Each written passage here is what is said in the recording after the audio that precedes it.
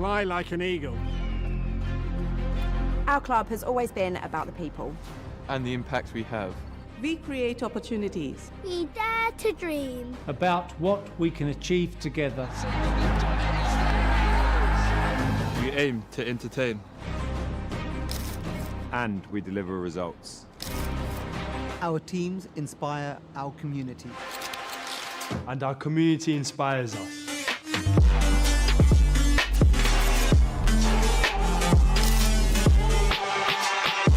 We work together. To push boundaries. Building a better future. For everyone.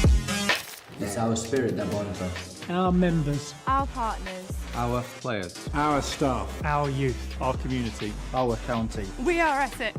We are the Eagles!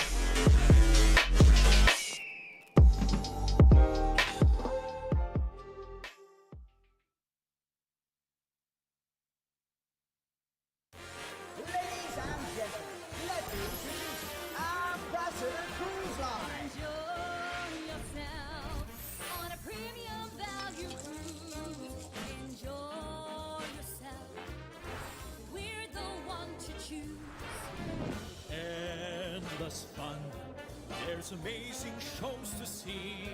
Enjoy yourself, it's all high quality.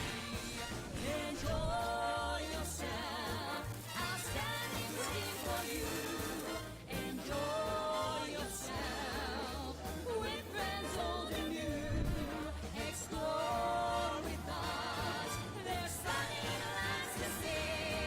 Enjoy yourself, James Best Value at Sea. Enjoy yourself, named Best Value at Sea.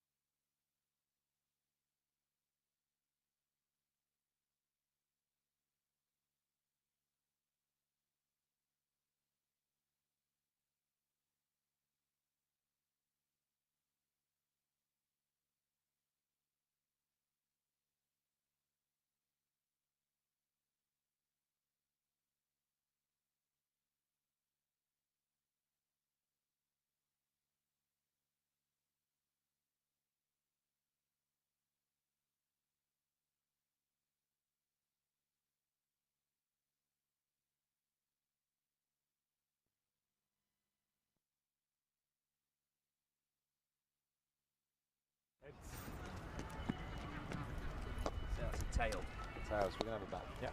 Good shot. Go well. You want to pick balls? Yeah. Do you pick balls, Jan?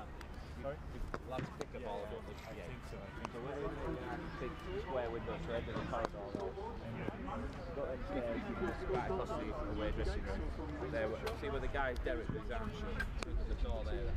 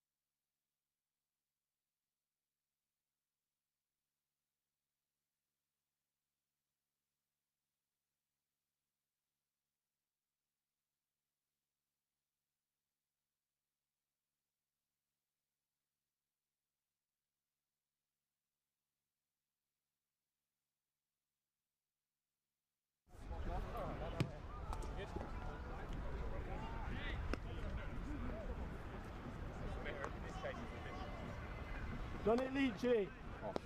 Done 3 meters. Just a line. Huh? The back, the back one. 3. You can double check it if you need, but leave it up. What's racing a piss through, but I can't see. Yeah. That's out. Drive's better. Robin, second world. Front line if you want. Second world if you want. You pull front line first. Second world.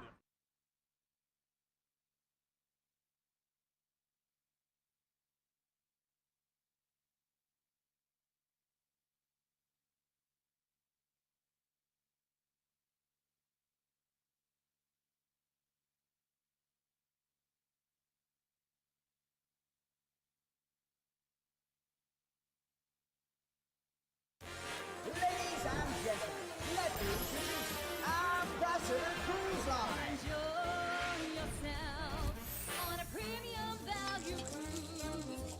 Enjoy yourself. We're the one to choose.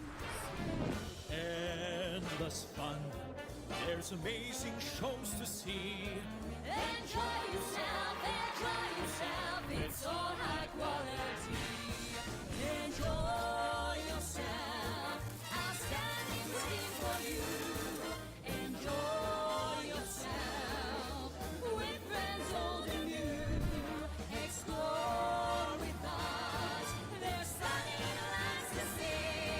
Enjoy yourself, named best value at sea. Enjoy yourself, named best value at sea. Pulled away, another chance of a catch. Brilliant snatch. Shot. No, there could be trouble ahead here.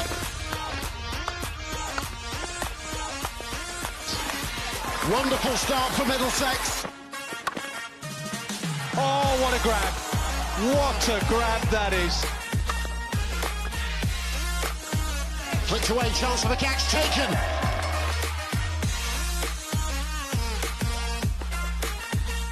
Oh, outside edge. Hold him. Right on to his stumps.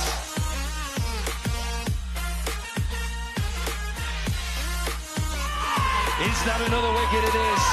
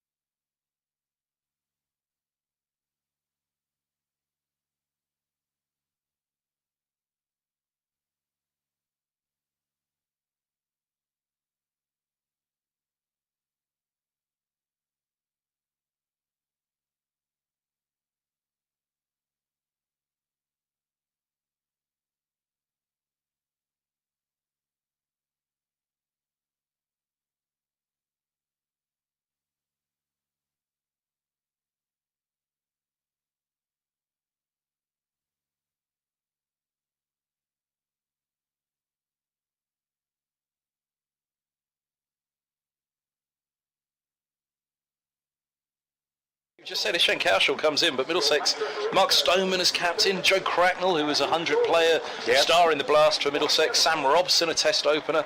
Right arm over, bowls, and this is hit up in the air, and he's rather scoops that over the bowler's head, but with good timing, and Cracknell gives chase from mid-on. It's 4 runs. Yes, but it's Pepper on strike to Cowshall, and that is one heck of a shot.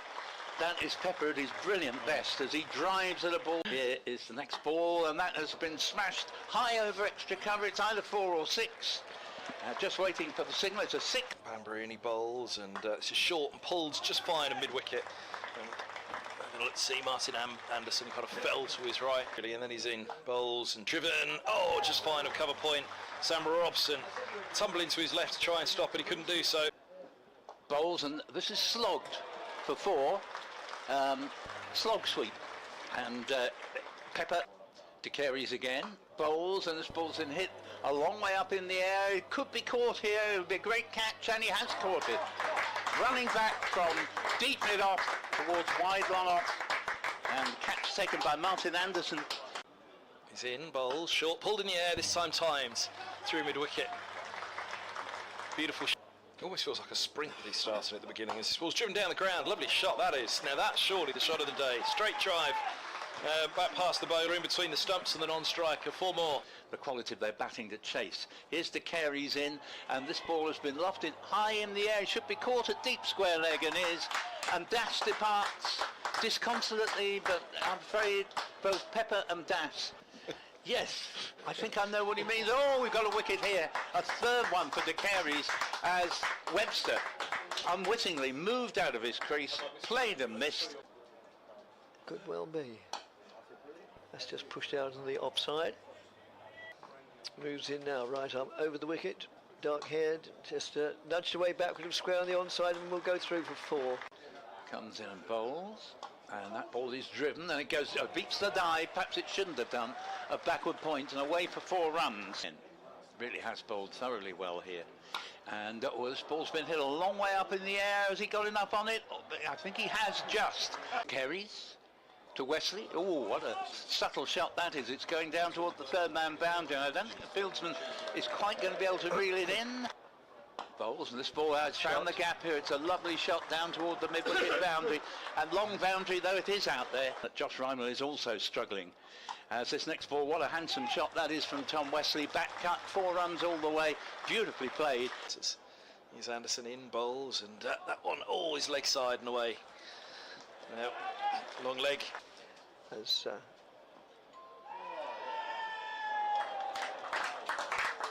it's bowled. From the Hayes close end, he's right arm over the off-spinner, bowls, this is swept. It's a short fine leg, it gets past Cowshall. It's away for 4. May well still be the case. And this ball's been pulled away. It was a little bit too short from De Carey's. Higgins again, bowls, and it's driven hard. Straight of the extra cover Stoneman for where the last ball was defended, and wide of the mid-off. Faces Robson, and this is a bit of a half-tracker, and Wesley says I'll have a bit of that. 4 runs. Moves in, bowls. Pulled away for 4 runs down towards the...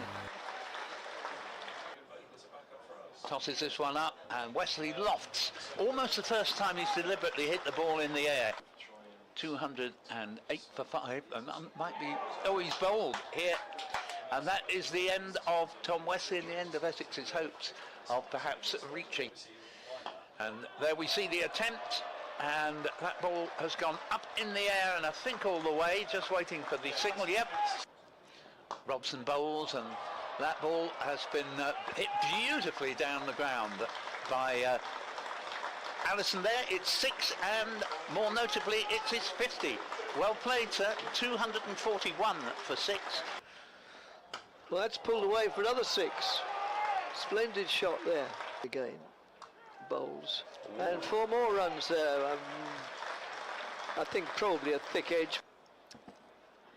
And so that's 4 more runs there. Way outside the off stump early on. Higgins bowls short. Up in the air that goes. Towards the big boundary. There's a fielder at deep mid-wicket. It's over him. And it's 6 more. The great thing, or the dreadful thing about it, Oh, and that's cleaned him out. Swinging across the line, but he's played really, really well. Bowls and up in the air that goes. This could be a wicket for Cowshall, and it is.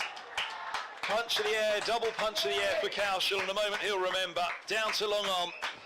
I think it's Davies who's got underneath it in the distance. That's played out. Played. I didn't quite see what happened there. He's running out the batters colliders. Ran him out, yes. It fell back to Bamber at the bottom of his follow through, perfectly at the bottom of his follow through, and he just underarmed straight at the stumps. Bright white trainers as he hits the crease now. He bowls a short one again through to the keeper. An underarm for Simpson to Cowshall, who'll turn and run. Oh, through the non-strikers, and he misses, so they get through for a single. However, I don't think that this match will hinge on that one. It might, but you never know. That's a better ball, but ironically it's going to go for 4. It's a lovely shot from Stoneman. For the first time, Beard bowled the ball. In bowls, always 4 lucky runs here for Stoneman. Came a couple of paces down the track. Stoneman's beautiful shot. 4 runs, and he just got a ball that was slightly over pitched. Bowls, and this ball's been beautifully hit away for 6 over long leg, and that takes the score to 24 for no wicket. Porter bowls to Stoneman, and he's cracked this one away, and that's going to be 4 more, despite that. Bowls to Stoneman. Stoneman has clipped this ball beautifully off the pads, and that is all the way for 6. Goodness me. Sneecher around the wicket. Oh, hit up into the air by Cracknell, but safe. No, we are still in the power play, so dropping short is Sneecher, and again drops short, and there goes another one. But not a wicket down. Here's Harmer, and he's lofted high over extra cover. It's not quite got the carry for 6. Harmer bowls, and this ball is pulled away from outside off stump to the backward square leg boundary. Very nicely. Comes Porter bowls, and down the leg side to Stoneman, who took a little step, I think, outside his trigger move. Harmer to Stoneman, and he's driven this, and the short extra dives over the ball. It's only going to, well, there would have been 1 run anyway, and that brings up the 50 for Mark Stoneman, enthusiastically applauded by his colleagues sitting in front of us here up in the Riverside stand. Bowls. That's played and caught. A bit of an anticlimactic end to an innings, really. I mean, be interested to hear what Kevin thinks of that. I mean, Cracknell have been batting really well. Beard bowls him! Off stumps, rocked back, and Stoneman's gone for 26. 175 for 2, Middlesex in the 28th. Is there a chance? Here he comes, skiddy bowler, not the tallest of stature. He bowls, and that's pretty much the reason why you said that. Oh, has he gone? He has. Long legs there. He's taken the catch. Stoneman's gone for 93. As Harmer moves in the bowls, and he's bowled him. And just pushing forward there was my namesake, Davies. As this next one's dug in short and has bowled him. Oh, very goodness me! Now we can't say it was a great delivery, and yet having said that, you've got to give him some credit for the fact it was a sort of half-track. Bowls, and that's just nudged down backward of square, and they go through for a single. They think about a second, and there's a run out. Oh, what are you doing, Middlesex? And well, that was. They went for the 1, and there was never a second there. Porter moves in, bowls, and bowled him. Off stump, knocked askew. And, well, Essex has... He bowls, and bowls him!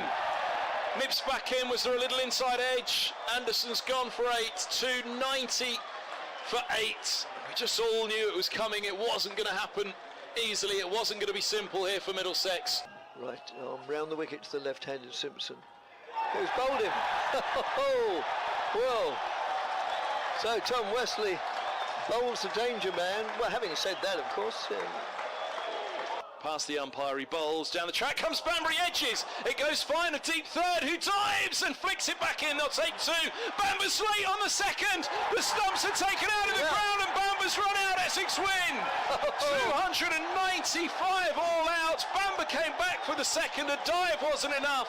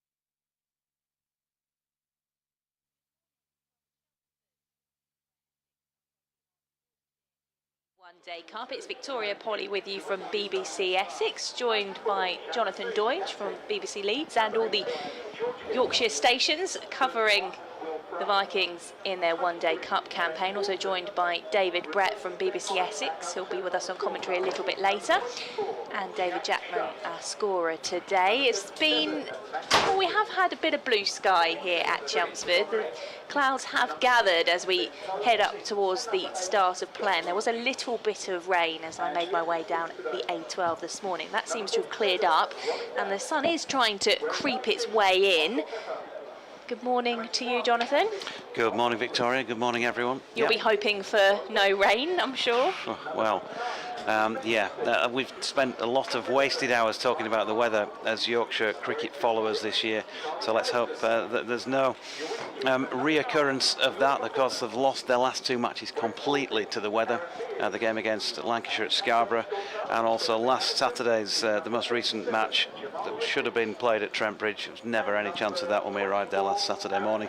And the first game of the lot, in which they lost by 2 runs on the Duckworth Lewis Stern method to Kent, was also therefore blighted by the weather as well. So it's not been a great summer for Yorkshire in that respect. It's not been a great summer for Yorkshire really so far.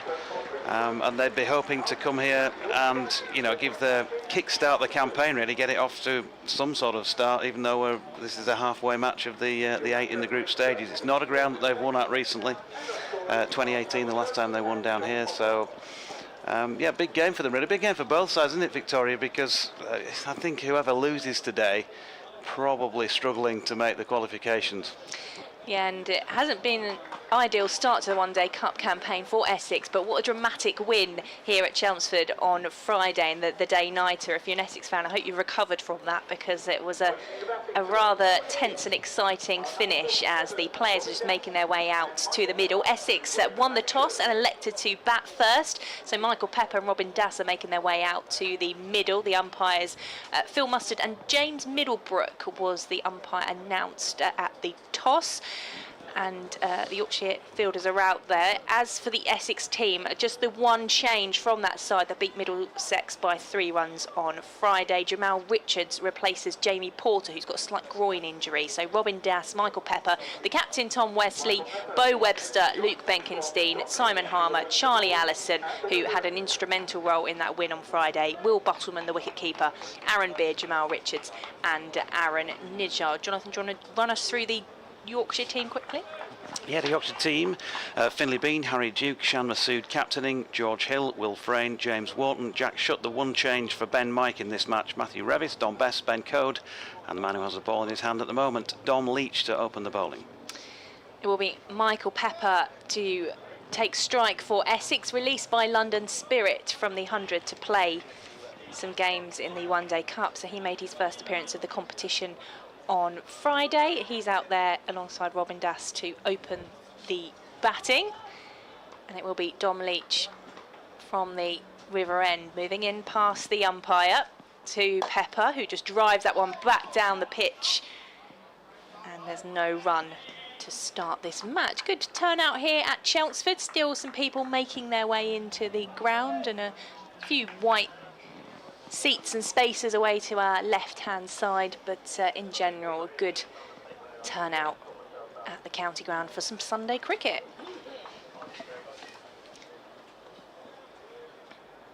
Leach just turning on his mark as the breeze blows across Chelmsford. In he comes to Pepper, who cuts that one away, and that's the first boundary of the game from the second ball for Michael Pepper.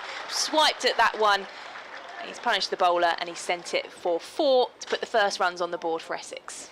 Yeah, just a little bit too much width from Dom Leach, and also just good use of his body position there. Michael Pepper opened up the offside, and once you get it past the infield here, although I haven't been down at pitch level, I've got to say, but the outfield does look like it's pretty closely cropped, unlike some that Yorkshire have played on this year. With so much rain around at the matches, it's been difficult for the ground staff to get the heavy equipment on the outfield. In comes Leach to Pepper once more. Pepper tries to turn that one around the corner. It's called as a wide ball as it's through to Duke behind the stumps. So that will go down as a wide in the scorebook. Dom Leach has had success against Essex in the past, in the Championship a couple of years ago. He took 7 wickets, but he's had his injury problems as well, hasn't he, Jonathan? He has, yeah. He's been blighted by that really in the last couple of seasons. In comes Leach to Pepper. And Pepper just on the front foot pushes that one back down the pitch for no run. Most renowned a championship match at Headingley a couple of years ago, where he tried to field the ball at the foot of the Western Terrace and slid into the concrete base of the seating. The pitch was probably unfit to play on anyway, and so the umpires decided to abandon the entire match. After that, he was taken off in ambulance. Fortunately, that actually was not too bad as it turned out. It looked pretty horrible at the time.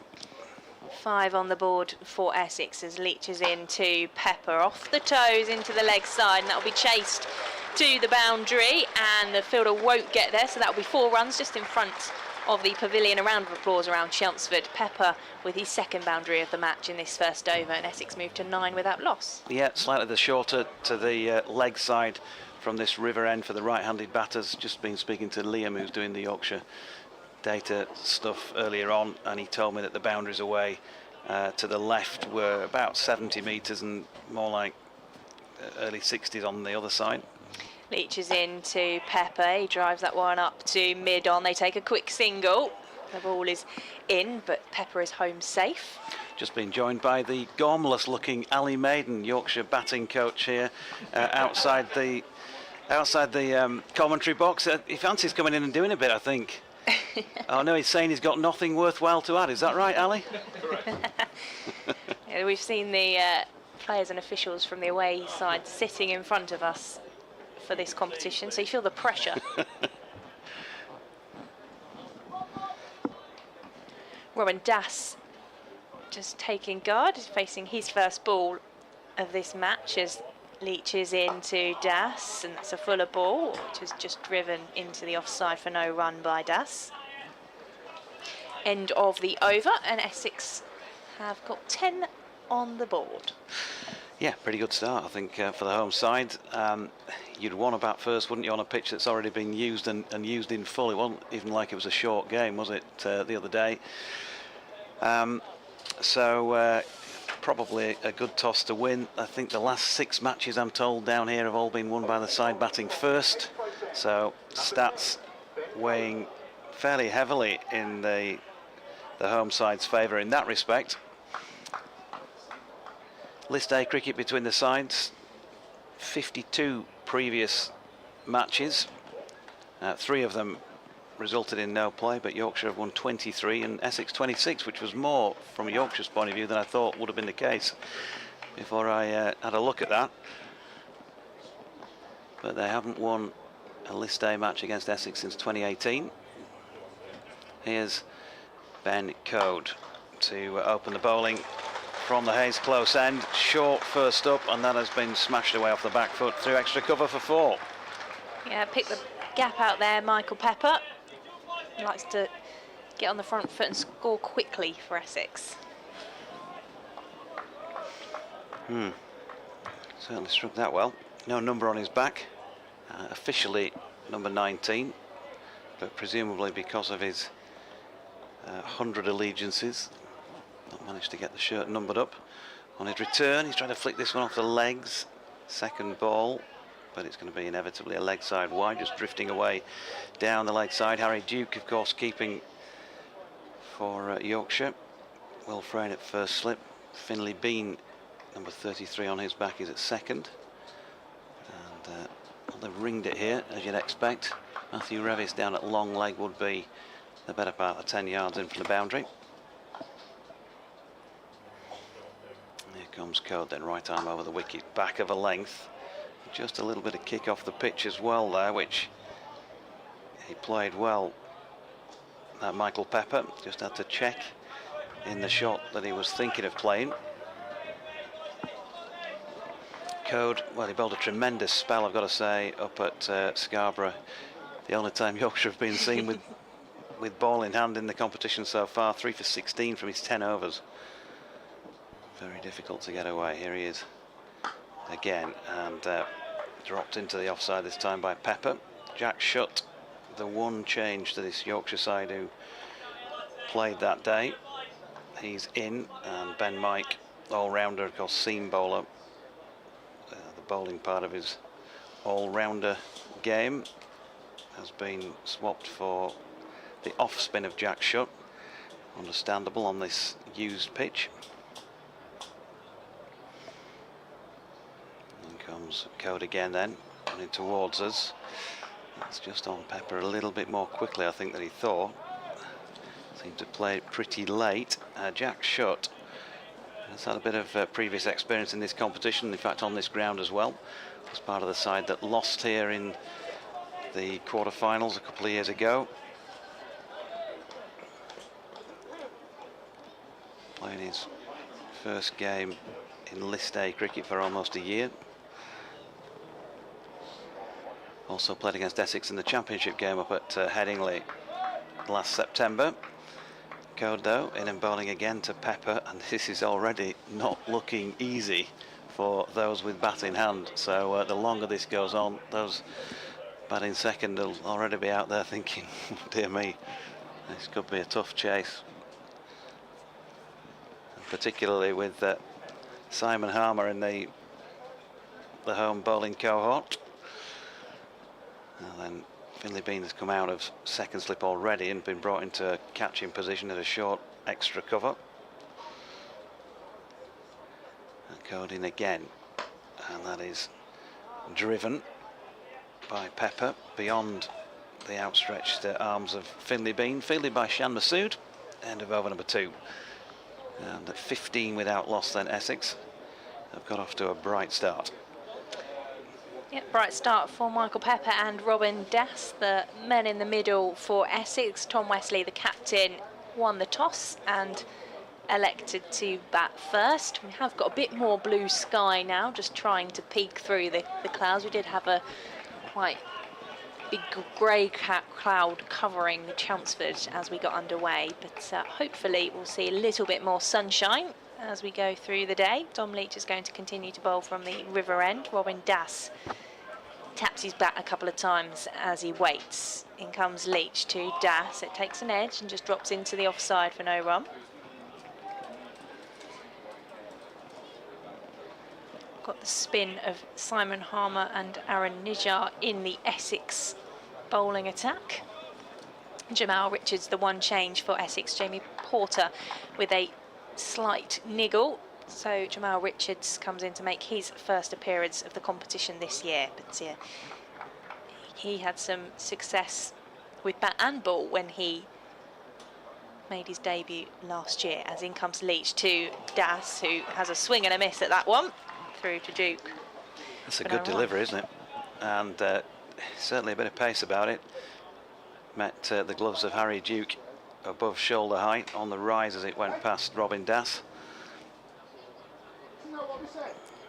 Dom Leach just a little bit loose at Scarborough in that game against Kent the other week, just a little bit inconsistent. He wanted to try and put that right today.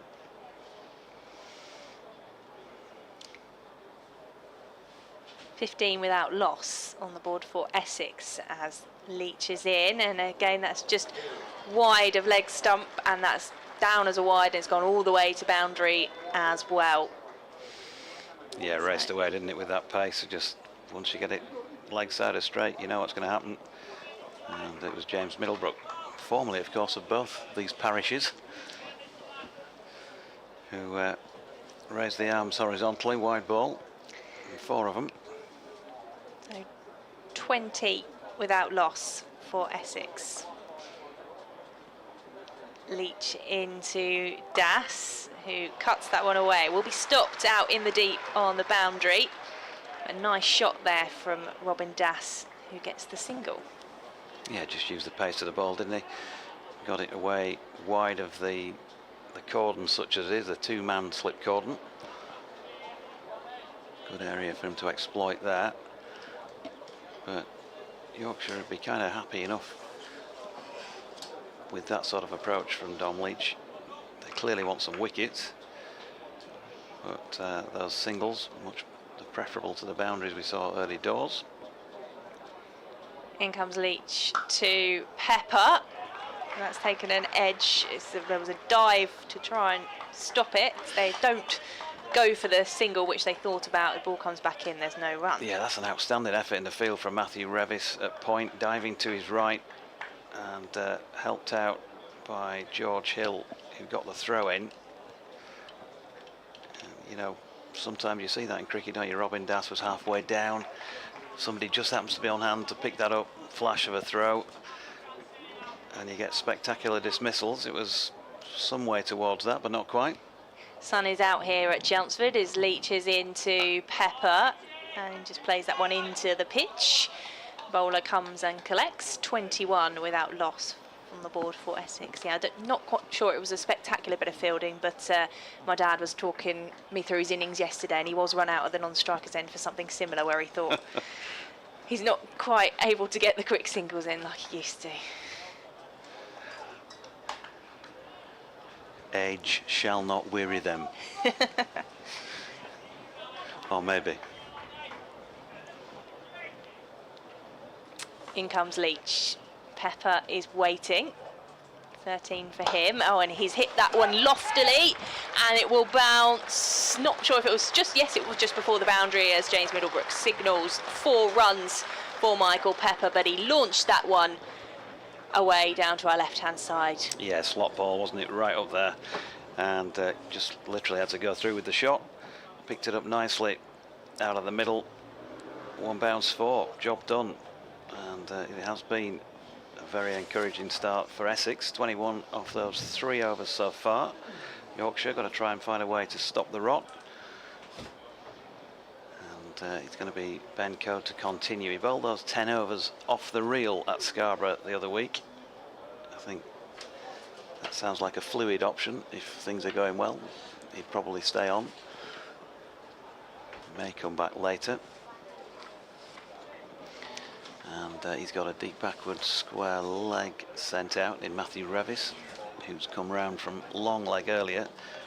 Don Bess is up inside the circle at a short fine leg.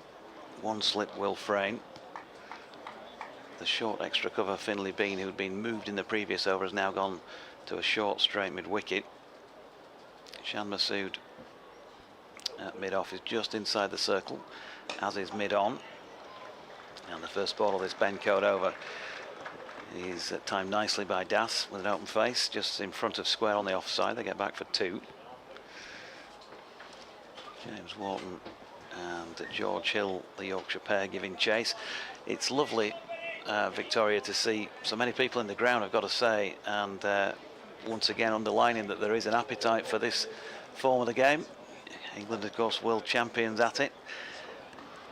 We're going to see them defend their title in just a couple of months' time, or try to defend it at least. Here's Code in again, and Das cuts this ball to point, where James Wharton does the fielding, and there's no run. But lovely and sunny now. There was just a little bit of mizzle in the air when I arrived about 9:30ish. Crowd were coming in, but yeah, it was really good, really encouraging to see so many people here enjoying a day's 50 over cricket. Yeah, it was packed out on Friday, and if people weren't planning to come back on, well, today for this match, perhaps that finish might have persuaded them. Here's Code again, and that is once more run by Das out to point. Likes to play with that open face, thinks there's areas out there he can exploit. Yorkshire just bowling to be what looks to be around about 4th stump, that sort of area. Ben Coe, top of off stump man, of course, averaging fewer than 20 in first class cricket for his 200 plus wickets. And in he comes again. Ball just back of length, pinged off the middle of Robin Dass's bat. James Wharton gets a hand on it backward of point, and it's reeled in by whosoever is down at 3rd man, who is obscured by the stand just down to our right. But that keeps them just the 1. So 27 without loss. Pepper on 17 and Das on 3.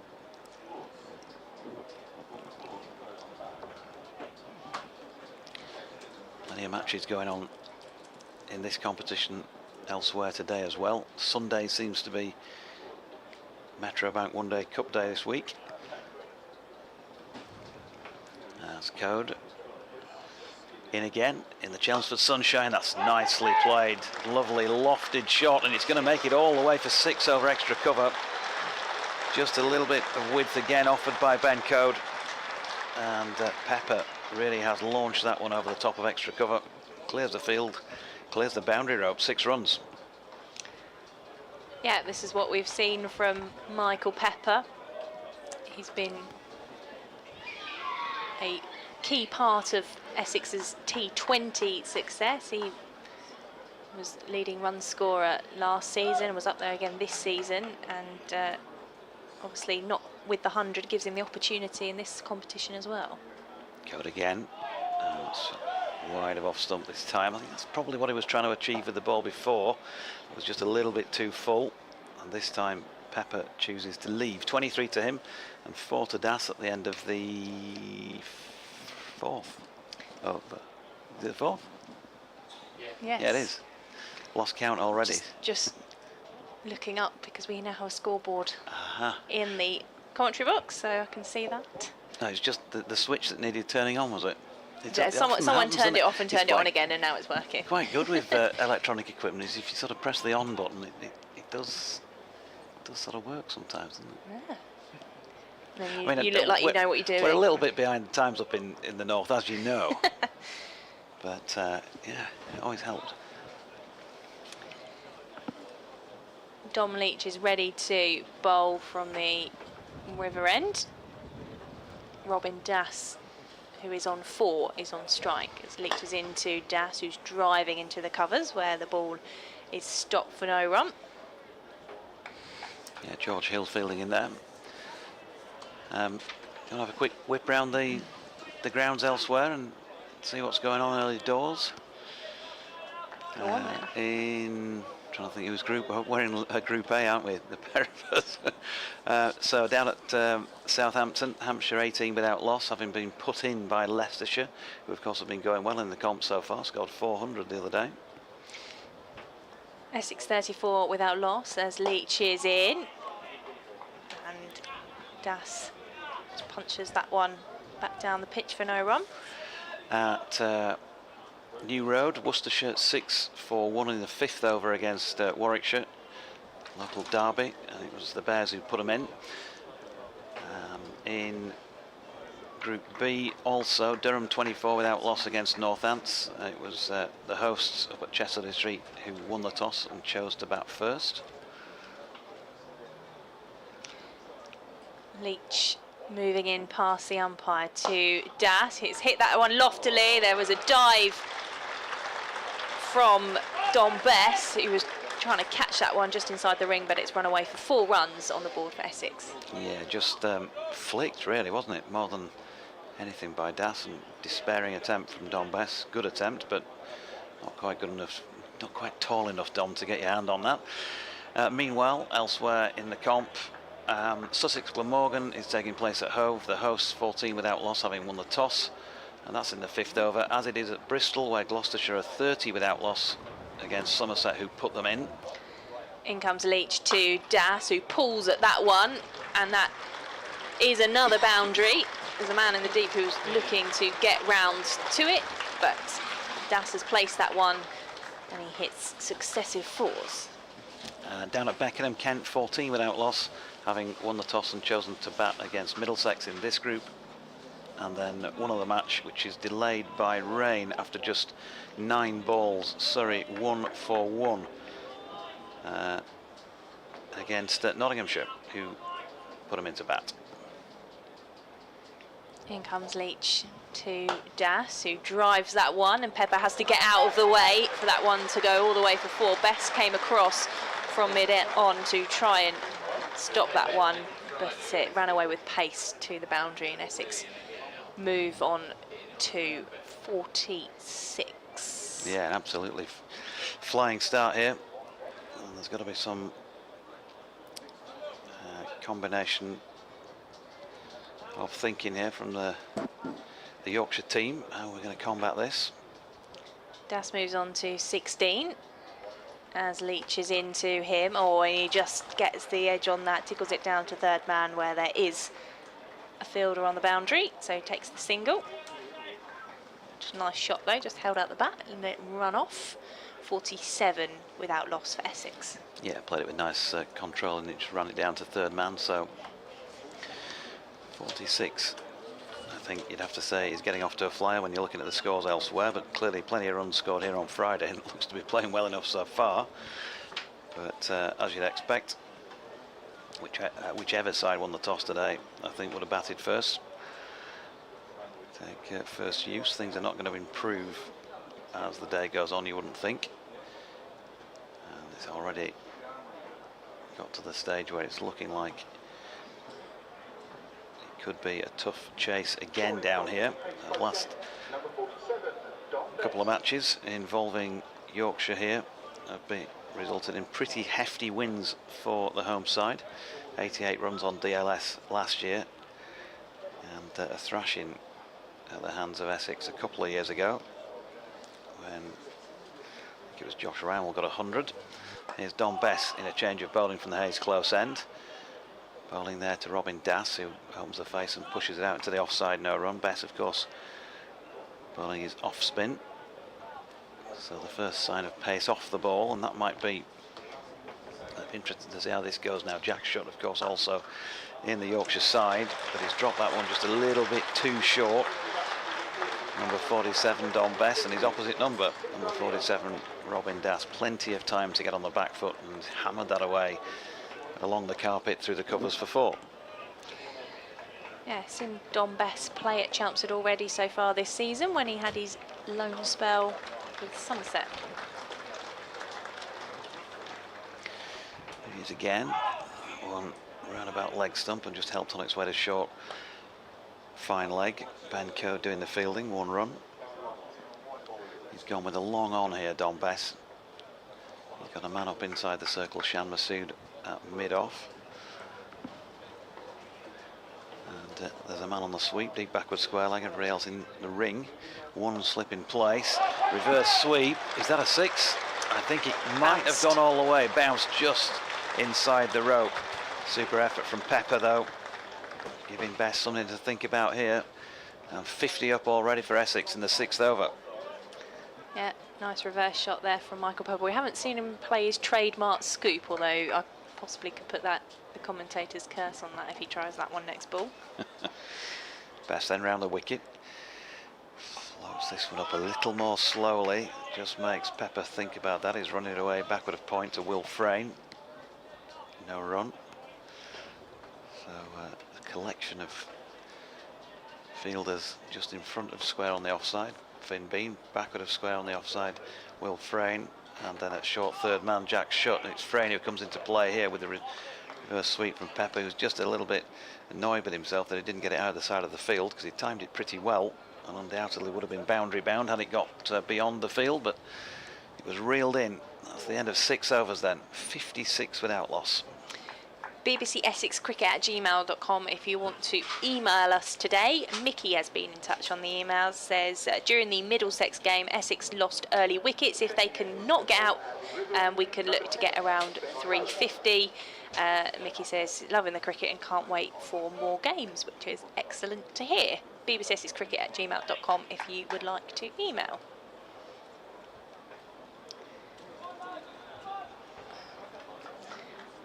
From the River End, Ben Code is going to have a go at this end. He's into Das and he's cut that one away beautifully for 4 runs. Well timed, well placed, and 60 on the board for Essex. Yeah, too much width once again.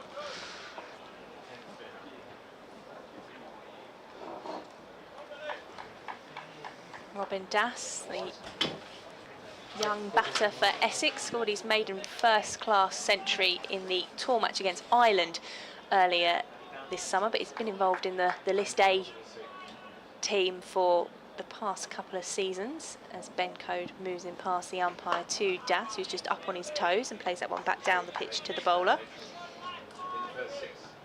He's been involved He was involved in the county championship game here as well recently, just before we started the break for the One Day Cup.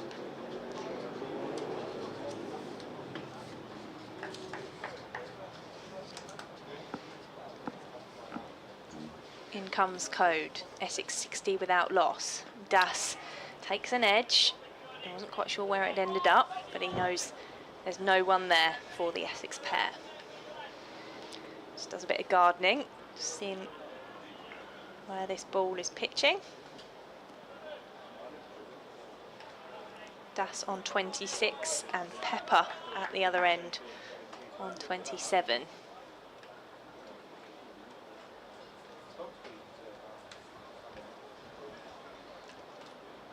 In comes Code to Das, just defending with a straight bat, no run. These two open the batting in the match against Middlesex on Friday. Pepper coming in to replace Josh Rymore, another youngster who'd been at the top of the order for Essex in this competition.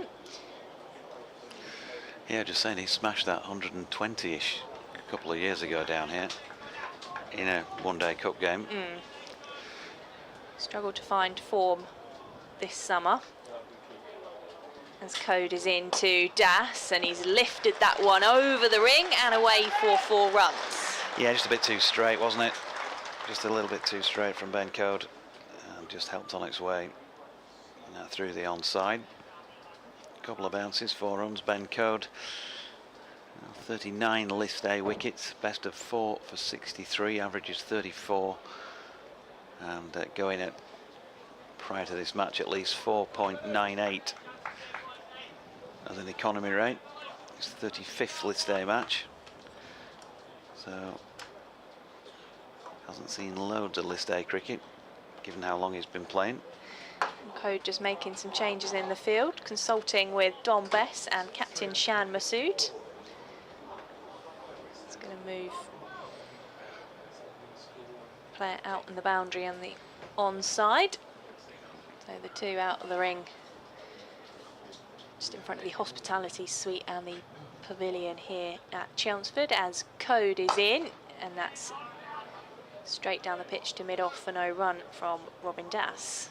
And that is the end of Ben Code's first over from the River End. Essex 64 without loss, Robin Das on 30 and Michael Pepper on 27. Yeah, plenty here for the Yorkies to think about. And Robin Das, who took a little bit longer to get going, has now passed Michael Pepper. Probably faced the predominance in the last couple of overs. It's going to be Don Bess to continue. That is close end. Still got that long on and sweeper outside the circle. He's dragged his first delivery down the leg side though. Neat bit of work by Harry Duke. But it's still going to cost Yorkshire a run. Wide ball.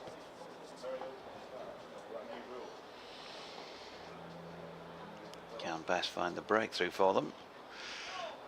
Not with this delivery, which just looks like it must have flicked the pad on its way through to Harry Duke. Not called a wide by Phil Mustard, who's the umpire standing at the opposite end from our commentary box. Bess in again. Looks like that was a little bit of a quicker delivery around about leg stump and worked into the leg side. It's fielded there by George Hill, who is just walking away gingerly because it looked like his knee got stuck in the pitch as he was making the stop. Might have jarred himself up slightly. Bess just checks in his little run up to bowl the ball, and is back again doing the same. Swept this time by Das. James Wharton is out there, that deep backward square leg to keep him to 1.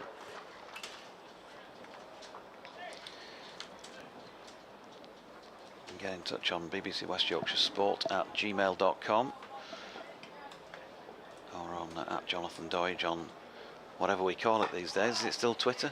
X. Message us on X. Messages on X. Okay. I had to try and get used to that on BBC Essex Sport yesterday. At BBC Essex Sport on X. Another dot ball pushed out into the offside. 67 without loss, Essex, having won the toss and decided to bat first. Here's Bess again, down on one knee. Pepper tries unsuccessfully to sweep. And there is no run.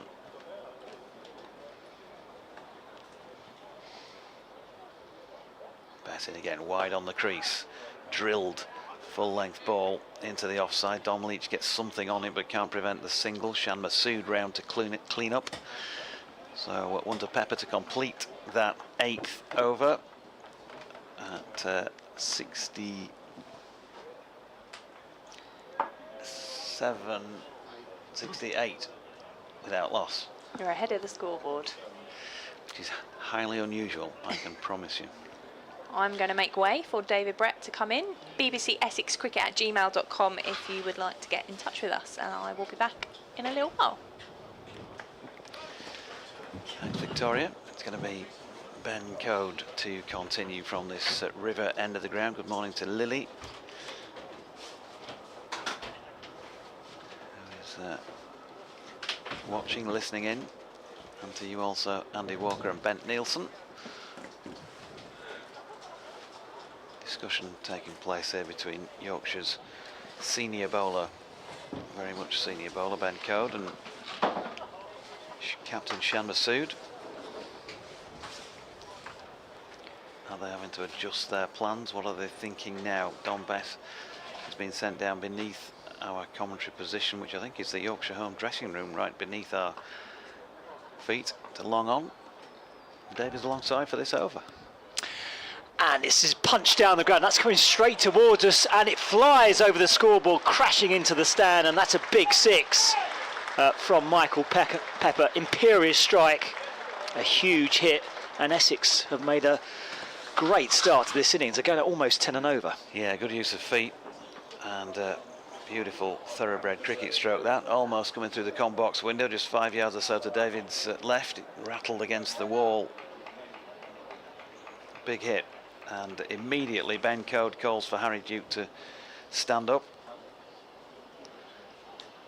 Just trying to keep Pepper back in his crease.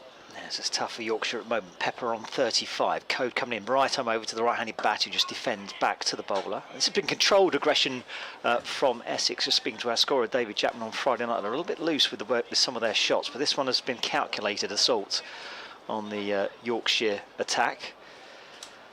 74 for no loss into the 9th over. Code making his way back to the top of his mark. The lush green outfield, bearing in mind the amount of rain we've had over the last month or so. Had a bit of rain this morning as well. Clouds above. Code bowls full down the leg side, punched away, flicked away. That's going to be 4. One bounce into the hospitality tent away to our right-hand side, and Pepper is playing beautifully this morning. He goes to 39. Essex is 78 for no loss. He is. It's just, again, it's just that little bit too straight, isn't it? Leg stumpish, something like that. Middle of the leg helped on its way.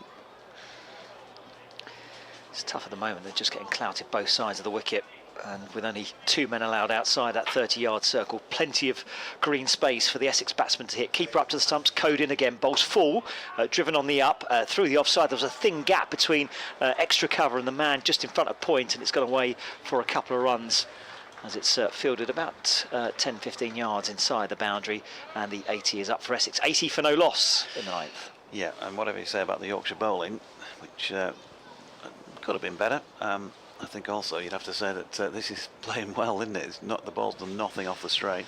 No, it's looking pretty decent out there at the moment.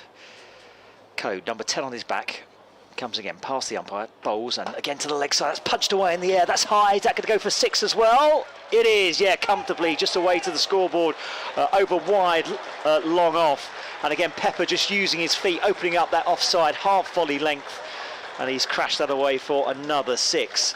He goes to 47, and Essex at 86 for no loss. Yeah, very unusual to see Ben Code going for so many, but he is that sort of pace, isn't he? On a good deck with the ball that's not doing that much, that you can get hold of. pretty decent crowd in today as well. I was quite surprised. I didn't think there'd be this many. It's I'd say it's probably more than 3/4 full here. And obviously people turning up during the day as well. It's a relatively early start for a Sunday, 11 o'clock. Weather a bit inclement this morning, a few smattering of showers, but so far it's held off. You were saying, Jonathan, that Yorkshire haven't had much luck with the weather. Terrible. Well, hopefully it will hold off here today. There is plenty of cloud about as Coe comes out. Shorter, pulled away to the leg side. That's going to be 4. That was short and slightly too straight, and Pepper was on it straight.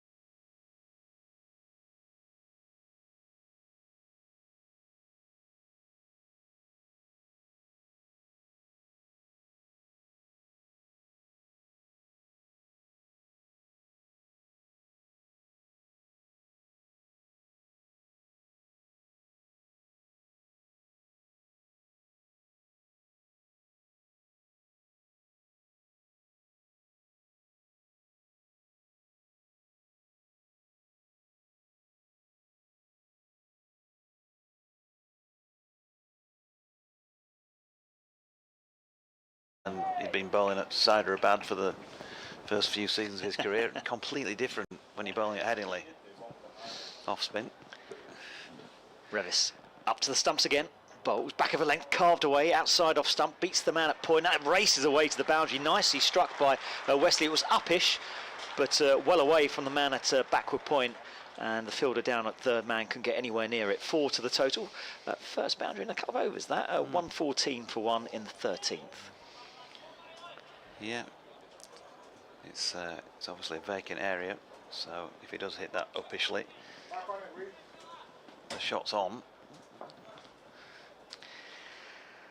Revis creeping up to the stumps, bowls again. That's left alone outside the off stump this time. Again, similar length, but a little bit closer to off. Not as much width. And Wesley decides not to play at the ball. 114 for 1. He's got this, I'd say, strange run up as Revis, but he sort of creeps for his first 4, 5, 6 strides before actually getting into his full run up. It's like he's climbing some steps, and he's running now. He's up to the stumps, and he bowls full this time to Wesley down the leg side. That's going to be 4 runs, just clipped away. And it's been the story of Yorkshire's morning, really. 118 for 1. They get a few deliveries in the right place, and then suddenly the loose one just gets heaved away to the boundary. That one just clipped down the leg side from Wesley. He goes to 12, dealing in boundaries in the last couple of shots, and 118 for 1. Yeah, Jack shut down at the long leg, but he's 35 yards or so away from where that crossed the boundary. Not enough time for him to get round.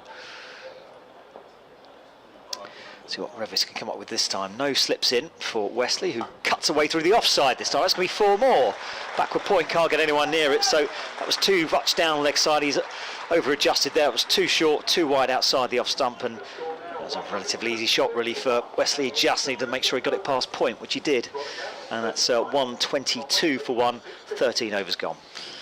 Yep, so having just started to bring about a little bit of control, the most controlled little spell of the match so far from Yorkshire's point of view. But I've seen a change again in that over. 122 for 1, 12 runs coming from it. Matthew Revis. And it's going to be Don Best to continue. Yorkshire, of course, playing Jack Shutt today, as I mentioned. Rare first team outing for him this season. He's just down to our right, inside the circle at short third man, bowls off spin. When he gets his opportunity, which he undoubtedly will here, as Bess is in, and that's turned just backward of square leg by Robin Das, who'll pick up a single. 36 to him, 123 for 1. And Tom Wesley raced on to 16. If you're just joining us, Essex won the toss, chose to bat first. One change to the Essex side that beat Middlesex on Friday. Bess is in again, and Wesley pushes back to him. Jamal Richards in for Ben Allison. And Yorkshire, well, you have to delve deep into the records to find the last time they played a game because of the rain. One change to that side that lost against Kent at Scarborough going on for 2 weeks ago, as Wesley turns this one into the leg side, no run. Jack Shutt back into the side and replaces Ben Mike, otherwise it's as you were. And here's Bess bowling to Wesley. Flicked off the legs. Ben Cody's backward of square leg, and will keep them scoreless from that delivery. And then, having won the toss, Essex blazing the trail. 100 up inside 10 overs. Michael Pepper caught by Finlay Bean off Don Best, the sole wicket to have fallen so far. 63 off 34 deliveries for the excellent Michael Pepper, as Wesley flicks one along the carpet out to the incoming George Hill, who's sweeping out at mid-wicket. 1 run.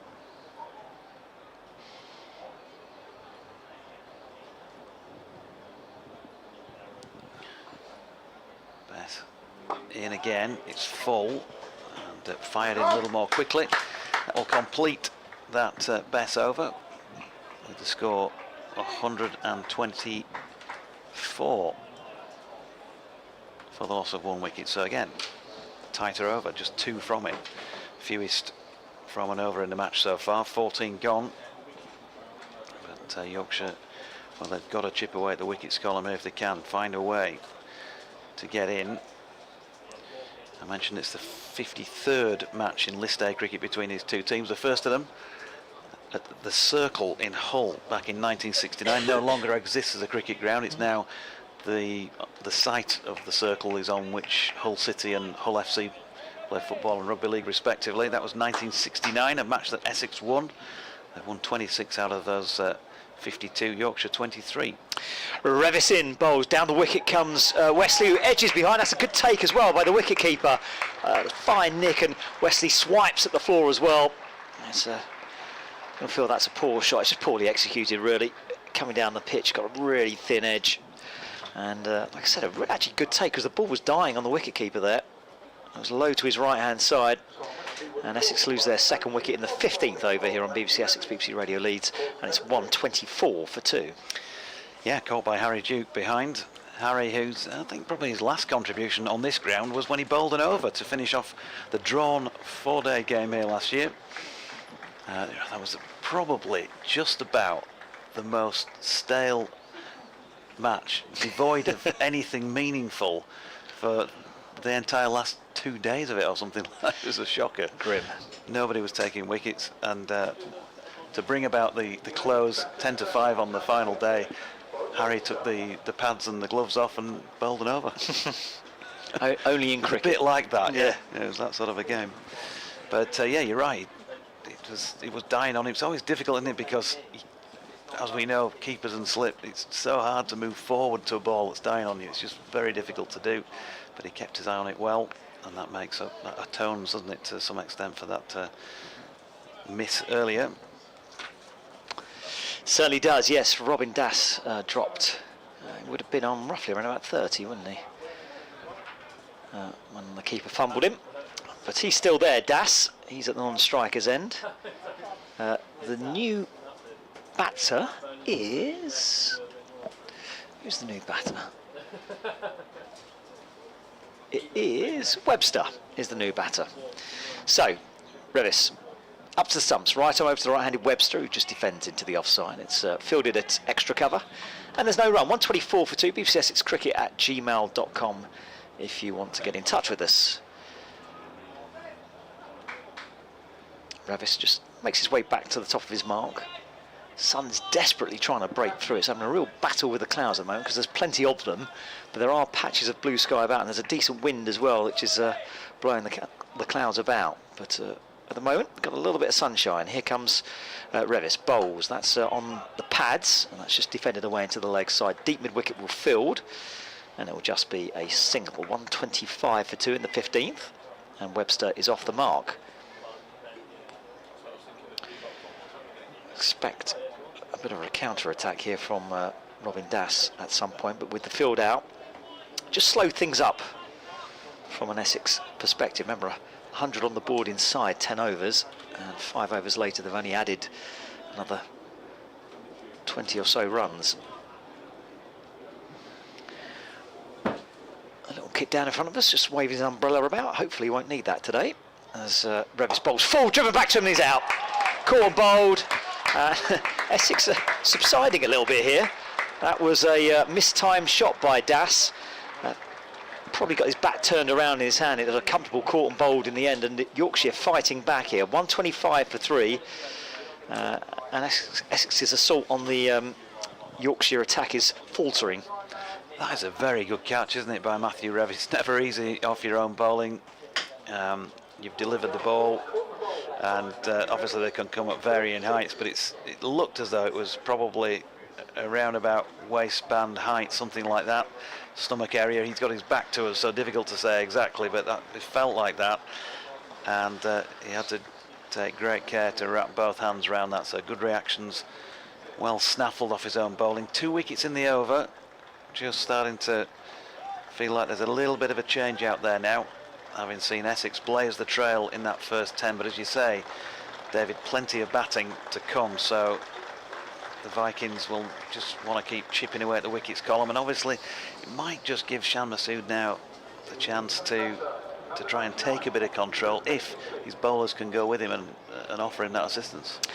Luke Benkenstein is the next man in.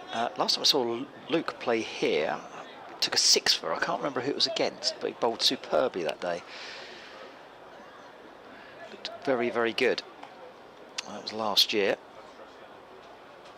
He's just taking his guard now. His dad obviously a very accomplished batsman.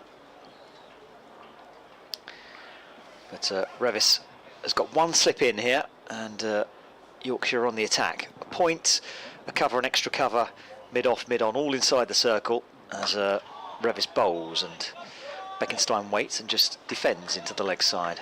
And there's no run. 125 for 3. Essex were 103 for no loss, just after 10. And Jonathan will be back in about half an hour's time. Thanks, Jonathan. Victoria is coming in. And from an Essex perspective, we'll hopefully be leading an Essex revival, because at the moment they've hit the buffers. 125 for 3. Revis in, up to the stumps, bowls to Benkenstein, who just turns his way off his pads into the leg side. He'll get off the mark with a single. 2 fresh batsmen at the crease. Webster on 1, Benkenstein on 1. Essex 126 for 3.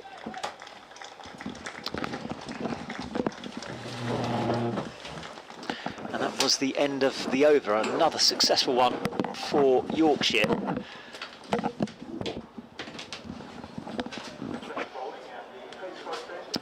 Victoria, welcome back. Good afternoon.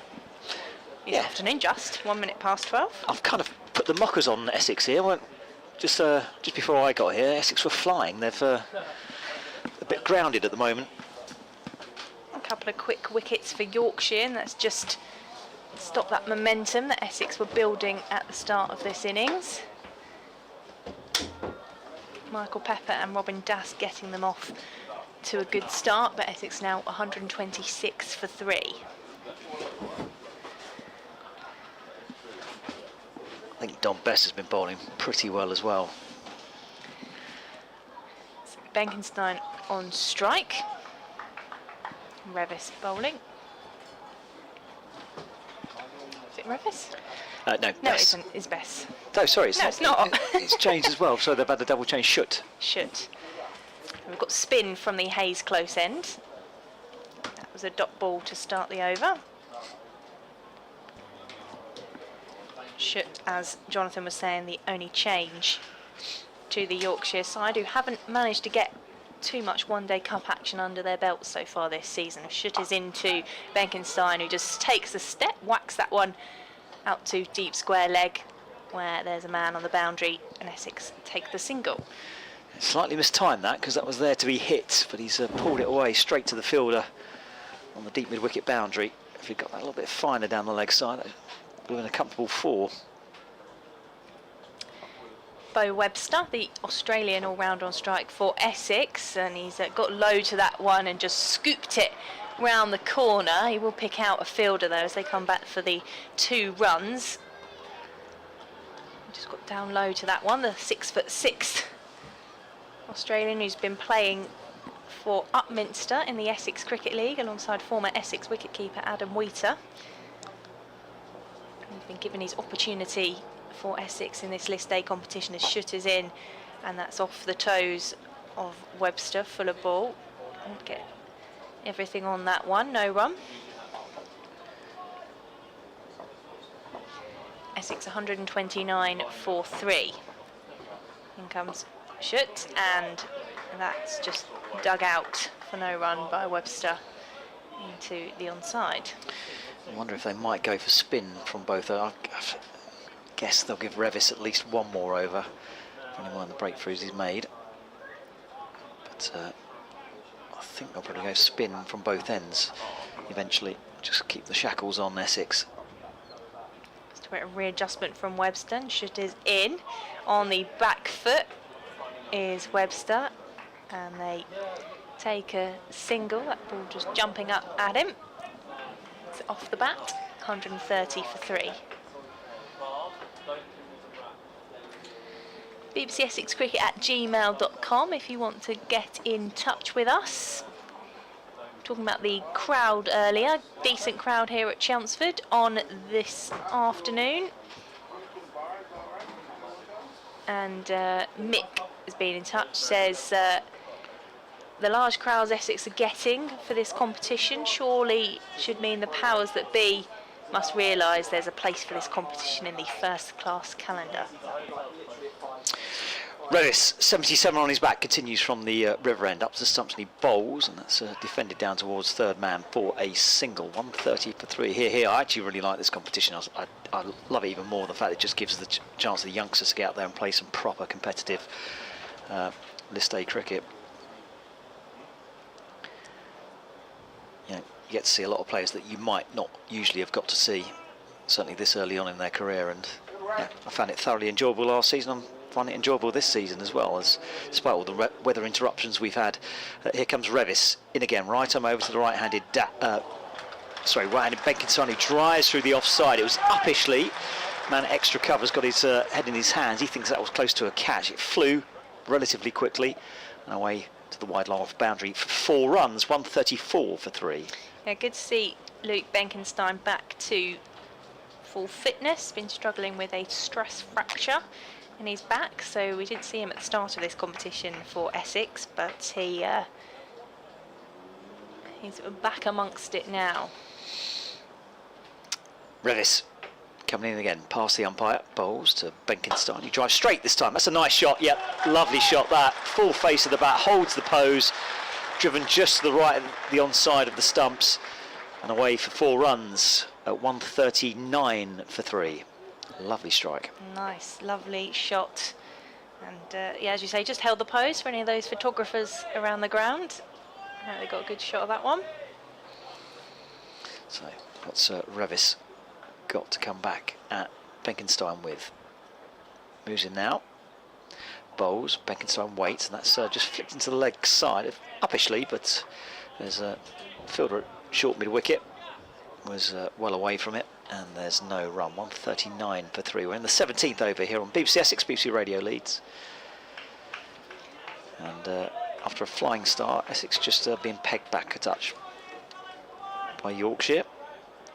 Essex 103 inside 10, but they're now 139 for 3 in the 17th. Here comes Revis, bowls full, pulled away into the leg side again, didn't get all of it, but I think it's going to be enough to get for 4. It made a bit of a clunky sound, so it would have been slightly at the inside edge of the bat, I think, but it runs away for 4 runs, and that's 143 for 3 Essex, and Benkenstein goes to 14.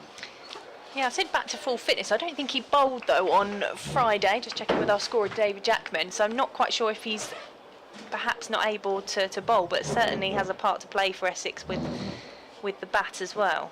Yep, just helping them rebuild here. 14 to him, 143 for 3. Here comes Revis, bowls full this time, driven back down the ground. That's a nice shot, but this time can't get it past the fielder at mid-off, who slides on his knees and prevents a run. End of the over, 17 gone, 143 for 3. Michael on the emails, bbcsexcricket@gmail.com, just getting in touch on that point, saying wasn't sure why Luke Benkenstein didn't bowl on Friday, but I think that might be to do with the injury that he has been nursing. It's going to be shoot to continue from the Hayes closed end. Webster on strike, and again he gets low to that one and guides it round the corner. There's a man making his way round the boundary at fine leg. They take the single. 143 for 3. Sunshine is out now here at Chelmsford. I think I might have to get rid of the jacket in a moment if it's going to stay, but it has been changeable this morning. A shot is in, and that's hit uppishly by Luke Benkenstein back down the ground. There is a fielder out at long on who deals with the ball. Essex take the single. Again, didn't quite get all of that shot, but wide enough of the follow through from the bowler to be safe. Shot into Webster, who just turns the wrists at that one into the offside for no run.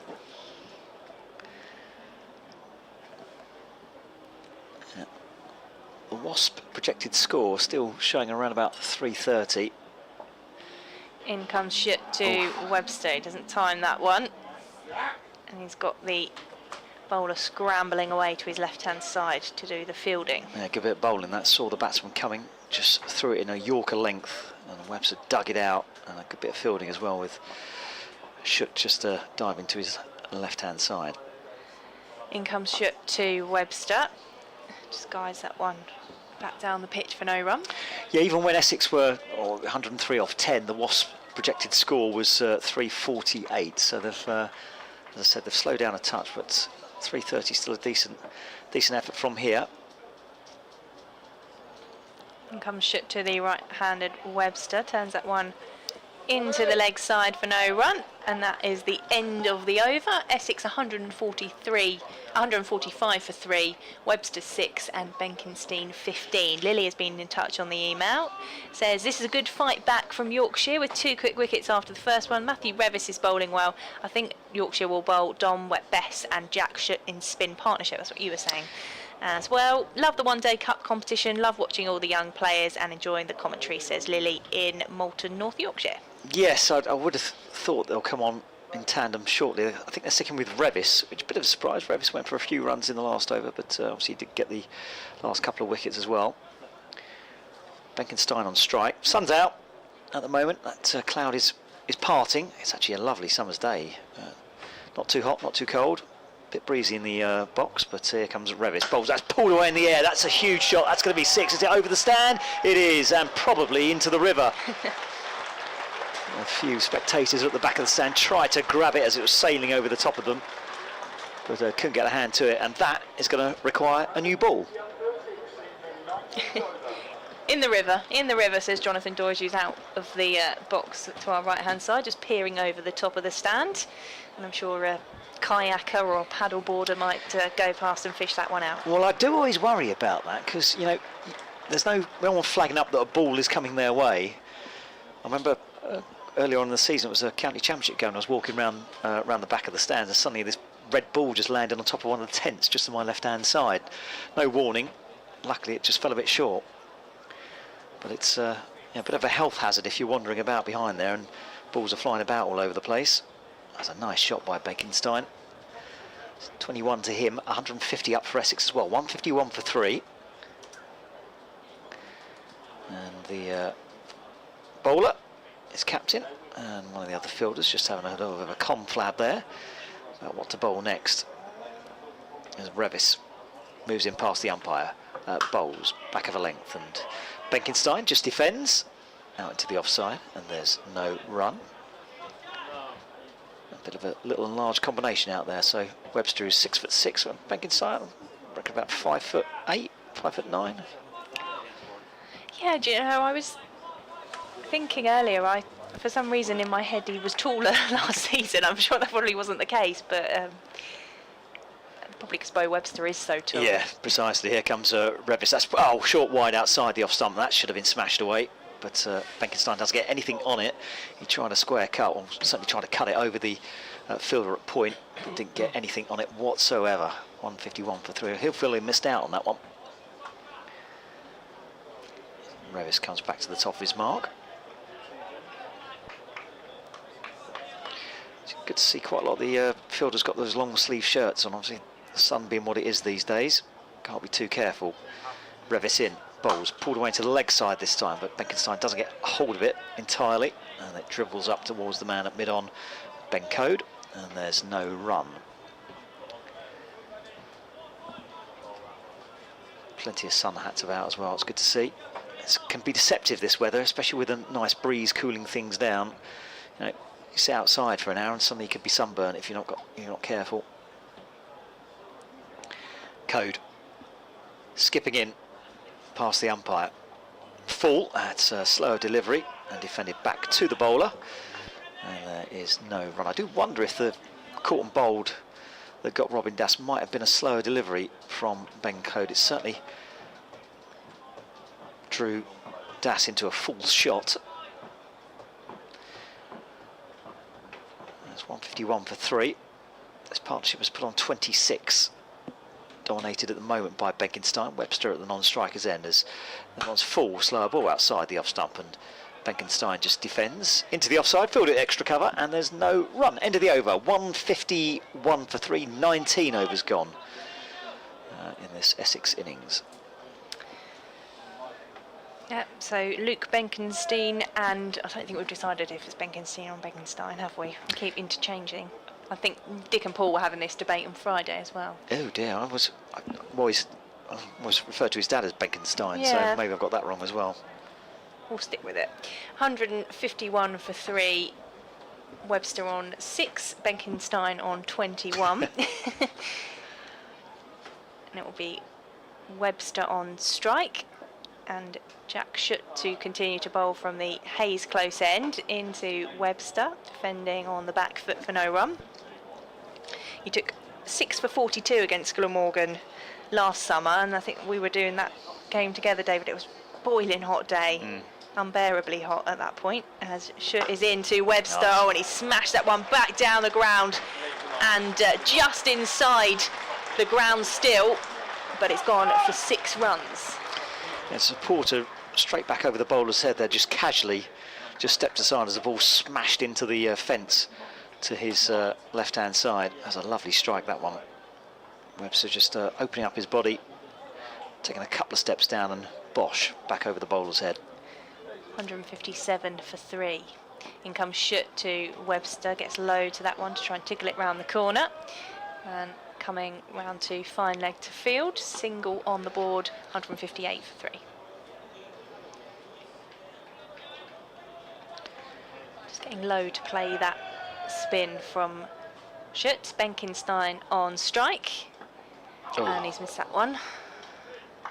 I think he got caught in 2 minds. A very late decision to play whatever shot he just played there. Almost got through the gate.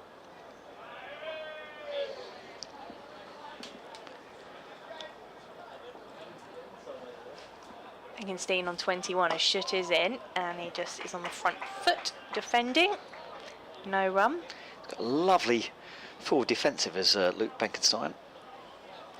Got the towel tucked into the back of the trousers as Schutt is in. A couple of shuffle steps forward from Benkenstein, and that has gone for 6 runs. Massive shot there from Benkenstein, who decided to attack the ball from Schutt.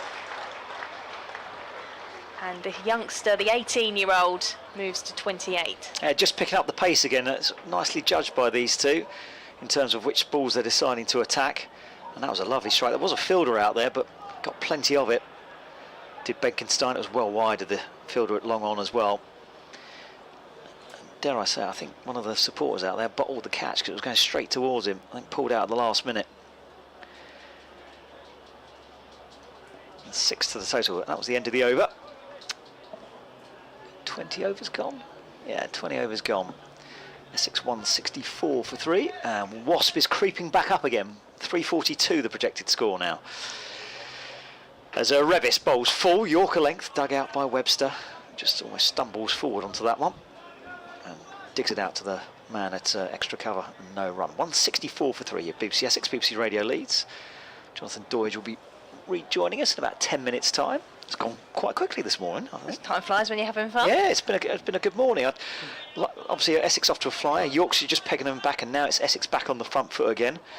So it's up to Yorkshire to try and wheedle out another wicket. Revis bowls back of a length, carved away through the offside. There's a chase on here for the fielder. I don't think he's going to get that. That's going to run away for 4. That's a lovely shot by Webster on his toes. Just cracked it away through the offside.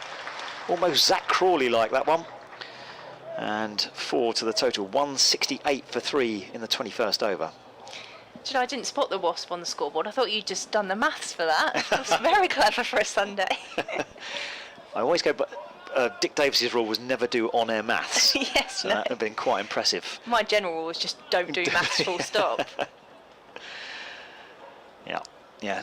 Luckily they've put it up on the scoreboard, which is very, very handy. Run rate at the moment is 8.3, so we've come down a little bit from where we were in the first 10, but Revis bowls are driven through the offside this time. It's going to be a couple of runs. There's a long chase round on the boundary from deep point all the way around to a wideish long off for a couple of runs. 170 for 3, and Webster goes to 19. People starting to mill about, getting a few drinks from the bars, and start to indulge in some lunch soon enough.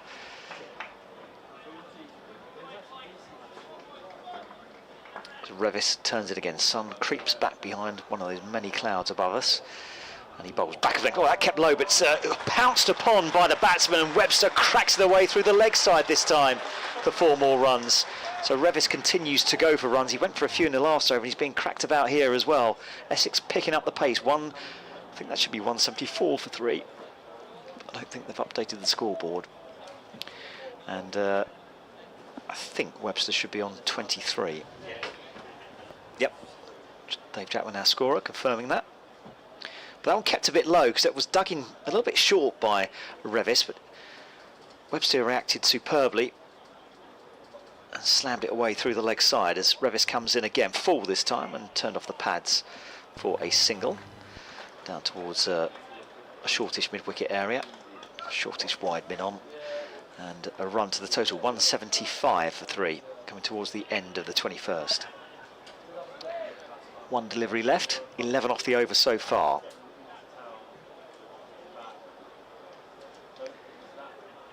Breeze just settling down.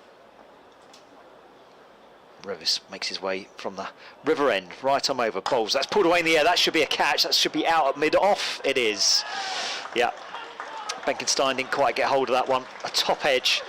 It just sat up nicely, and Ben Code just making his way round about 5-6 yards from mid-off. Takes a comfortable catch, and that's the end of Benkenstein. He goes for 27. Essex lose their 4th wicket for 175 on the board. Yep, another wicket for Matthew Revis, but good innings there from Luke Benkenstein. Built a nice partnership there with Bo Webster, and we once again saw what he can do with the bat, so I think he'll be disappointed to have got out to that shot. There are a couple that he didn't quite time right, but 27 for the 18-year-old, and Simon Harmer will be the next man out for Essex. Yeah, the only slight worry for Essex here is they're not even at the halfway stage of their innings yet, and almost halfway through the batting order, so it's got to be careful here. Harmer coming in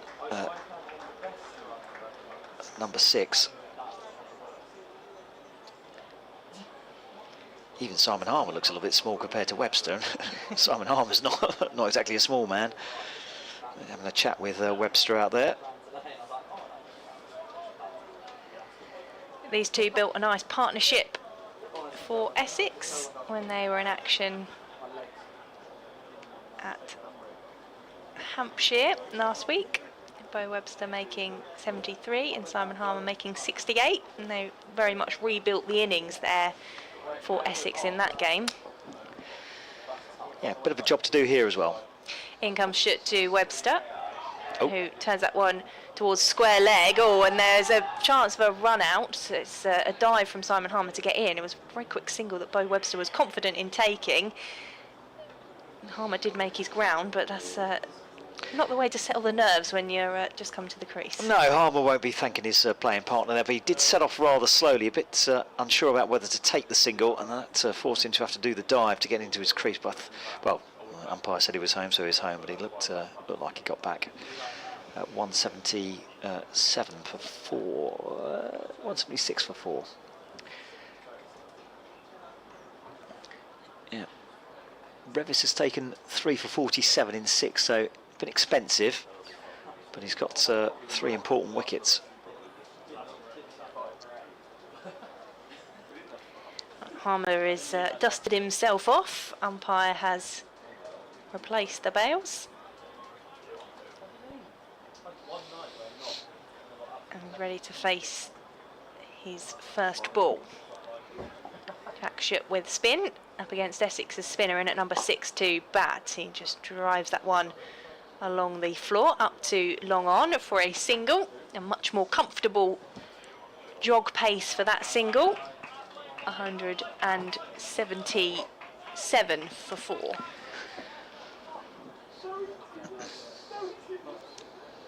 And comes Schutt to Webster, who comes forward to that one.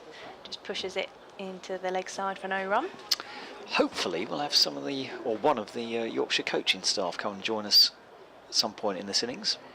As Schutt is into Webster, tries to turn that one round the corner, fielded at square leg for no run. I think Jonathan's doing some negotiations out there. He's buttering them up, is he? Hope so. They seem like an affable bunch.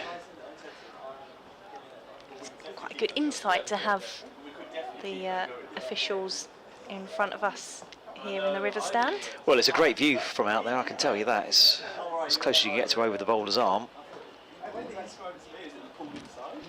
Shot is into Webster, just knocks that one into the leg side, and they come through for the single. 178 for 4.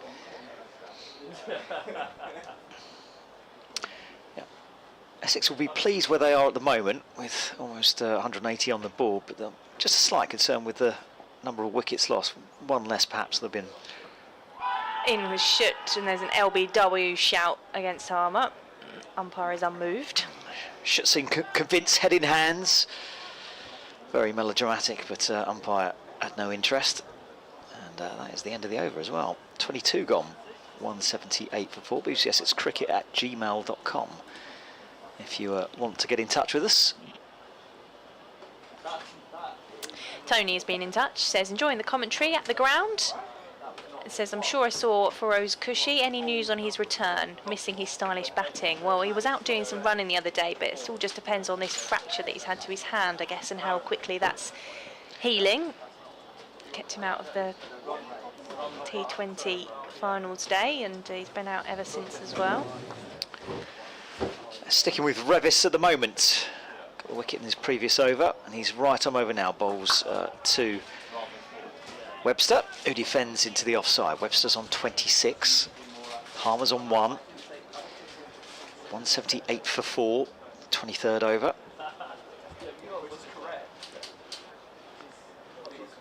Another wicket here, and Yorkshire really will fancy their chances of keeping Essex, well, certainly to below 300. Wasp now back down to 325 as Revis bowls. That's turned away to the leg side by Webster, fielded at mid-on. That's 179 for 4. Expect probably 2 or 3 overs a bit quieter than it was just before the wicket fell, as Harmer finds his feet at the crease.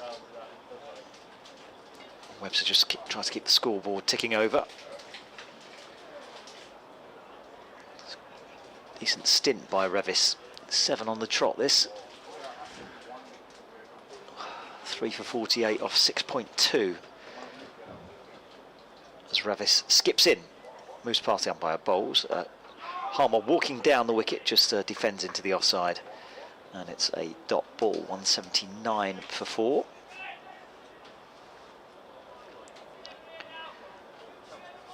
Hospitality tents full. Tom Pearce stand away to the right hand side, looks pretty full, and all the seats in the community stand away to our left, just in front of the executive apartments. Looks pretty chocker out there as Revis bowls short of length, cut away through the offside. Is that going to go for 4? There's a fielder out there on a chase now. He's going to get round there quite easily actually.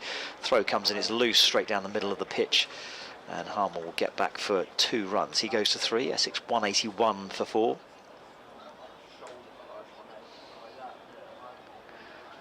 School holiday as well, plenty of kids in. As I said, nice to see the crowds in for this competition. So it does work for some. Revis moves in again, bowls, full. Oh, that's flicked in the air, that should be a catch, and that is out. That's short mid-wicket, and that's a full stroke from Simon Harmer. Disappointing from Essex's premier spin bowler. A simple catch at short mid-wicket, just plopped up in the air, and Essex lose their 5th wicket. That's what I was saying earlier. It's just on the precipice, Essex, in terms of having lost too many wickets too early on in the innings. They're now 5 down, 181 on the board, so the runs aren't the problem. But we're not even halfway through their innings yet, and they've lost half their wickets. Yeah, disappointing, because we saw a couple of nice shots there from Simon Harmer, and it was a rather anticlimactic way to get out. And Essex have just put themselves under a bit of pressure, like you say, with the wickets falling, 181 for 5. And we said that they had depth in the batting, but they've lost some of those opportunities rather too quickly. Yeah, Revis turning into a bit of a goal on, chipping away here. That's his 4th wicket. of the day, 4 for 50 off. Got one more ball to go in this, his 7th over. But shows what we know, because we were talking about spin partnership, yes, weren't we? yeah, well, yeah, I thought when he'd gone for a few runs in his previous 2 overs that the captain might make a change, but you know, he stuck with him, and Revis has got another wicket, so he's got Essex under the pump here. New batsman is it going to be Buttleman? Will Buttleman. Yeah. Oh no, it's not, it's Charlie Allison. It's Charlie Allison is the new batsman, so a lot of work here to do with these two. Wasp has fallen again to 305, so that's coming down. We said overs aren't a problem in terms of runs for Essex, but wickets having fallen quite rapidly since the 10th over is going to be an issue for them. So Allison just taking his guard.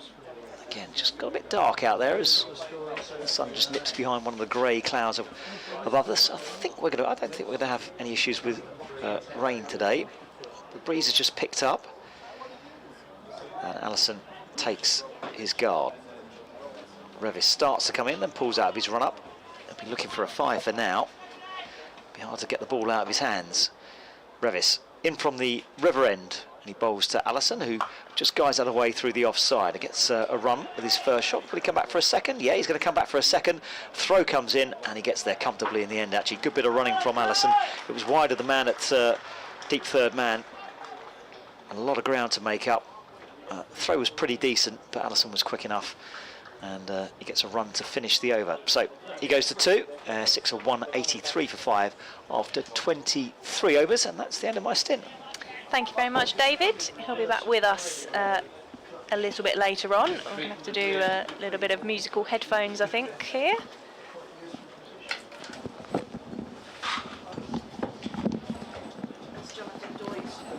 Jonathan George joins us back on commentary.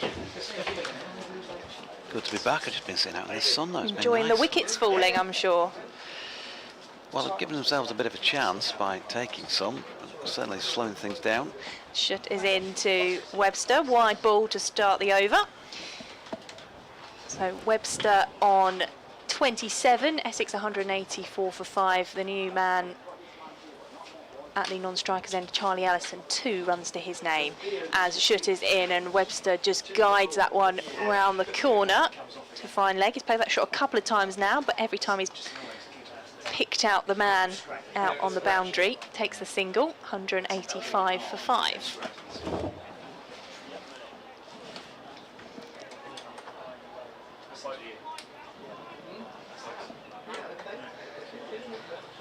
Charlie Allison is just retaking his guard. The 18-year-old, younger brother of Ben, scored 70 for Essex in the match against Middlesex on Friday. Turns that one into the leg side for no run. Have a nice interview coming up on BBC Essex's Around the Wicket this week with Ben and Charlie Allison, the brothers, talking about playing for Essex together. Ben not involved today as Shooter's in to Allison, and that's just edged into the leg side for no run.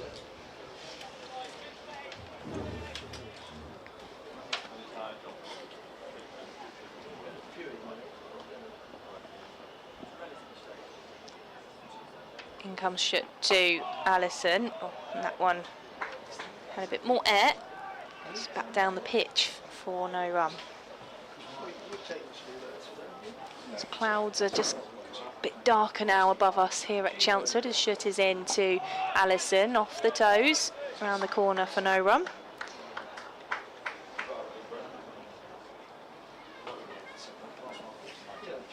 Had a wider single and 4 dot balls from Jack Shutt rolling from the Hayes close end.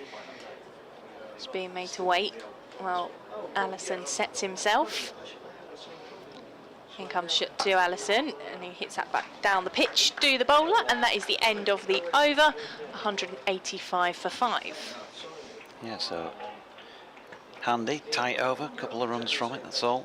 And that's what Shan Masood wants, just a bit of control back. He's been afforded some of that by the loss of wickets, because of course, well, you wouldn't want to have a great start, would you, as Essex, and then bin it all effectively by not getting through your overs and losing all 10.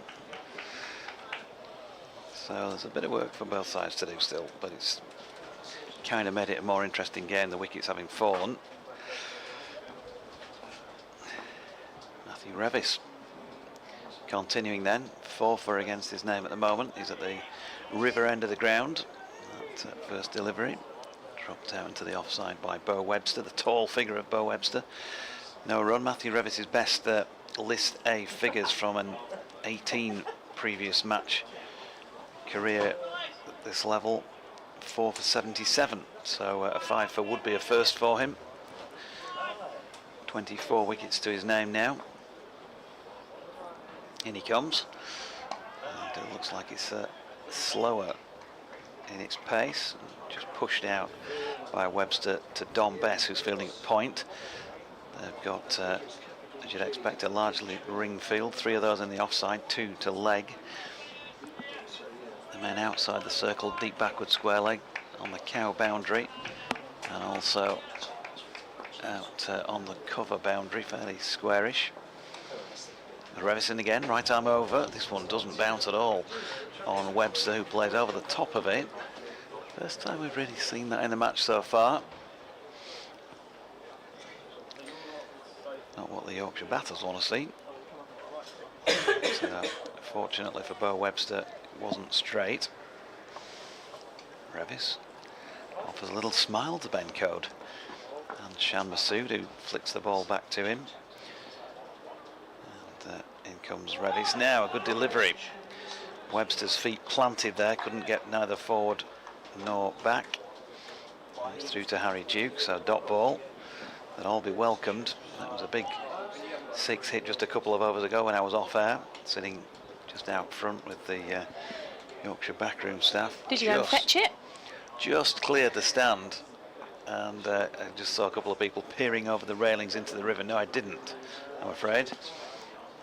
As Revis is in again, that's flicked to leg by Webster, and Code is in from mid on to field, 1 run. Is there a sort of cricket club canoe or something down there that is tethered up, ready for that sort of thing? We were just saying there might have been some kayakers or some paddleboarders merrily going about their Sunday cruise along the river, and they see a cricket ball coming towards them.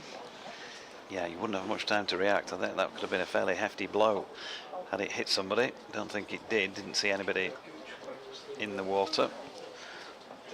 Here's Revis again, bangs this one in short of length, falls over with the effort of the delivery, helped on its way by Allison down to long leg where Jack Shutt fielded, and they picked up 1 more. 186, 187 in fact at 4-5. Scoreboard's a couple behind, so 2 off the over. Sun coming back out at the county ground. Wasp has gone down to 306. Essex, they posted 298 against Middlesex here on Friday. Yeah, and given it's been used once, something up that 300 mark would clearly be a difficult chase anyway, isn't it? 1 a ball. Sustained over 50 overs, but certainly on a pitch that's been used then for the 4th innings effectively. Jack Shutt into Allison. That just hits him on the pads and drops him front for no run. Harry Duke comes out from behind the stumps to Gillette. He's got a caught behind to his name already in this Essex innings. As that one's just flicked into the offside for no run by Charlie Allison. 56 on the back of his shirt.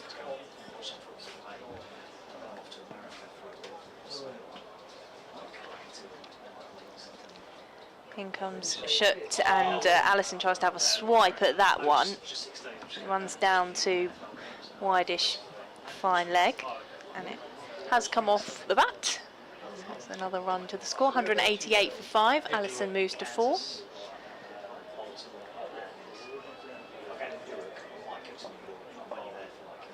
That brings Bo Webster on to strike. In comes Shutt. Webster turns that one round the corner. They take the single, 189 for 5. couple of dot balls to start this over and then 2 singles. Webster moves to 30. Charlie Allison back on strike for Essex. In comes Schutt. And Allison just digs that one out, back down the pitch to the Yorkshire spinner.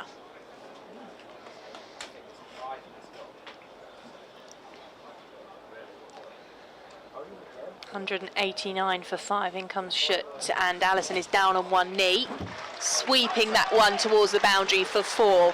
Past the square leg umpire, moves Essex on to 193, and he moves on to 8. Yeah, just a disappointing end for Jack Schutt, unfortunate, that boundary.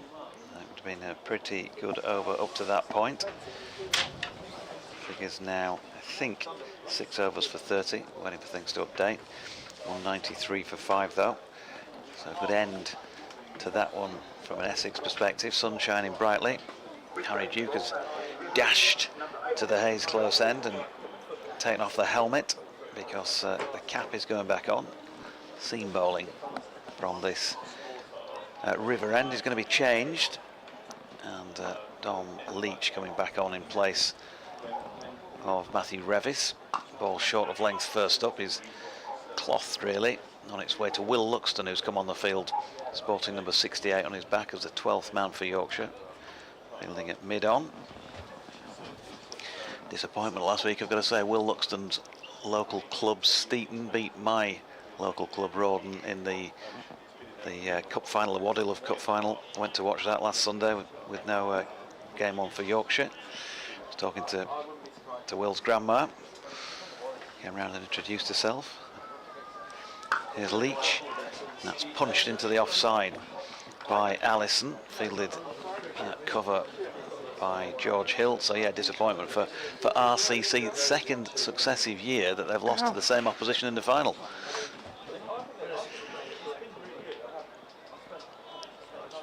Could they bring you in to try and go one step further next season? Me? That could be a backward step. Those days are gone. Leach leaving us behind then, right arm over the wicket. It's wide of off stump and has been swatted away to James Wharton, who's sweeping out there in the covers. 1 run. Yeah, disappointment at the match stage at Collingham, which is up near Wetherby. David Milan, who lives nearby, was there actually. You know, obviously non-playing capacity, but I think that's a shame. Given him a shirt or something like that, signed shirt for the raffle, and he was around later on in the day. Here's Leach, the ball short of length, that's punched into the covers where George Hill does the fielding. Bo Webster on strike. What's the tail of the tape with Bo Webster? How tall is he? I think 6'6", 6'7". Yeah, I say. Looks every bit of that. Paul Walter as well. He's about 6'7", tall Paul, as they call him.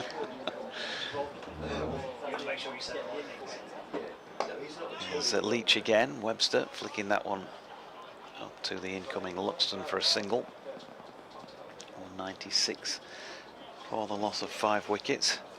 Still to come, Will Buttleman, Essex's keeper batter, Jamal Richards, Aaron Beard and Aaron Nidjar. The last 4 following this wicket, if indeed Yorkshire managed to take another one. In the 27th here, as Leach is in, he's appealed for LBW to a ball that hits the pad and then bobbles along the ground to Harry Duke. James Middlebrook not interested, and just I think indicates to Leach that it was going down. No great surprise. 196 then for 5 at the end of the 27th. You're listening to Victoria Polly and Jonathan Deutsch via the BBC Sport website and app, commentating for BBC Essex, BBC Radio Leeds and around Yorkshire too. We've got some cricket on a Sunday here in Chelmsford. Tell you a game going on down the road this afternoon at Broomfield Cricket Club. An interfaith match It's a Tri-T10 series taking place. Chelmsford Cathedral, Chelmsford Muslim Society and Chelmsford Hindu Society all getting involved in that one. We spoke to them on BBC Essex earlier this week, so good luck to all those taking part in that one. Be interested to hear the result of that a bit later on, and fingers crossed the weather holds as well, as Schutt is into Webster from the Hayes close end. That's just edged into the leg side for no run. There's plenty of clubs playing Sunday cricket. It's not quite as popular as it used to be. It's dwindled in recent years, but I know there's a few clubs around the North Essex area as Webster is down and scoops over the stumps. Across comes Leach to do the fielding as Essex take the single. I think the game at club level is getting to be more and more of a struggle, isn't it? To get players on the park, not just Sundays, but Saturdays as well. Sad to hear, and sad to see. Those of you who've got an attachment with the club, let us know really. Is that the case with your place? Schutt into Allison, who clubs that one. It's hit up to mid-off for no run. I always used to really enjoy watching Sunday club cricket as a youngster. Kind of distracted from school the next day. Just, you know, you could go and just watch a bit of cricket. It didn't feel like a Sunday before the working week, as Schutt is into Allison, who's cut that one away squarely for 4 runs into the offside, and it's disappeared away in front of one of the hospitality suites to our right hand side. 201 for 5. Yeah, fine margins, 200 up as you say. Fine margins for Jack Schutt, just a little too wide, but also good adjustment from Charlie Allison to open up. Backward of square on the offside. Allison moves to 13. Schutt is in. He's down on one knee and he's been given out.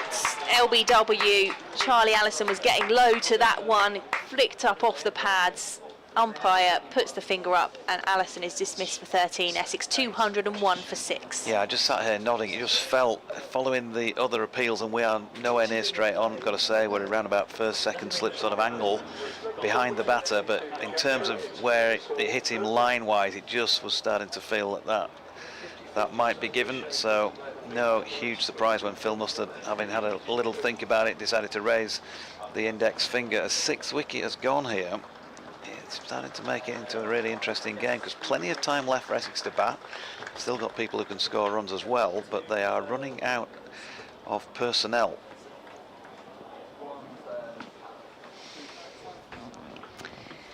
So Will Buttleman does come out, the wicketkeeper for Essex. And he will join Bo Webster, who is on 33. And Essex do need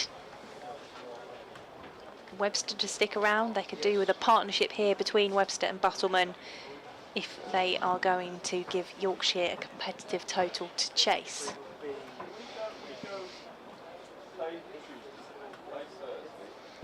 Well, they've certainly already got something to bowl at here, but yeah, you'd obviously think it would be short of the mark at the moment, given the way the pitch has been playing. With 23 overs to go, and following that tremendous start, there's time still on their side. If they can just bat with their heads here, just play cricket, there's still plenty of time to set a really tough chase. If Yorkshire can keep chipping away at the wickets column, then they'll be delighted with that, particularly having got off to that poor start. If they can bowl out the opposition. Schutt is into Buttleman. Oh, good delivery there from Schutt as Buttleman was trying to get forward to it. That's the end of the over. Essex 201 for 6. Webster on 33. Buttleman, the new man, having faced 1 ball, is without score. And the wicket of Charlie Allison falling in that over. He goes for 13. Yeah, 7 overs, no maidens, 1 for 35 for Jack Schutt. Just the other Yorkshire bowling figures at this moment in time. Matthew Revis 4 for 54 from 8 overs, so on course at the moment for his best one-day figures. We'll see how that goes. Dawn Bess, 1 for 32 from 5, 4 overs for 44, Ben Code, 4 overs for 36 for this man, Dom Leach, who has just been pulled first ball of the over out towards the long on boundary. Will Frayne is quick across the ground, but even he couldn't get across there and managed to reel that in. So a boundary to start this latest Leach over. And got to try and find something here. Dom Leach going at 9 over. The 7th boundary he's conceded. What's he got this time? Just wide of off stump, back of a length, punched out into the covers. Wharton will fire that flat to the gloves of Harry Duke. Harry enthusiastic as ever. Great lad. Wakefield lad. Doing a, I think he's right in saying he's doing a business studies degree, something like that, while also playing cricket professionally. Great that that's something that's coming, isn't it, in more recent sort of years in professional sport. People preparing for their futures as well as playing the game, as Leach's latest delivery dies on its way through to Duke, and is given as a wide by James Middlebrook. Dom Leach, not entirely sure he was in agreement with the umpire there, but he's conceded a run. A bowler not in an agreement about a wide. Who'd have thunk it?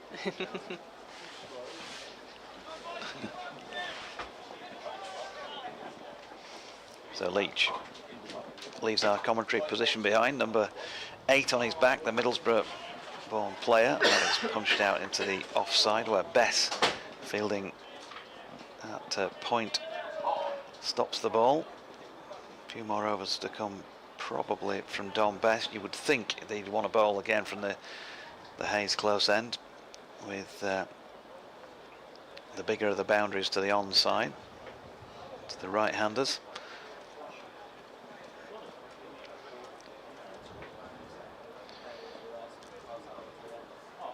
Leach then comes in again, and Allison just opens the face, and not Allison, I should say, Buttleman opens the face and runs it out to point. Allison's already sitting back watching this from the changing rooms, having gone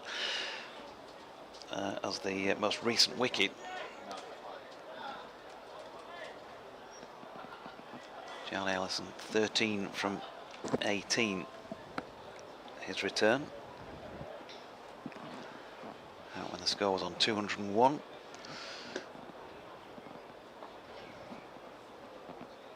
Here comes Leach again. Past umpire Middlebrook, it's full, and it's flicked into the leg side where Frayne does the fielding. Straightish mid-wicket. No run. And a look at the pitch a little bit earlier on. There are from Friday's game in particular, but also I guess from today as well. It's going to be a little bit more tricky, you would think, for left-handers in terms of some of the rough from the bowlers follow-throughs.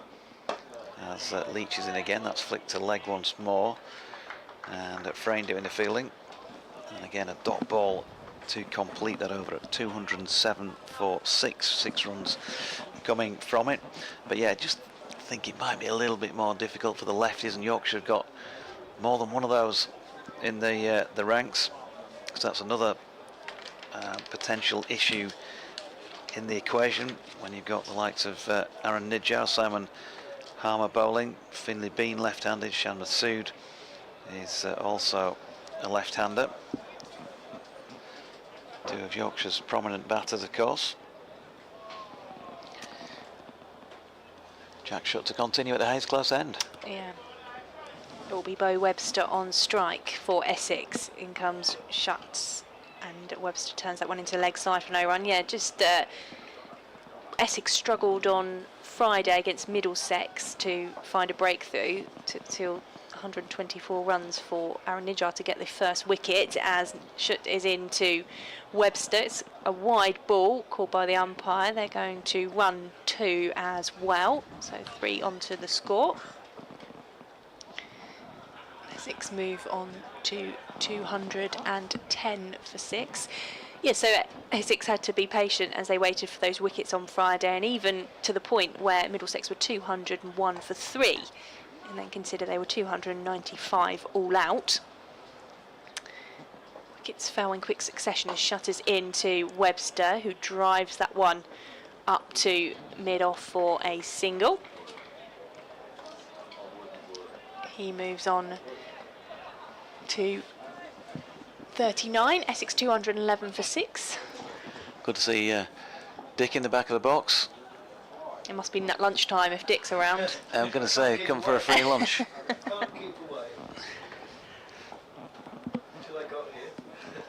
Shutters in to Buttleman, who's forward and defending for no run. Sound like a tight Yorkshireman. Head into the game to get a free lunch, but it cost you what? £6 on the train? You'd be lucky. As Shutters into Buttleman, who cuts away into the offside, picks out the fielder, takes the single. Chauffeur driven.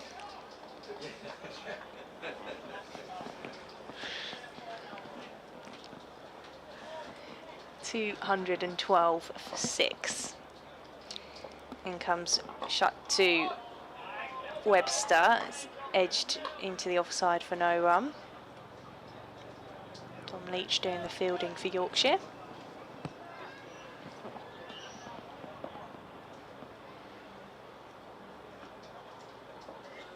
Shut into Webster, tries to turn that one round the corner.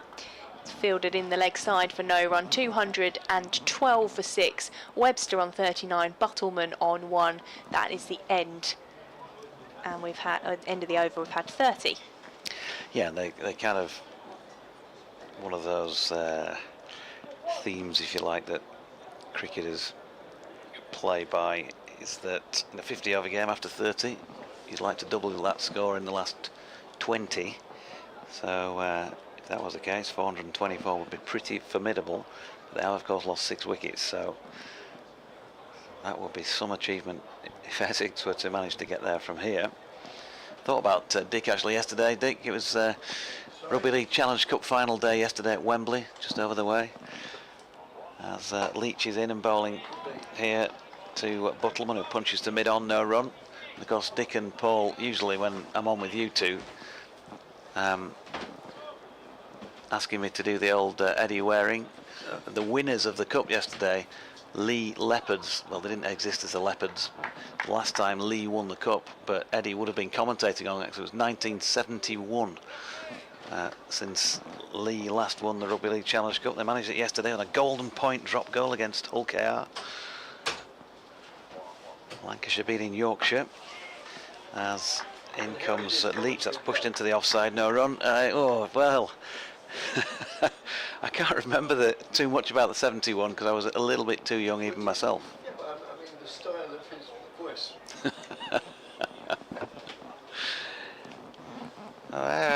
So like this, Lee beaten Leeds Rugby League, that type of thing. Thank you. Lachlan Lamb was the man who kicked the winning drop goal yesterday to make it 17-16 to Lee. As in comes Leach, and that's punched up to mid-off where Shan Masood fields over fashion, and there's no run. But yesterday it could have been something like and it's 16 all the ball to Lachlan Lamb. It's a drop goal there. He's won the cup. Marvellous drop goal there for Lachlan Lamb. And the Lee Leopards are the Rugby League Challenge Cup winners. How's that for you? I didn't want to leave and disappoint without having done that for you, Dick, because I know you insist every time. Leach is in, that's flicked up to mid-on, and Code in to do the fielding, and there is no run.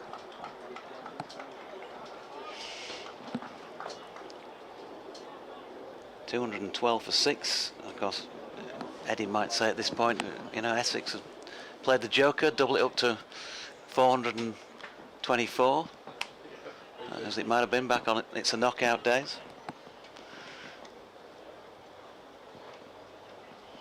Here's Leach again. Oof, now then, it's wide of off stump and chopped into the deck. The key thing there being that the ball didn't bounce as much as Will Buttleman expected, and so there are some areas on this pitch, particularly from this river end, where that's just done that a couple of times, maybe 3 in this match so far. And on another day reaching for that, you'll often see the batter chop on. A little bit of luck on the side of Buttleman on this occasion. He's on 1. His partner out there, Bo Webster's been watching on this over. He's on 39 as Leach comes in again, and Buttleman flicks this to leg. It's fielded by Finley Bean.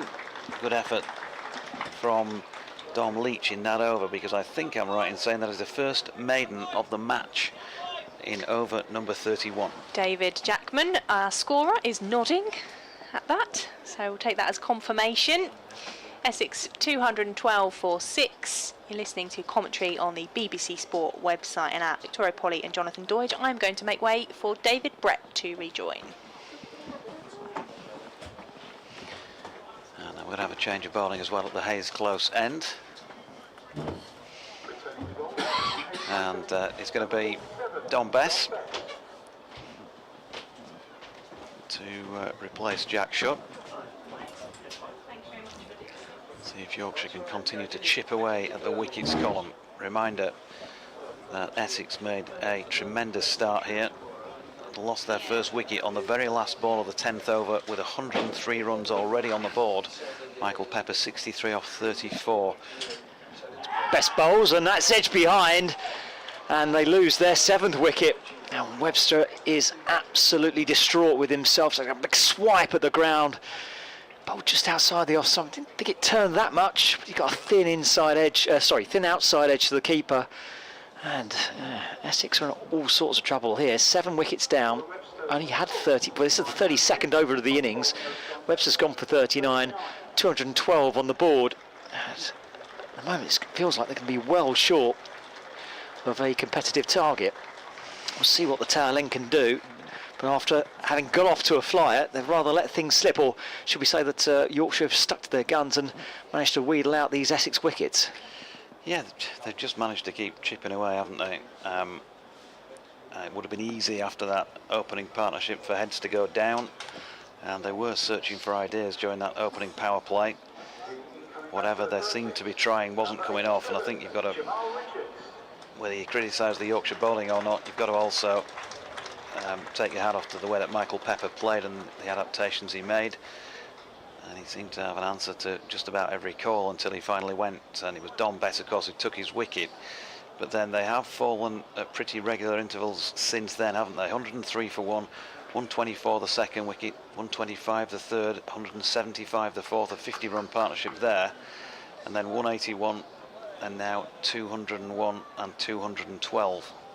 So chipping the Yorkshire Vikings, and they've got some runs on the board. They've still got plenty of time to see through here, Essex, haven't they? So they've still got every opportunity to put on that winning or really challenging score, but they need to stem the flow of wickets that Yorkshire have brought about. Yeah, best part of 19 overs to go. Plenty of time for Essex, but only 3 wickets in hand. Jamal Richards, who knows how to hold a bat, certainly.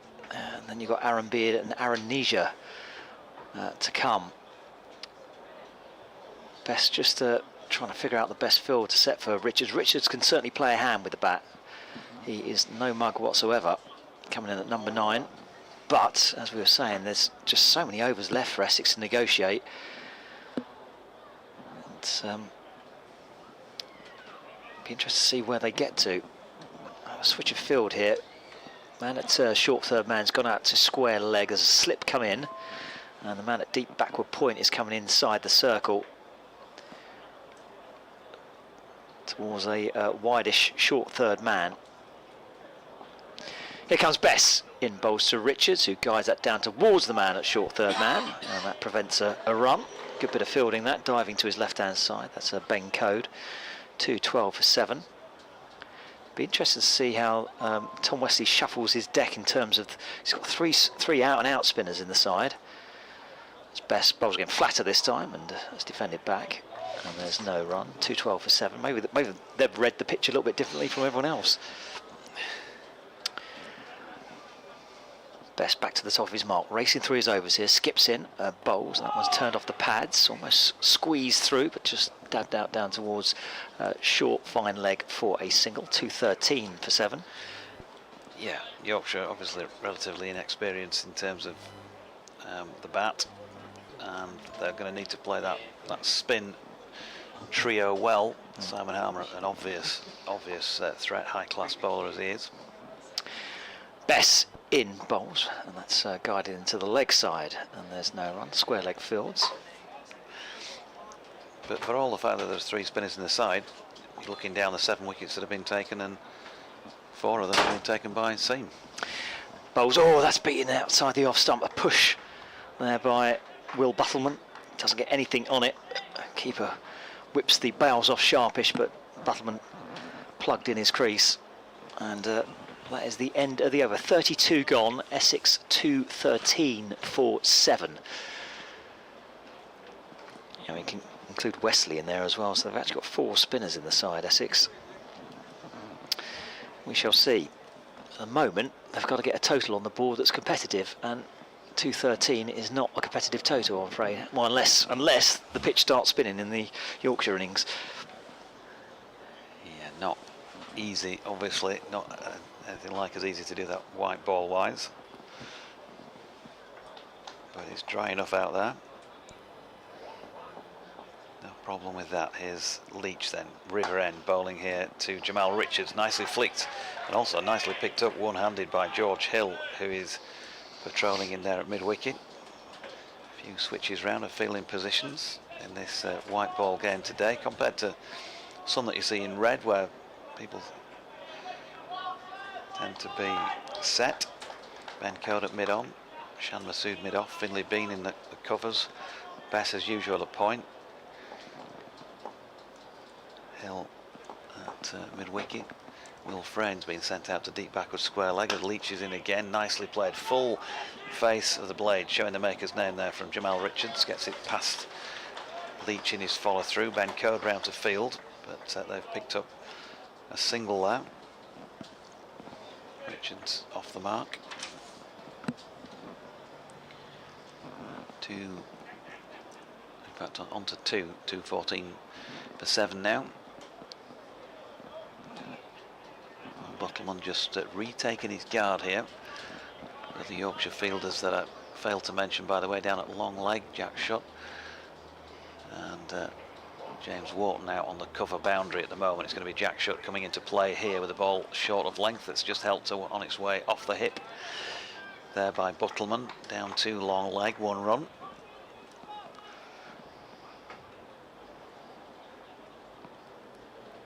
Crowd, I guess, when wickets fall, it's the home side batting. Just been a little bit calmed in the last half hour or so.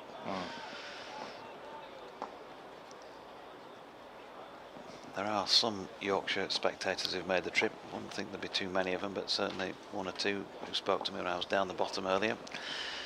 Leach short ball, nicely played by Jamal Richards from right in front of his nose, and he's helped it on its way again down to long leg for 1 more. About as short a delivery as we've seen all day so far. All a bit docile out there at the moment, isn't it? Very lazy Sunday afternoon feel. Yeah, Yorkshire will be pleased about that, clearly, with after that bombardment early on from the Essex opening pair. And here is Leach, pushed up to mid-on by Buttleman. They'll want to pick up clearly whatever they can, but with just the 3 wickets left, got to be a little bit more circumspect now. Just a little bit more care from this pair. Essex in light blue tops, I think. Then are they navy? The trousers are black? Yeah, it'd be navy. Hard to tell. Yorkshire in pretty similar kit. As Leach comes in, and that's flicked into the leg side, and George Hill does a fielding, no run. I don't know about you, but I always think that's end of the over, by the way, 216 for 7. Fairly pointless having coloured kits to distinguish between the sides when they look just about the same. There's loads of kits that are they've got blue involved, or blue and gold, blue and yellow, those sort of colours. You'd think they'd start bringing, especially from a marketing and sales perspective, an away kit, wouldn't you? Yeah. Yep. Or a second kit at least, so you don't get the remotest clash, because they do look pretty similar out there. Best continuing from the Hayes close end, bowls to Richards, who's guiding this way to the leg side. There'll be no run. We're in the 34th over. Essex are 2:16 for 7 here on BBC Essex and BBC Radio Leeds. Plenty of work to do. Bess winding up again. Past the umpire, bowls to Richards down the leg side. Appeal from behind the stumps, but no real interest from anyone else. Stifled half appeal from the bowler. Interesting that Will Frane's been brought back in at slip here. Your wicketkeeper looks neat and tidy as well. That was driven back, oh, that was hard through Bess's hands, and that's hurt him as well. It was slapped hard by Jamal Richards. It's gone for 4 runs. Bess wringing out his fingers there. That was hit with some venom, and he's might be in a bit of trouble here. Yeah, that's a stinger. Not good if he's caught him on the finger end, or he's knocked his finger back at the top. He's beyond the knuckle. Yeah, he's still going to go. Yeah, hopefully he'll be okay. He's still wringing out that finger though. Doesn't look like it's the bowling hand. I think it's his left hand that's taken the most of the impact there as Bess bowls. That's defended by Richards. 2:20 for 7, so that's 4 runs. Richards goes to 7.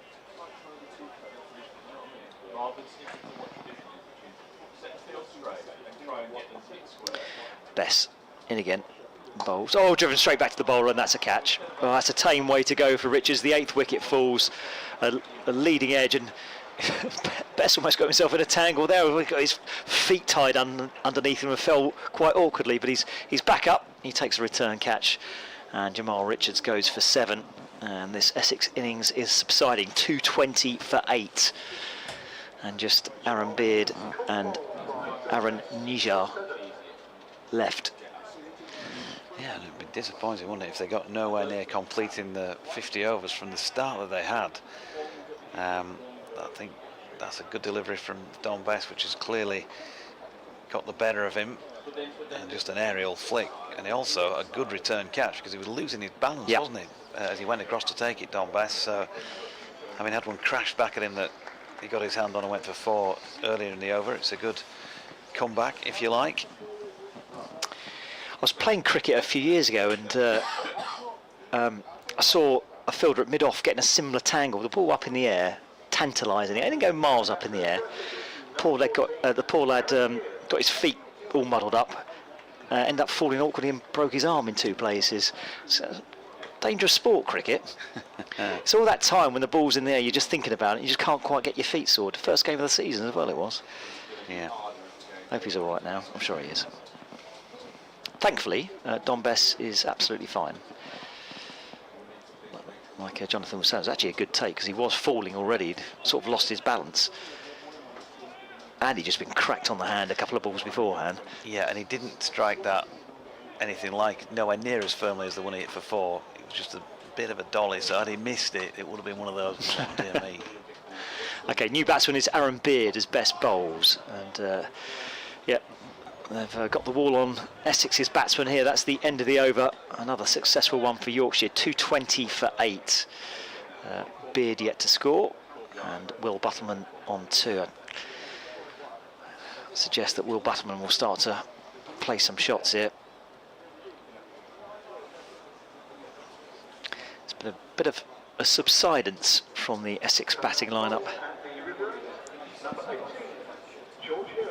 Change of order. I'm going to say George Hill for the first time today from this river end to try and clean things up. George, right arm seam bowler. If there is any swing, he'll probably exploit that. Different sort of feel to how he bowls, as you'll see if you've not seen him before, compared to, say, a Matthew Revis or a Ben Code. Here he is. The ball just short of length, pushed into the onside and fielded there by Ben Code at mid-on, no run. Well, the Wasp has fallen all the way to 257, and if you remember, it was up at 348 when Essex were going at 10s in those first 10 overs.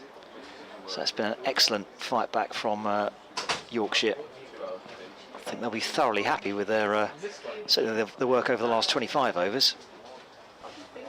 Here's Hill again. That's pushed tentatively into the offside by Will Buttleman, and there's no run. Buttleman on 2 at the moment, so neither of these players have got much of a start just yet. George Hill's List A bowling. He's played 18 matches, only bowled 9 previous occasions, taken 11 wickets with a best of 3 for 47, averages just over 26 and goes at just over 5 and over. And he's in again, and that's pushed into the offside where Finley Bean, whose thoughts will now presumably be turning towards what he's going to be able to do with the bat. He comes round to field from the covers. Finley, excellent red ball season so far, 300s against his name.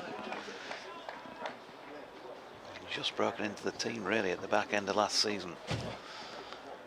George Hill has also been in the runs in red ball cricket. This one flicked to leg by Buttleman and fielded at mid wicket by Dom Leach, no run.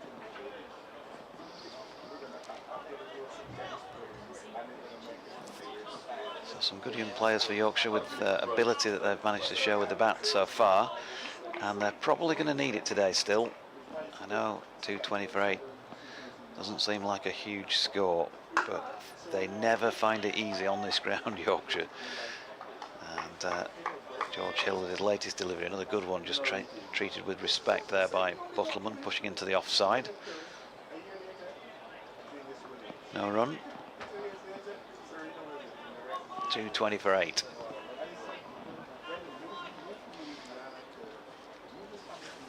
Hill then turns and leaves our commentary position behind, right arm over. And with an open face, Buttleman pushes it into the offside. Best does the fielding from point.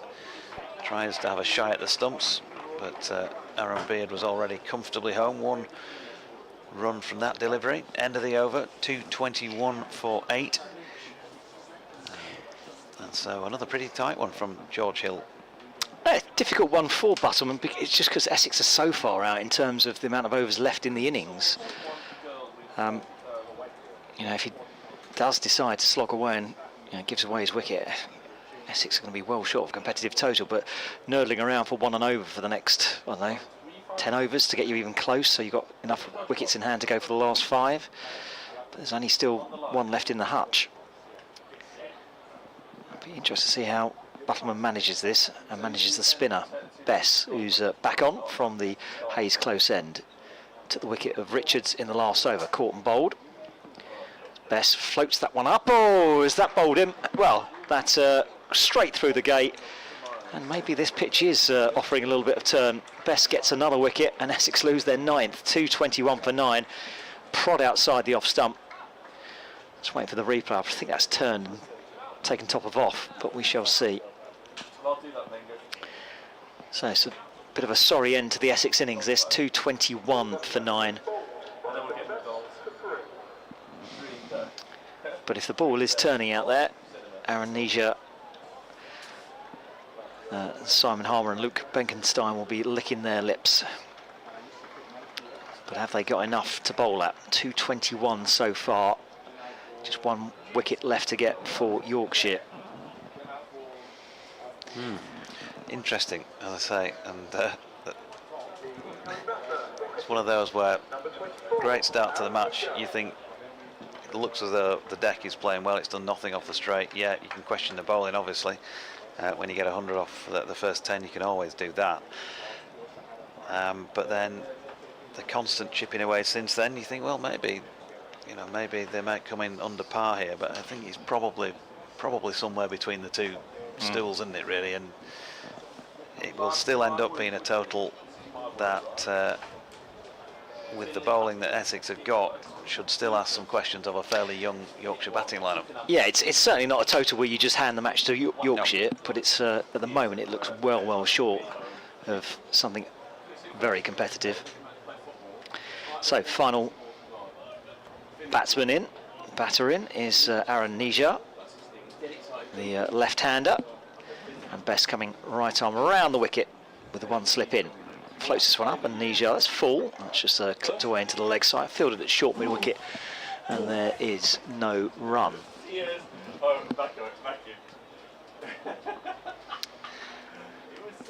comes Bess again, as watchfully Nijar just takes a step back and dabs it into the leg side, and there is another dot ball. 2:21 for 9 here on BBC Essex and BBC Radio Leeds, and online on your app if you've got it on the go. As Nijar plays, he's chopped on, and that is the final wicket. And yep, that subsidence in the Essex batting happened all too quickly. 2:21 all out. Nijar goes without scoring, and Bess takes another wicket. Well, after an absolutely flying start, 103 off the first 10 overs, Essex never really got going from then on, and lost the remaining 10 wickets in the space of 25 overs for about 115 runs. And I'm afraid the crowd that had been piling in, hoping to see an avalanche of Essex runs, have been a bit disappointed. 2:21 on the board, which, as we were just saying a minute ago, isn't a score that you just hand it to Yorkshire, but it's going to be a tough one to defend as well. But as Jonathan was saying, a young batting lineup for Yorkshire. Yeah, it is.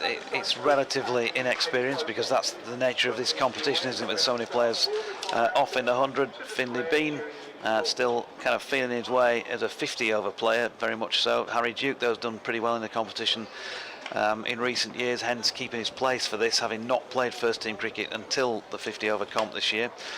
Shan Masood, well, clearly a high-class player if he gets in. George Hill has had runs in white ball cricket. Will Frayne, very dangerous when he gets his opportunity. James Wharton, not a lot of experience in 50-over cricket. I think he was saying to us on an interview just the other week, but then Matthew Revis, Don Best, Ben Code, can all wield the willow as well. So they've got the ability to win this match, but I don't think it's going to be easy. No, it certainly won't. Thanks very much, Jonathan. I'll just go through the batting and bowling figures. Through the bowlers first, because they had a great comeback. So Leach 7 overs, 1 for 45.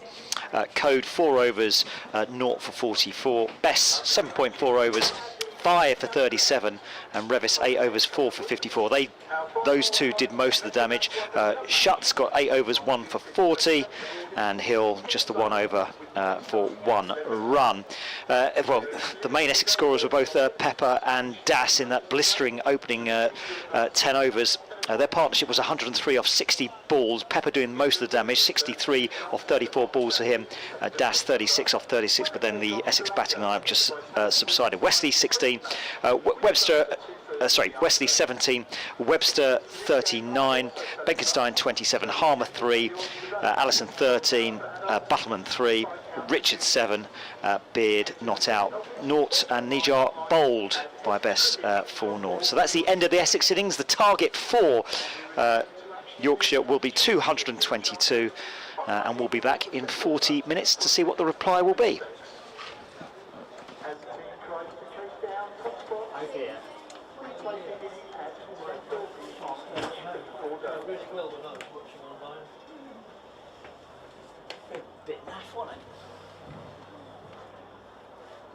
And Essex County Cricket Club, we stand against all forms of discrimination, and there is no place for it in our sports. We will embrace and celebrate differences everywhere, knowing that with diversity we are stronger. We are dedicated to raising the game. If you witness it, challenge it, call it out. You can report it directly to us using our SMS service. Message the word respect, plus your block number and message on 60066. Spectators are also reminded that racially abusive comments and/or antisocial behaviour of any kind will not be tolerated at the Cloud County ground. Anyone found carrying out such behaviour is liable to be ejected from the ground and could face prosecution. That's where Dad pays for it. Oh, right, yeah, because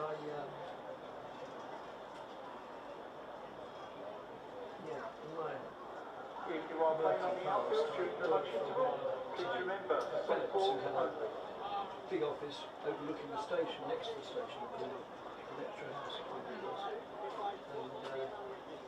And I played there. Behind the Dundee Pavilion today near the cricket nest, you can sign up for the Essex Cricket Foundation lottery. Money raised through the lottery provides funding for developing the game and creating experiences that make a positive difference to the lives of individuals and communities.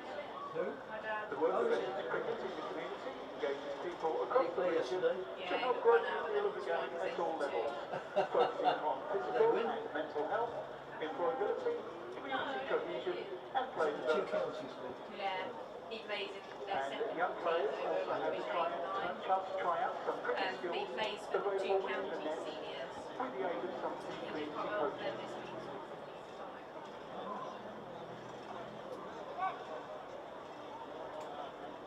You have the chance to win a cabin for two on the Christian Legends Cruise in partnership with our principal partner and shirt sponsor Ambassador Cruise Line.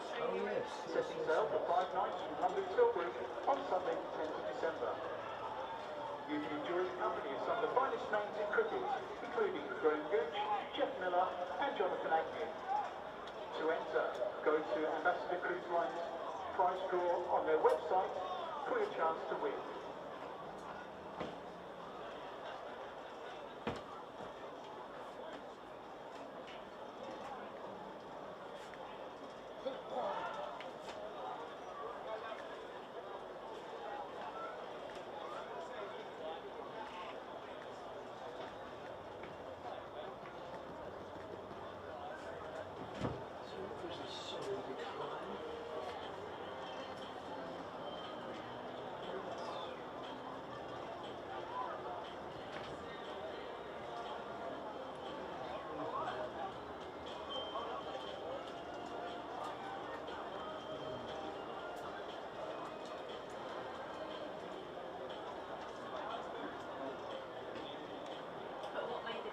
Friday when Middlesex collapsed, was that the batting, was that the pitch?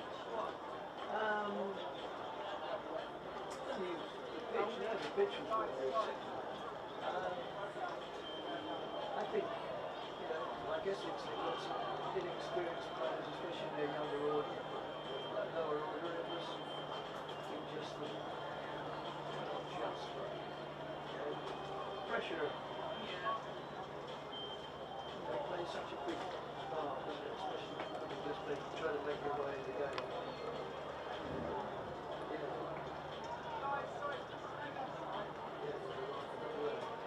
It would be remarkable if we hadn't seen that sort of thing in the time before. Not least the small one.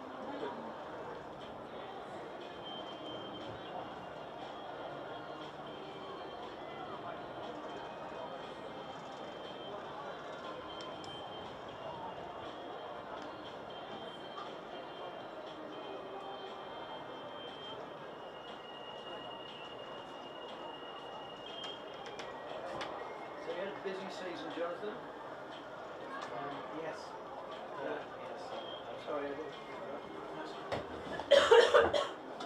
What with the BBC stuff and the other stuff that I do, yeah, it's been hard. Down here with a car, it broke down Thursday night on the way back from a day out at St Andrews. So it's, at the moment my car is currently in a garage in Preston. So how did you get here? I'm casually with the Graham Hardcastle.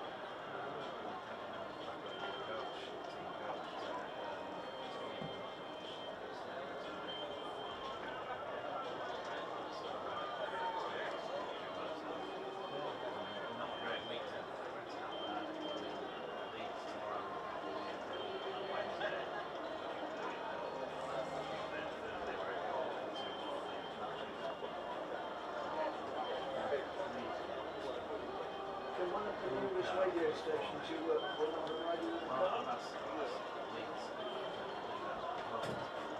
Yeah.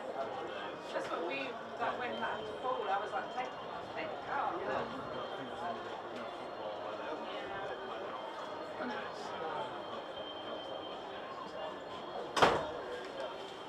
So down in Lytham, yeah, I had a week in Essex played Lancashire away at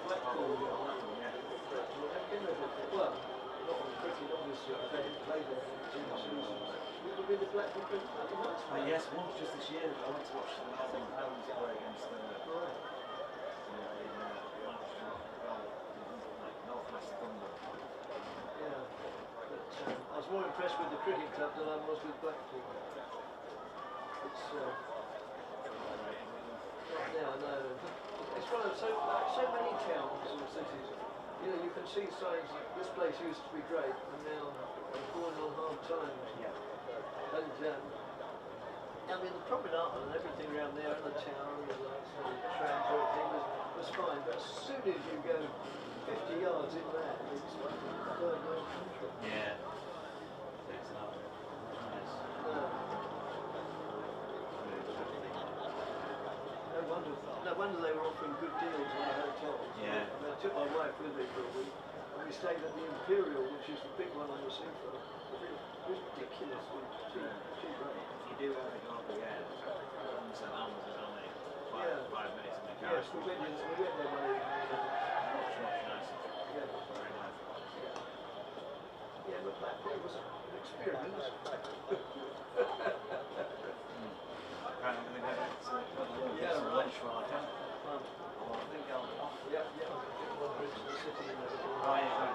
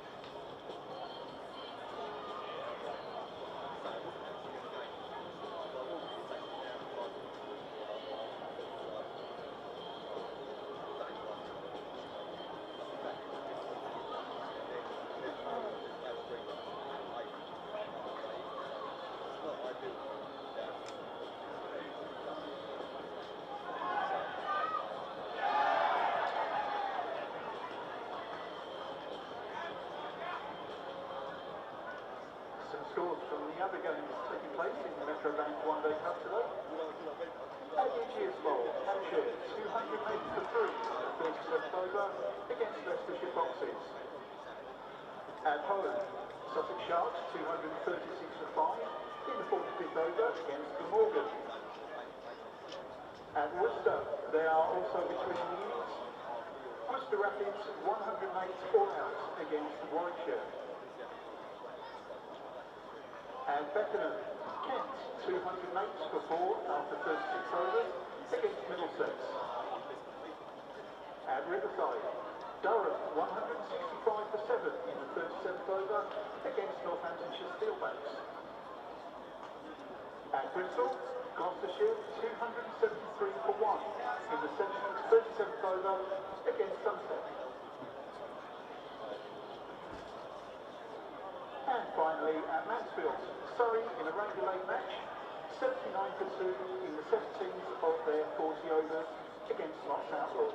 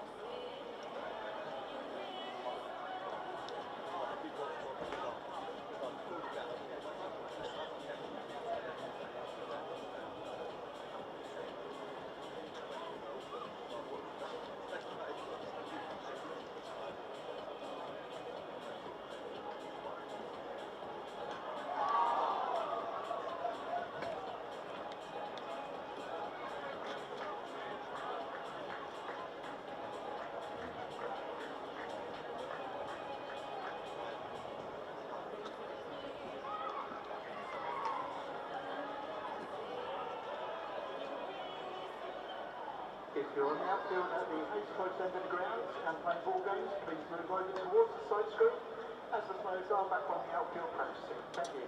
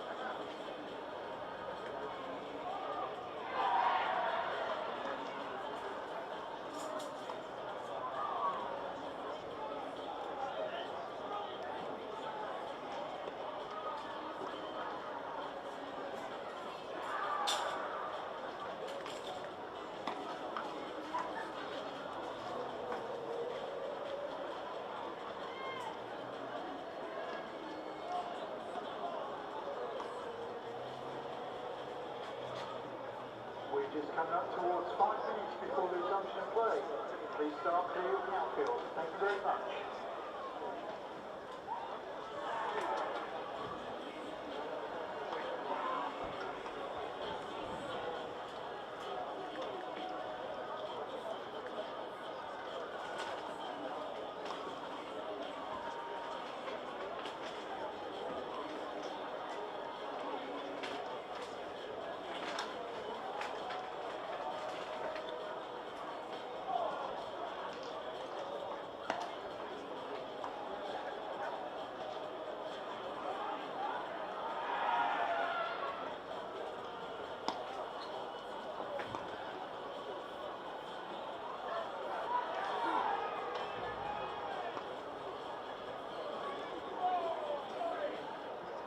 We are very close to 5 minutes before the restart of the game.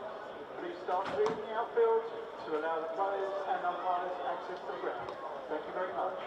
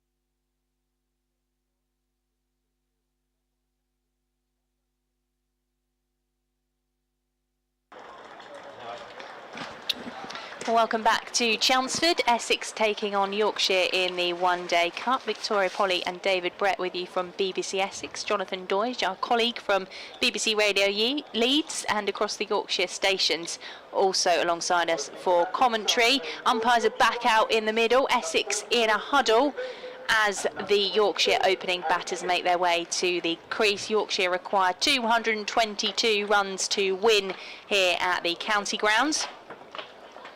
The Essex innings getting off to a flying start, but they rather whimpered their way to 221 with the bat. But we will see how Yorkshire approach this. It'll be interesting, won't it, David, to see. They don't need to do anything rash to reach this total, but they have got some Essex spin to contend with.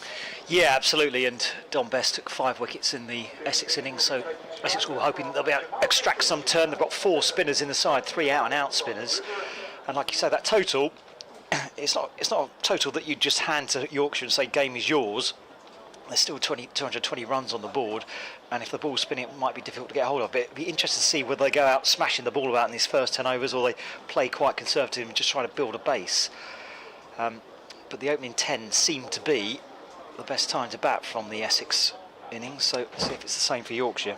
Yeah, Essex opening batter Michael Pepper making 63, Robin Dass making 36. The other top scorer for Essex was Bo Webster with 39.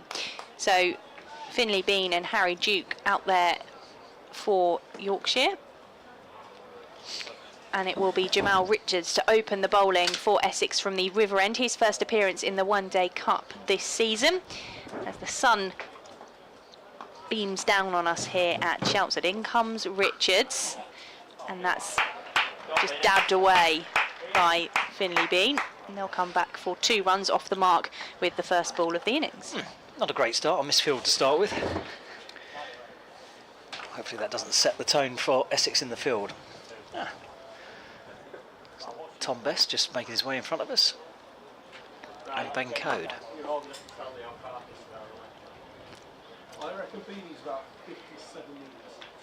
We've got the rest of the Yorkshire side sitting in front of us in the River Stand as we watch on Jamal Richards to bowl to Finley Bean around the wicket, and Bean tries to turn that one round leg stump. The umpire calls the wide. He's got a lovely action, Jamal Richards. A really smooth run up. Spent time over the winter with the England Lions, gaining some valuable experience. Still a teenager, still lots to learn. Anthony McGrath, the Essex head coach, saying that this is all about form in this competition, as he is in to Bean, who plays that one straight back down the pitch, no run. And with Jamie Porter out with a groin injury, Jamal Richards is the man to have been selected to come in. No Ben Allison in the side for Essex either, having featured in the first couple of matches of this competition for Essex. Decided to bring in Jamal Richards to see what he can do. And he comes moving past the umpire to Bean, who shapes to play at that one. It's past the outside edge through to Buttleman, who applauds with his gloves on. Yeah, lovely delivery that. Right leg just bringing the batsman forward on the drive. Ball just shaped away as he played the shot.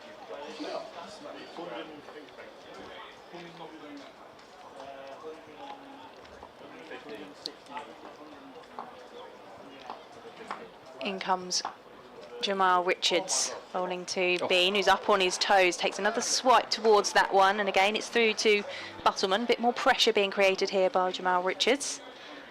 And that's what Essex will need. Yep, it'll be interesting to see how long they stick with the pace bowlers as well.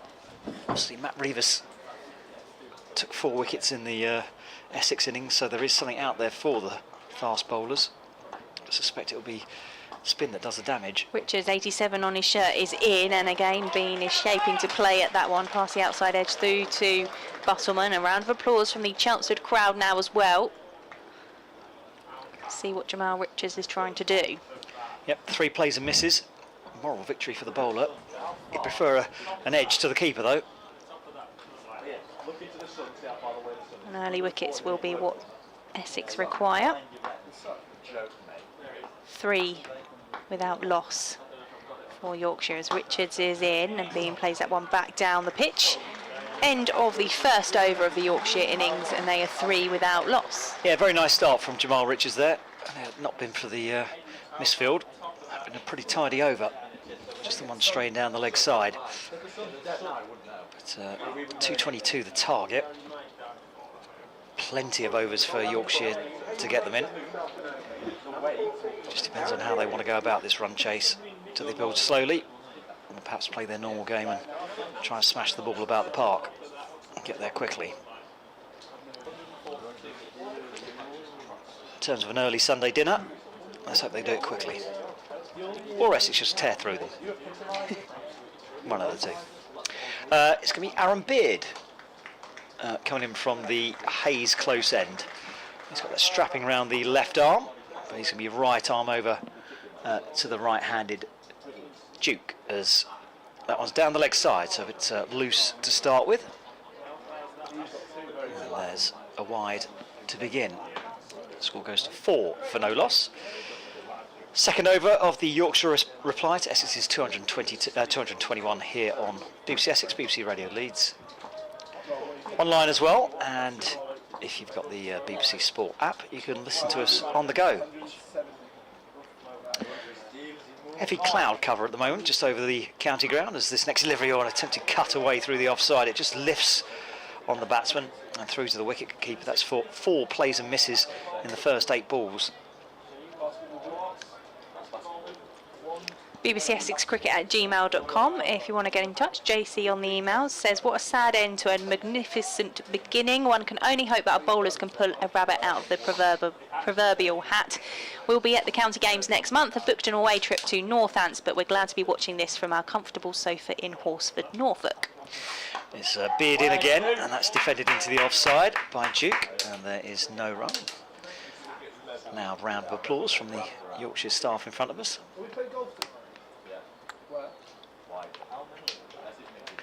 Sounds like they're organising a game of golf. Yes. Day off tomorrow.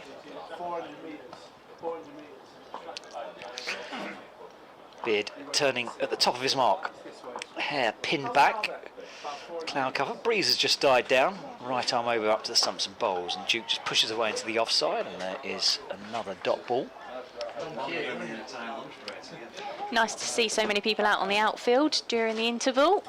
Lots of youngsters having a game of softball cricket.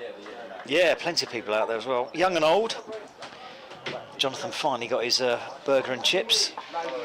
Well, I hope he got pie. They'd bought gravy in especially to have with the chips over in the hut across the ground. Beard bounding in down the slope, bowls, and that's pushed away into the offside again, and again no run. So it's a tight start this so far from the Essex bowlers. Just hitting that line in and around off stump, keeping the batsman honest, making them take a risk if they want to score some boundaries. Beard turns again.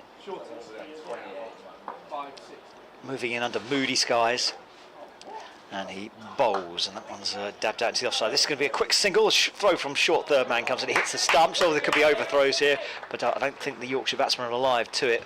They trotted through, ricocheted off the stumps, and fielded by Robin Dass.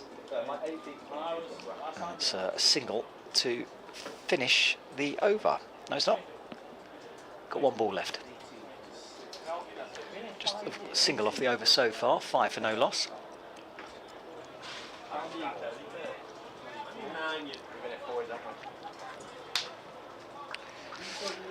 Beard waits at the top of his mark. Right arm round the wicket to left hand Beanie. Oh, it's carved away. It's a lovely shot. Raced along the ground. It was through backward point before he could even move. And that's the first boundary of the Yorkshire innings. They go to 9 for no loss at the end of 2 overs. Yeah, really nice pace on that shot. Tumbling to his right-hand side was Robin Dass, but that was way too quick for him to get a hand out to stop. Let me tell you what's going on in the games elsewhere. Most of them still in the first innings, getting towards the end of the 50 overs. Hampshire 254 for 6 in the game at Canterbury. Kent 231 for 6 against Middlesex. Nottinghamshire taking on Surrey and Surrey are 110 for 3. Durham 197 for 9 against Northamptonshire, as Jamal Richards is in from the River End, but dead ball. Not quite ready was Harry Duke. Just steps away from his crease. Sussex 273 for 8 against Glamorgan, and Warwickshire they are into their innings against Worcestershire. Worcestershire were 108 all out, and Warwickshire need 82 runs to win, as Richards is in to Harry Duke. That takes an edge, and it's stopped on the edge of the ring by Robin Dass at backward point, and they take the single. The swap around for the right-left combination. So yeah, Warwickshire 28 without loss. They need 81 from 44. So I think they will cruise to victory at New Road. In comes Richards to Bean, just dabs that one into the offside for no run.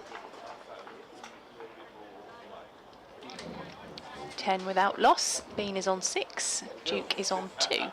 Still that grey cloud moving its way across Chelmsford. It was really nice and sunny at the break as I had a wander around Chelmsford. But hopefully it's just a bit of cloud cover. We won't see any showers as Richards is in to Bean on the back foot. Again, just plays that one into the offside. And Charlie Allison does the fielding, no run.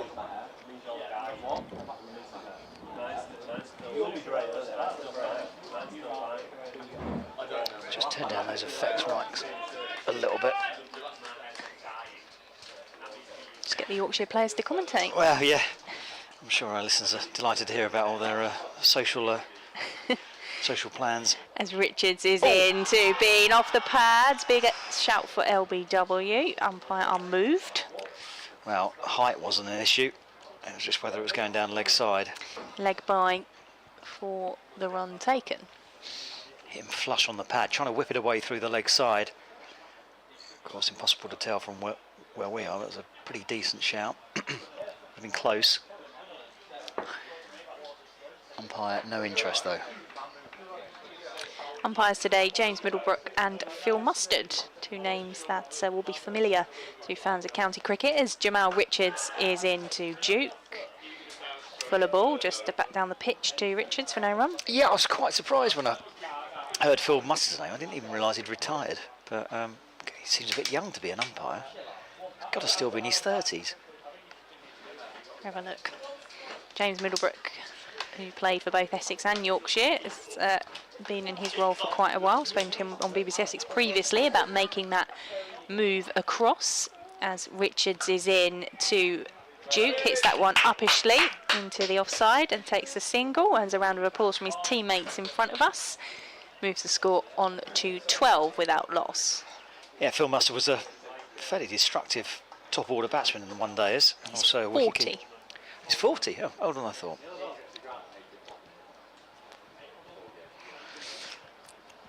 Decent wicket keeper too. For Durham, and I think Yorkshire as well. Moved about a bit towards the latter end of his career. Yeah, bit for Lancashire.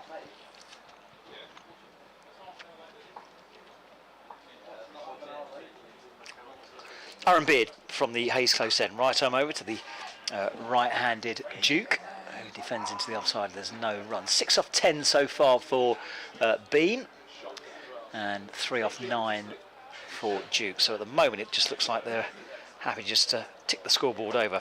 No panic.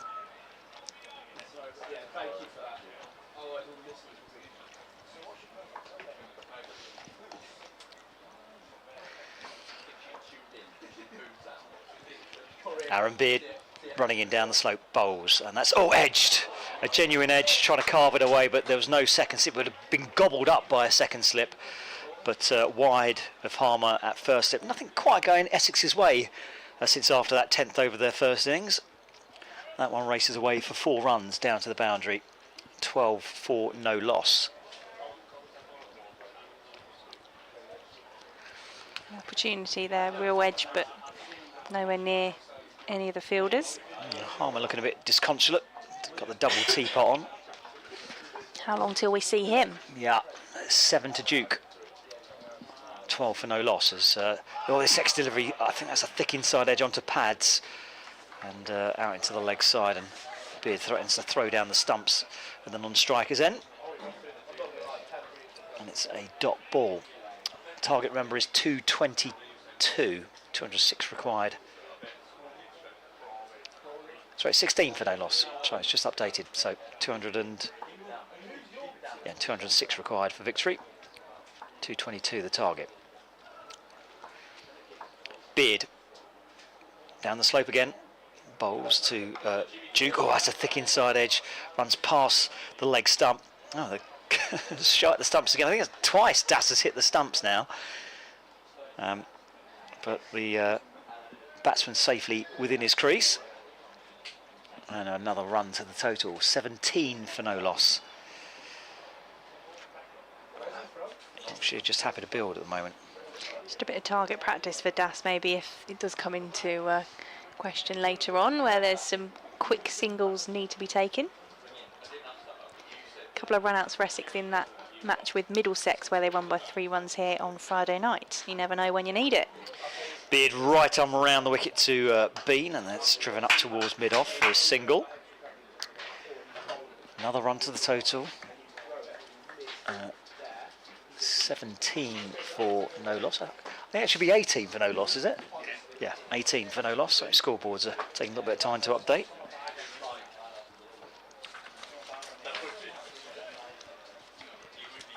Got David Jackman here, BBC Essex scorer, keeping us up to date.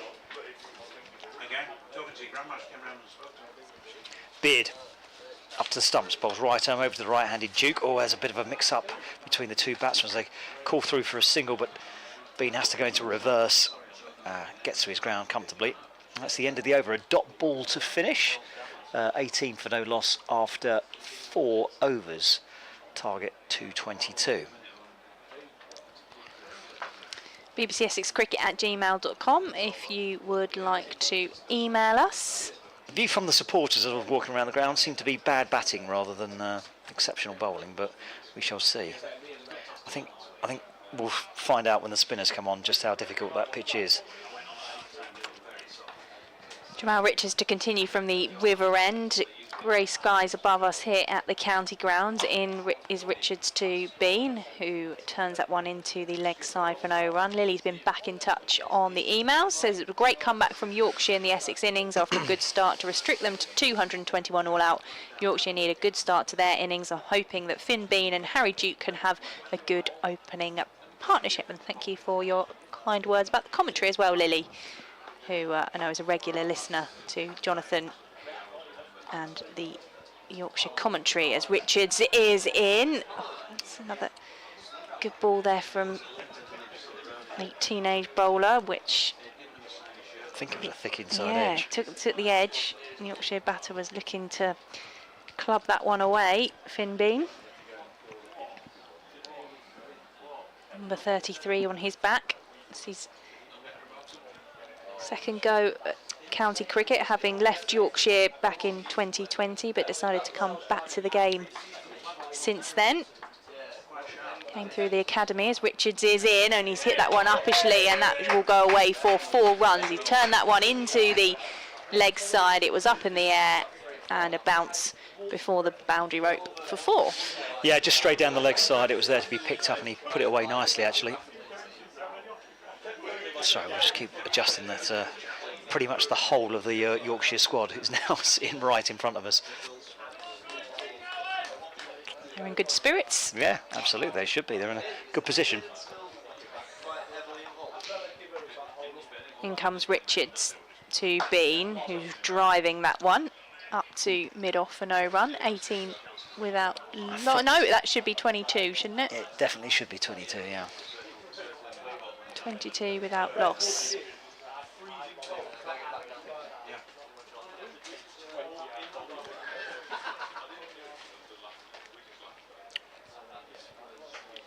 Just the one slip in place, Simon Harmer.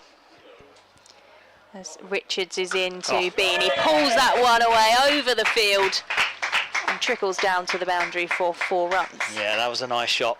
Standard deliver and just absolutely smashed that way through mid-wicket. Full face of the bat. Went like a cruise missile, that one, straight to the boundary rope. It's good batting. Just trying to put the foot down a little bit on the accelerator. How can Essex and Jamal Richards respond? 26 now on the board for Yorkshire as Richards is in, and this time on the back foot. Bean just dabs that one into the offside for no run. That's the end of the over. Yeah, good one for Yorkshire. A couple of boundaries off it. Some imperious batting as well. Lovely, couple of lovely boundaries. Particularly I did like the pick up off the legs. Just whipped it down towards long fine leg. But Essex got a bit of work to do here. Somehow squeeze some wickets out. Put a bit of panic into the Yorkshire batting lineup. At the moment going along quite nicely. 26 off 5. Not going like the train Essex were, but still plenty on the board. Beard in. Oh, edged. Nope, through to the wicket keeper. Beating the edge of the bat again. Just lifted on him, that delivery. I think caught him by surprise. Adjusted his stroke, almost took the gloves as it went through. It's a dot ball. So the odd ball's talking out there for Essex. But at the moment, hasn't induced a mistake that's cost Yorkshire a wicket yet. Beard down the slope. Bowls, and again a slash outside the off stump, and again no edge. So he's taking some risks here. Here's Duke. Just walks away from his crease, reset himself. There isn't any need for Yorkshire to be in a hurry, but they're just being invited to play at those balls from the Essex bowlers. Yeah, I think they've just got to bat at their natural pace and see where they're at. If you try and adjust too much, you can get yourself in a bit stuck equally as badly as Beard bowls, and that's just defended into the offside, and they turn down a single. And Beard's bowling well here.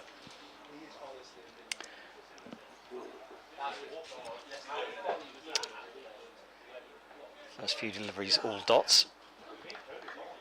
Buttleman giving some encouragement. Deep fielders, a deep mid, well, man just in front of the square on the leg side. Just trying to find anyone. There must be a third man out of our view. Can't see anyone else on the boundary. Still a slip in. Essex know they need to take wickets as Beard bowls edged, and that's short.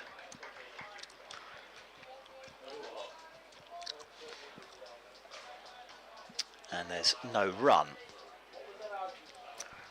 Not bowling with much luck here, Essex.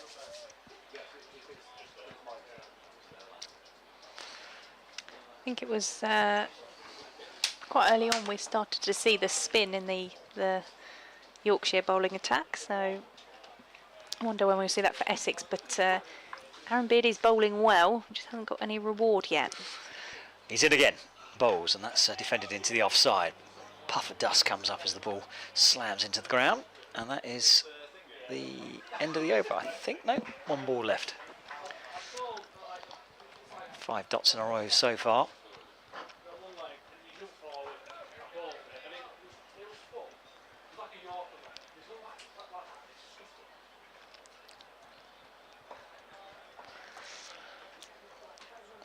Beard turns as the sun comes out. It's quite warm out there as well when the sun does come out. He's up to the stumps now and he bowls, and that's driven off the back foot and fielded at backward point. That's a maiden over. Good response from Aaron Beard, good response from Essex. Still no wickets though, 26 for no loss, and we've had 6 overs of the Yorkshire response target is 222. Yeah, sun is out, breeze has dropped slightly.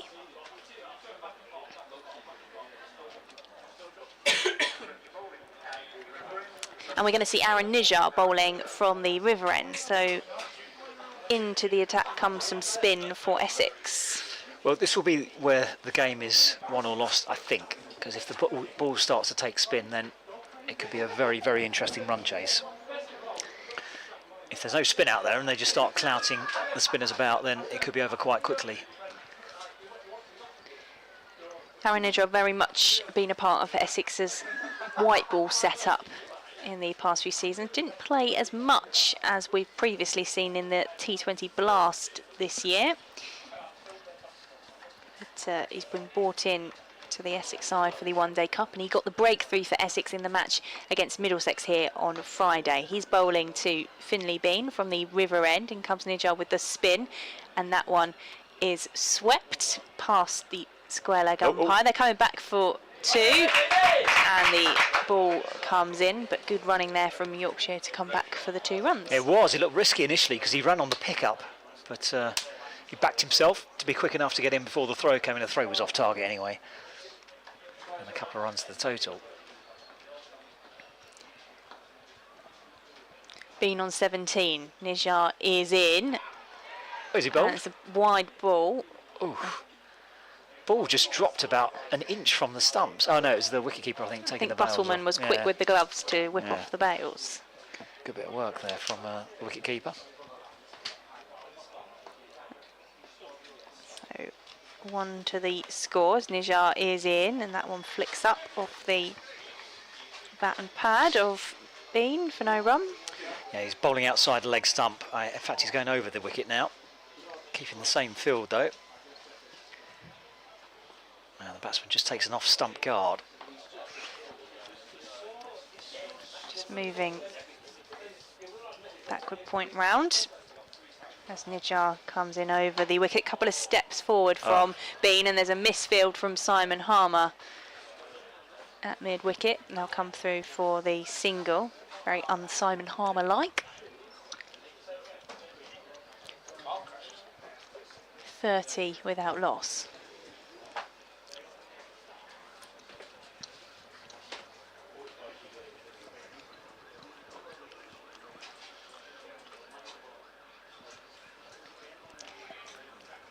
Bean on 18, Duke is on 8, and he is on strike. Nijar around the wicket, and Duke pushing forward, back down the pitch to Nijar. Essex making 221 with the bat. Nijar was bowled for naught as he comes in to Duke. Fuller delivery. Is just dabbed into the pitch by Duke for no run.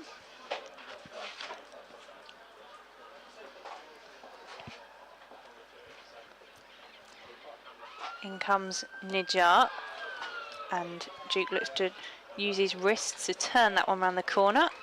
It just drops in front of him, and that is the end of the over. 3 runs from it, plus that wide, 30 without loss. Yep. No, not a bad one from Nijar. Still no wicket though from an Essex perspective. Yep, and we are going to see spin from both ends. Simon Harmer coming on from the Hayes Close and usually bowls from the river end. Be interesting to see what he can do from the opposite end of the field. Got his wraparound glasses on. Keen to break this partnership. 30 runs on the board, 7 overs gone, so they've not exactly got away from Essex, but they will desperately want a wicket. Tom Best taking 5 wickets for Yorkshire, and that was all from the Hayes Close end, wasn't it? Yeah, it was. Maybe Harmer thinks he can extract some similar movement. He comes in now, bowls, and that's defended back up to the bowler, and there is no run.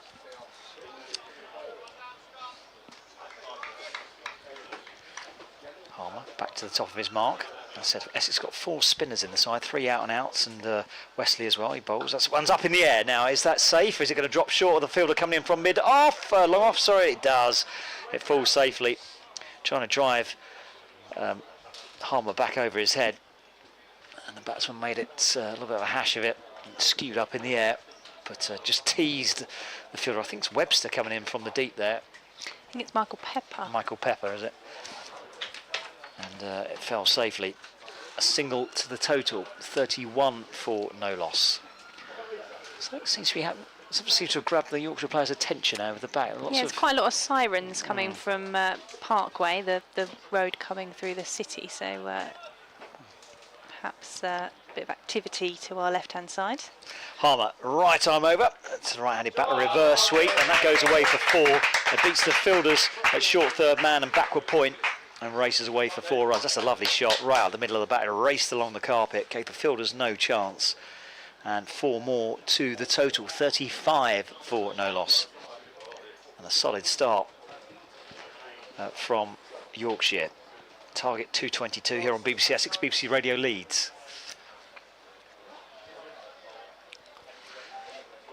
Harmer turns to come in again. Sun beating down again. And he bowls. This one's just played just off the back foot, dabbing the ball backward to square on the offside, but short third man comes into field, and it's a dot ball. Jonathan looks refueled and raring to go. Or maybe needs a snooze. Here comes Harmer again, tossed up, and that's defended. Forward defensive shot into the leg side, and there's no run. It's been known in the commentary box. I've seen people do it, but you wouldn't want to miss any of this action. 35 for no loss. Harmer gives that one some air, driven back to the bowler on the bounce, and that's the end of the over. Dot ball to finish, 35 for no loss. Almost induced a wicket. I think that's, do you know what time we started? Somewhere around 10-2. Possibly. Yeah, I can't remember. You're trying to work out whether you can go and enjoy the sunshine.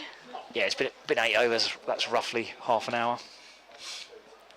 Go on then, we'll let you go. Perfect, all right, see you in half an hour. David Brett back with us for commentary in a little while. Aaron Nijar is going to continue to bowl from the river end.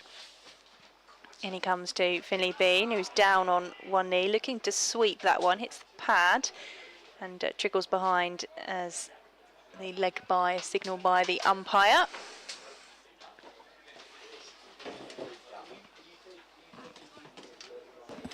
And Jonathan Deutsch joins us again. He's back from the queue, which was enormous. Was it worth it? Davey walked past, I said, it's a really long queue, is this? And then still 20 minutes after that. They'd restarted before I got served. He didn't stroll to the front, did he? As Aaron Nijar is into Harry Duke. Turns that one into the leg side for a single. It's one of those moments. I don't want to knock the sun because I've seen little enough of it in July in particular. But you'd kind of quite like a canopy over the front, wouldn't you, at this point? Don't ask for much, do you? I asked for that at Scarborough, actually. It's not happened yet. Oh. But, I live in hope. Nijar into Bean, who swipes at that one. Takes the single.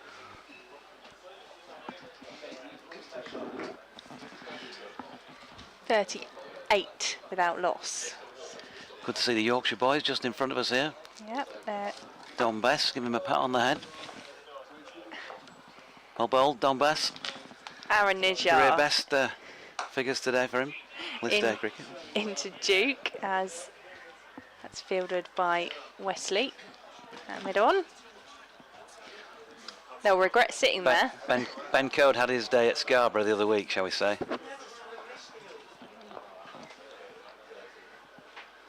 Nijar in to Duke, hits that one uppishly, and Michael Pepper does the fielding at mid-off.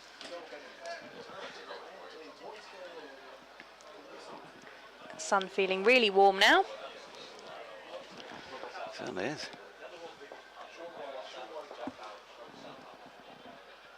And Nijar is in to Duke, hits him on the pad, big appeal for LBW, umpire not interested. And that's the end of the Nijar over. And Yorkshire are 38 without loss. Bean is on 20 and Duke is on 13. Yeah, which is obviously nothing like what Essex were at this stage, 90 without loss, but totally different feel to the match, given that they didn't use the better part of 15 or so overs of their innings. Bit of movement among the Yorkshire boys. Who have we got out here just in front of the composition? Ben Cliff walking by. Give us a wave, Ben. Not playing today. Out there, Dom Leach as Simon Harmer bowls here to Finlay Bean, who works it into the onside no run. Will Frayne, George Hill, James Wharton with that dodgy moustache that we've talked about many times on air this season as well, just down to the left. He's pretending he can't hear that. Harmer round the wicket, and Bean pushes back to him. No run. Tom Smith and Ali Maiden sitting down well out of the way of the com box towards the front of this balcony that we're on, as Bean works this latest Harmer delivery off his legs. He's played it nicely as well. There's a bit of a juggle out there on the boundary edge, which enables them to get back for a definite 2.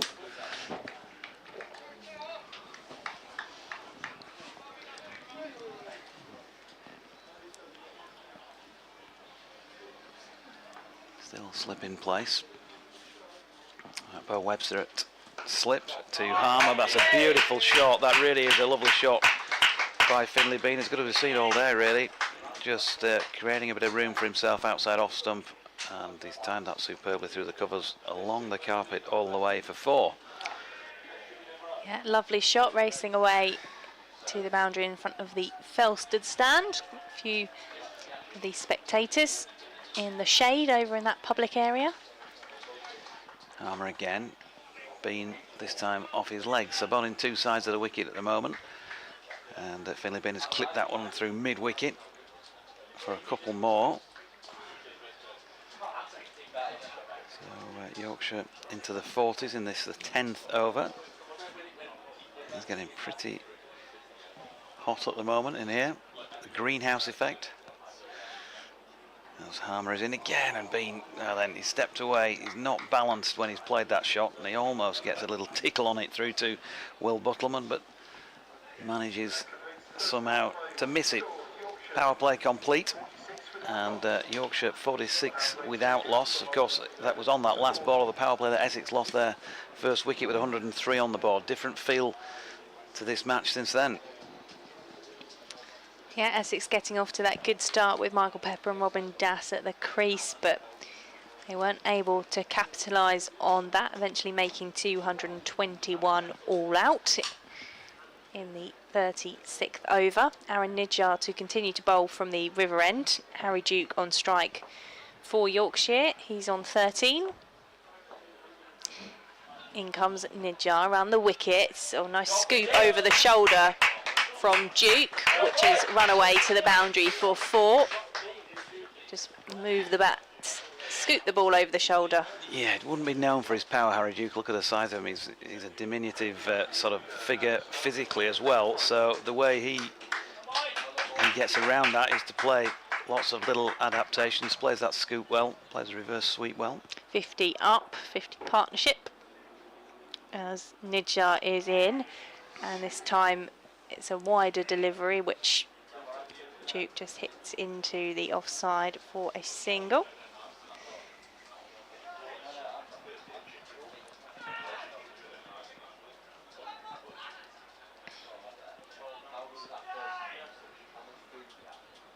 Bit of movement in the Essex field as Jamal Richards is sent out to the cover boundary. Being on strike, Nijar is in on the toes, turns that one into the leg side for no run. Spin at both ends now for Essex as they look to try and find a breakthrough. 50 without loss for Yorkshire as Nijar is in, and that's hit back down the pitch by Bean. Nijar was sliding to stop it, misses him, and they come through for the single as the captain Wesley tidies up for Essex. On your feet through excitement? It's just getting a bit hot, just sat right in the face of it there, so I'm just going to step back for a moment or two. In comes Nidjar to Duke. Uses the wrist to play that one into the leg side, fielded by Webster. Just a couple of paces away from the square leg umpire. I mean, obviously, the right answer there was yes, because it's always exciting being here at the county ground, Chelmsford, and sitting alongside you, Victoria, of course, as well. Yeah, and with Yorkshire doing well on the pitch too, as Nidjar is in to Bean. No rump, end of the over. Yorkshire 53 without loss. Yeah, and they've made a good fist of the start of it, without going mad out there, without getting carried away, but they're up towards 5 and over, and of course they're going to need fewer than 5 and over if they're going to win this match in the 50, so very much on course. Without having lost a wicket, the worst possible start would have been the loss of 2 or 3, wouldn't it, in the power play, something like that. But just play sensibly, and you should be able to get home, but still there might be a few twists and turns, usually are when Yorkshire are involved. Finley Bean just receiving a bit of strapping, I think, to one of the hands from Will Luxton, who was just up having a chat with me a little bit earlier on. 12th man. Interesting what you pick out as well when you're looking at the back of the heads of the players. It's not a view that I don't think I've ever had on any of the commentary games so far. As Harmer is in, and reverse sweep from Duke goes straight to short fine leg. Aaron Nidjar doing the fielding, but one or two of the lads looking like they need a haircut. George Hill might need his tapering down a bit at the back as Harry Duke pushes forward, down at his feet, no run. James Wharton looks like he's upset his barber. He's got none left at the back. I think you're lucky they can't hear you. Harmer in, and Duke turns that around the corner. There's a quick chase on here for Finley Bean to get through, and he does well. The throw coming in out there from Robin Das. Another good throw by Robin Das. Nothing I wouldn't say to the faces. The front of their faces. Yeah. Ben Code's sitting in front there. He looks like his barber maybe ran out a bit of energy after he'd done the back, and he's left the top completely. As Harmer is in, and that's cut by Finley Bean out to deep backward point. They're going to pick up a single. Not bad, the burger. I'm not sure it was quite worth the 35-minute wait in the queue, but you know, it's food, isn't it? At the end of the day. Very nice Grateful pie for and that. chips. Very nice pie and chips and gravy. Here's Harmer. It's full, and it's pushed into the offside by Harry Duke, but he can't get it beyond the infield for a single. We've got the double glazed commentary box windows blowing around in the breeze, nothing to stabilise those with, so it keeps flattening the laptop as Duke is turning this one out to mid-wicket, and they pick up a single off that final ball of the over. So 56 without loss at the end of the 12th, just 3 runs coming from that latest Simon Harmer set of 6. I think we might see a change of bowling from the River End by Webster. The Australian all-rounder, it's just being confirmed over the PA, will come on from the River End. Just having a chat with Captain Tom Wesley, saying his field.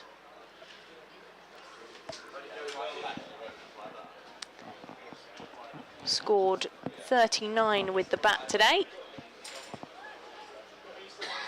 What can he do with the ball? Yorkshire 56 without loss. Bean is on 30, Duke is on 21. It'll be Duke on strike for Webster's first ball as he moves in past the umpire. Duke is up on his toes, dabs that one into the offside for a single. They think about coming back from the second, but it's a good a good throw in from Aaron Beard. So will just take the 1 run, 57 without loss. Yeah, there's got to be a change in the field. Webster in conjunction with Tom Wesley, who's just down to our right. And they've decided to, because left-handed Finley Bean is now on strike, send a man round to deep backward square. Simon Harmer also been sent out to cow corner. Slip coming out. So trying to get some bodies in front of the faces of the batter as well. Ringfield in the offside. In fact, Wesley now dropping himself out to long off.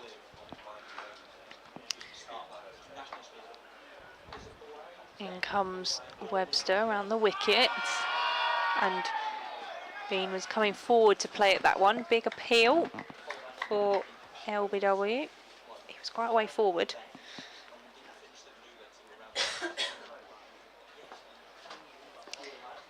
In comes Webster, and that one's along the floor for Tom Wesley at long off to come round and collect for the single.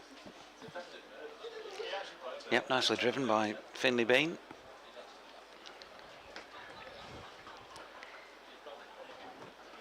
So Bo Webster is coming in off the longer run up to the right-hander Harry Duke, who just dabs that one into the offside for the single.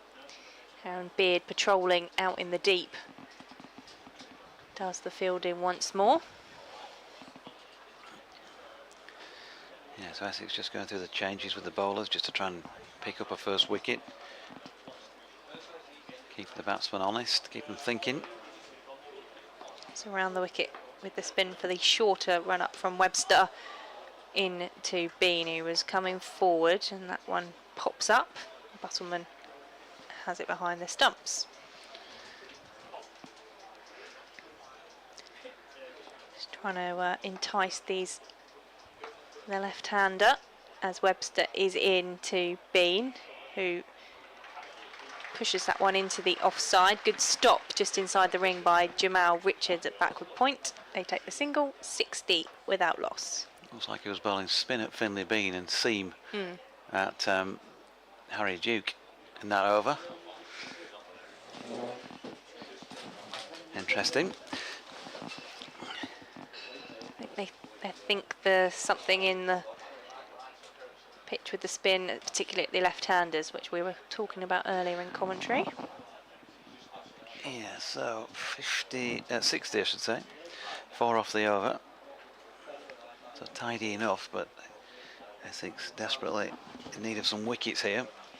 162 more to win for Yorkshire, so things can change and pretty quickly if wickets start to fall, but not with this delivery from Harmer to Bean, who pushes along the carpet up to the incoming long off, and they get a single. I'll just keep it ticking. Still to come for Yorkshire. Next in will be captain Shan Sood. George Hill at 4, Will Frayne at 5, James Wharton at 6. Wharton 100 in the T20 game earlier in the season at Headingley. But a newcomer, if you like, to 50 over white ball cricket as Harmer appeals for LBW here. A missed reverse sweep by Harry Duke. Buttleman round to clean up, dot ball.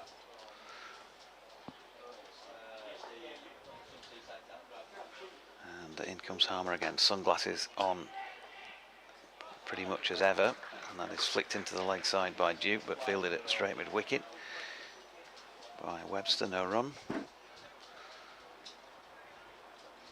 Sun back out. Breeze has been constant today, and it's stiff enough as Harmer's latest delivery is dropped just behind him now by Harry Duke, and again no run.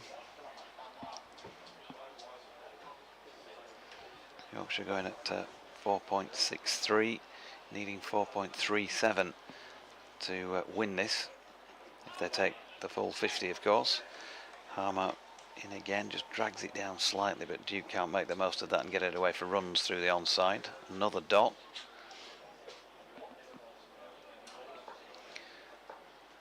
comes Harmer again over the wicket to the right-handed Duke. This time he does flick it away, backward of square leg. There is a man up inside the circle, but he's not able to cut off the single.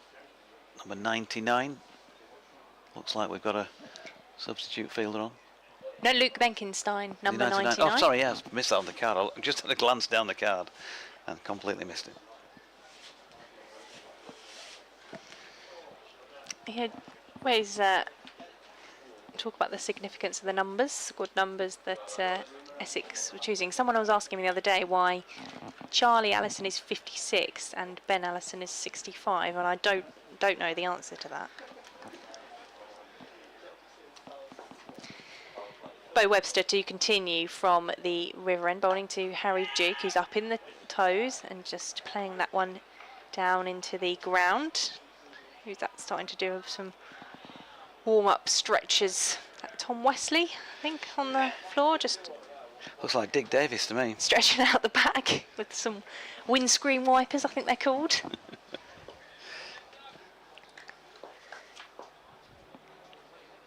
In comes Webster to Duke. Plays that one into the pitch, and it's looping up in the air for Robin Das to come in and catch on the bounce. I think we're going to see Tom Wesley bowling at some point. He's starting to go through his warm-up movements. I've seen him bowl more in this competition than we have in, well, say probably the Championship and past couple of seasons, perhaps, as Webster is in. Oh, and that's a streaky boundary, taken the edge. I say boundary, has it been well saved? No. No, it hasn't. There was a fielder who was making his way around. I think it was Luke Benkenstein on the slide, trying to prevent the ball going for 4 as it just came off the top edge. But he can't prevent the runs, and Duke gets 4 to his name. 24 for Harry Duke, 33 for number 33 Finney Bean, as Webster is into Duke, who's driving up to mid-on for no run. Michael Pepper with no number on his back doing the fielding.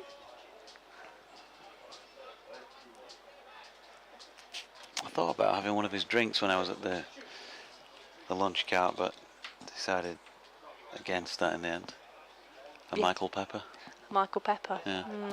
Not my favourite No? of the fizzy drinks. As Webster is into Duke, who just plays that one back up the pitch to the bowler. No, I can't say I've ever really enjoyed that particular brand. Other high quality fizzy drinks were available from said hut. I had one of the 0 ones. Oh, really? Makes me feel slightly healthier. As you can tell from my current waistline, I didn't. Bo Webster coming into Harry Duke, who clubs that one into the leg side. Charlie Allison coming round the boundary, falls over as he looks to launch the ball in, but he's got ball in hand, so they won't come back to take 2 runs. Just a single, 67 without loss, and that is the end of Webster's over. Dean is on 33 and Duke is on 29. Yeah, and they'll know they've set things up here. Don't need to do anything silly with the bat. Just take the opportunity on offer. There'll be enough bad balls to get these runs and run it around. Simon Harmer is out of the attack, and Tom Wesley is bringing himself into it. So early Harmer hasn't brought about the breakthrough.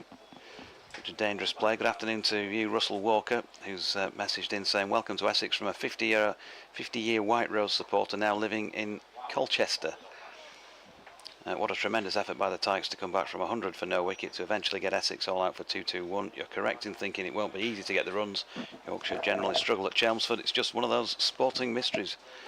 Marching on together, says Russ. Not sure they were yesterday, Leeds, with that defeat to Birmingham. As Harmer is in, bowling here, not Harmer, Wesley is in and bowling to Duke, who pushes it into the onside. No run. Lily hoping that Finn Bean and Harry Duke can put on a good opening partnership. Well, they're doing that. Afternoon to you, Malcolm Palmer, as well. Missed a couple of emails from you earlier on, but they have landed. Short ball It's been pulled by Duke out to deep backward square leg for a single.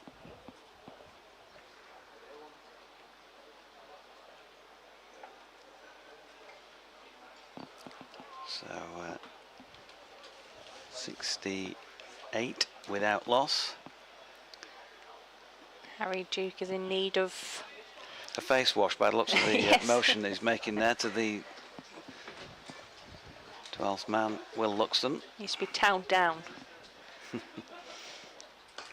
As Bean steps back and pushes this Wesley delivery up to long on. Tom Wesley had switched to round the wicket to the left-hander, and will now go back over the wicket to the right-handed Duke with the usual slight adjustment to the field from left hand to right hand.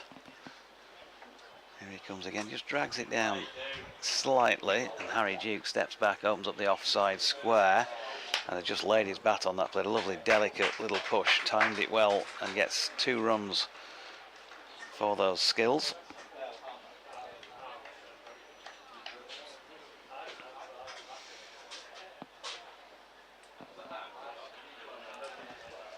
As the cobwebs on the exterior of the commentary box flutter in the Chelmsford breeze. Can't see any spiders to go with them at this moment in time as Duke flicks one off his legs square, and in there came Aaron Beard to field, kept them to 1. It's all a little bit too sedate really for Essex's sake out there at the moment. Yorkshire will want it to stay quiet. It feels, well, the crowd, the atmosphere is quiet as he fired one down the leg side here, Tom Wesley, and inevitably that's signalled as a wide.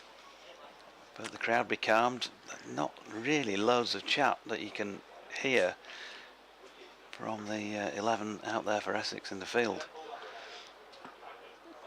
Well, that's the case. Finlay Bean and Harry Duke will be happy enough as Bean just misses an attempted cut shot.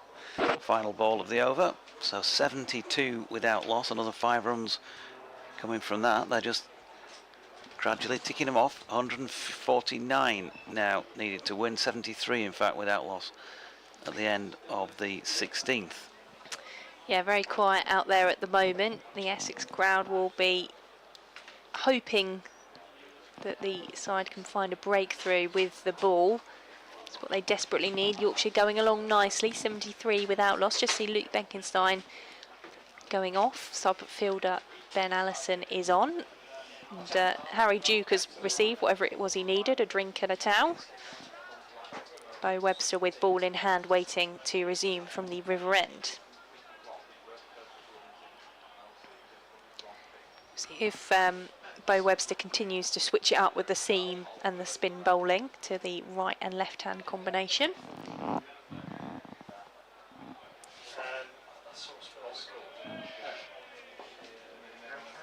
We're ready to resume. Harry Duke on strike. In comes Bo Webster. That's just taken an outside edge into the offside for no run.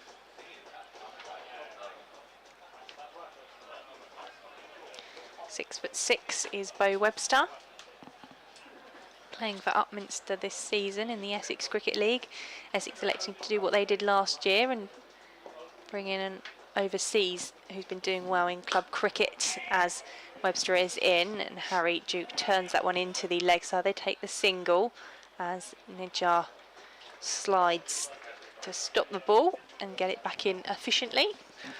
Unusual first name, Bo. Bo. These days, if you were guessing, you'd probably say Aussie, American, something like that. I'm not so sure there'll be so many christened Bo in Yorkshire, for example. Bo, what's all that about? Went to school with a Bo, as Bo Webster is going to bowl spin to Finlay Bean, who digs that one out and pushes it up to long off, who is Michael Pepper. 75 without loss. Bo what? What was the surname of Bo who went to school with you? I can't remember. Oh, come on. First date, surely that, Victoria. Oh, no. As Webster is in to Duke, hits that one into the offside. Takes the singles, far too busy for things like that at school. Too busy being teacher's pet. Stop pretending you were studious.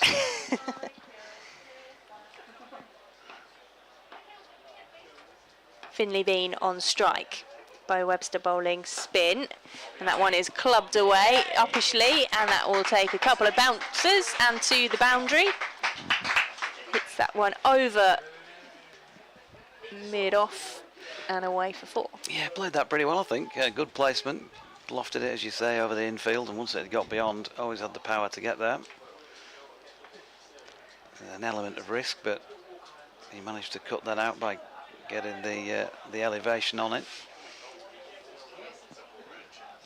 Just a few words exchanged between Aaron Nidjar and Bo Webster.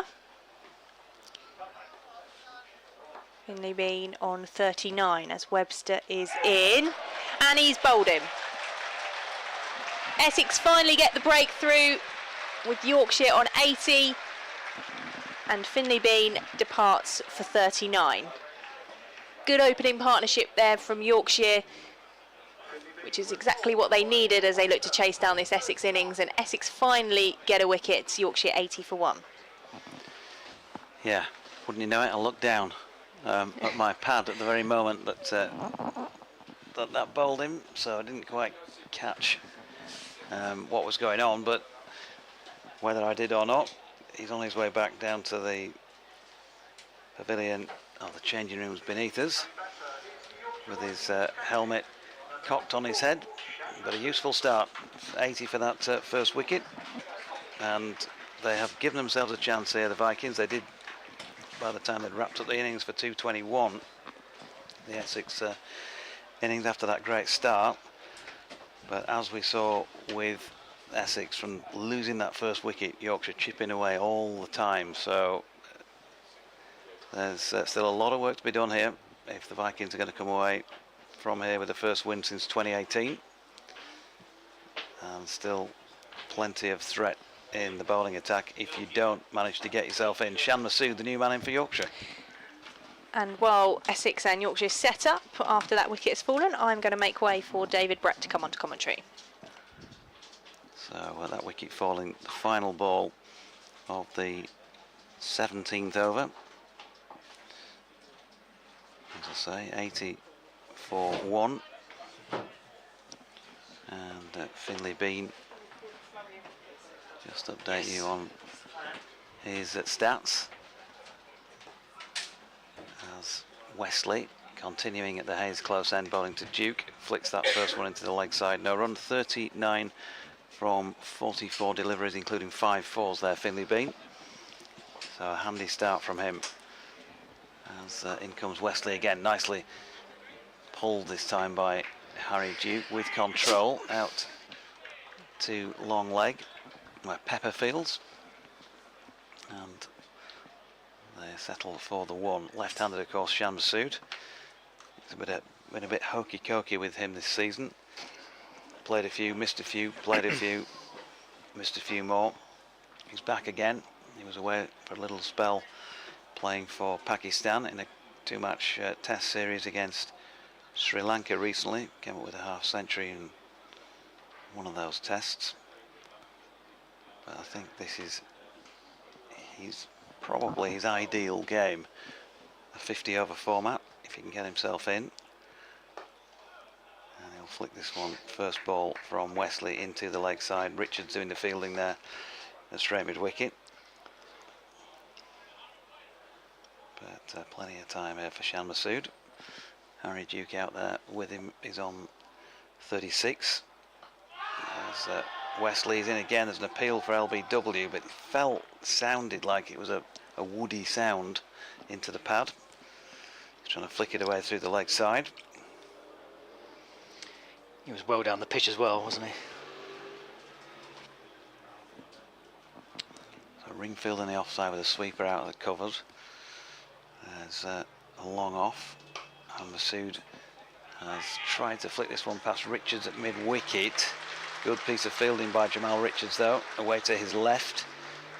Has kept the batters put at either end, so Masood's going to do a bit of gardening, regain a bit of composure.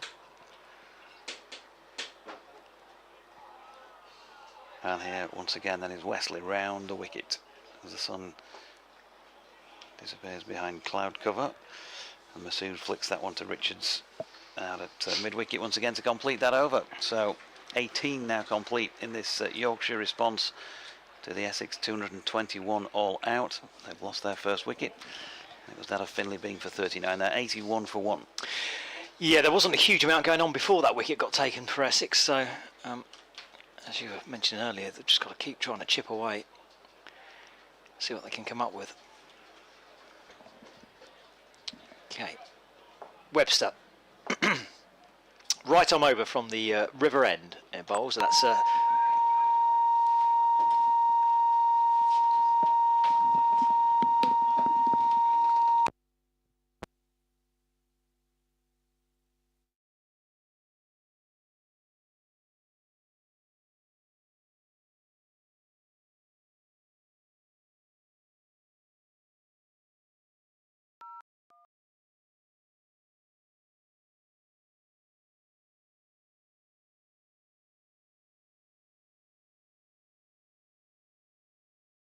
interruption.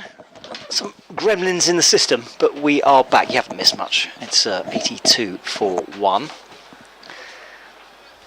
And Webster, having bowled a bit of a medium pace right arm over, he's now coming back to doing some off spin right arm round to the left-hander. Often you see a change of bowling style during an over. And he bowls, and that's just turned into the leg side for a single. So is he going to go pace to the right-hander, off-spin to the left-hander? So far he's been doing that, yeah. An exceptional skill. Yeah, good if you can have some mastery of both, isn't it? And the ability to do that. I must admit, I don't think I've ever seen it before on a regular basis in professional cricket. I've seen it in league cricket quite a few times from people. And he comes in now, medium pace to the right-hander, and that's flicked into the leg side. That will just be a single off the pads, I think. Yeah, it's going to be leg buys. 84 for 1. It was actually a decent off-spin delivery that got Bean in his previous over. Just got Bean caught in between two strokes, slightly back on his stumps, and it just pitched and took the top of off. They say that Sobers used to do all sorts. Yes, of course, yeah. But before my conscious time of watching cricket, anyway. Wesley just having a word with Webster now about field positioning. Harmer, I think, is going to come into a slip. And short third man's coming into a short mid-wicket position. So, I think they're getting a little bit of turn out there from Webster to the left-hander. Just challenging that outside edge. See what he can do now. That's really given some air, and it's driven back to the bowler, so no real chance to get any deviation off the pitch. And it's a dot ball. 84 for 1. Webster turns to Cohen again. And he bowls. That one's driven up towards short extra cover. And there's no run. Masood just feeling his way in. Just 1 off 5 so far. But he's got a set batsman at the opposite end. Duke's on 37 off 62. 84 for 1, target 122. 222, which means 138. Masood coming down the pitch, and he punts that one back over the bowler's head and all the way over long on for a big 6. Nice shot from Masood, good use of his feet, 90 for 1. Yeah, that was spot on, David. The use of the feet was the key, wasn't it? So it read the length very quickly and latched onto it. I think it sounded like it went at the sight screen away to our left. So can't get much straighter than that. 80. David will tell us that 90. 90 now for 1 at the end of the 19th. So 9 runs. That 6 proving very handy for Yorkshire as they get towards the 20 over mark. It's going to be Tom Wesley to continue at the Hayes close end. If you've joined us of more recent times and want a quick summary of what's happened so far. Wesley in bowling here to Duke, who pushes back to him. No run. Essex won the toss. Decided to bat first for 103 without loss after 9 overs and 5 balls. Lost their first wicket the last ball of the 10th over.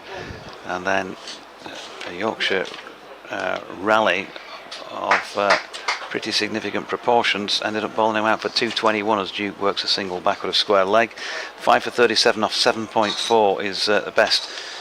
Career best list A figures for Don Bess, as was 4 for 54 off 8 overs for Matthew Revis. A wicket also for Jack Shutt.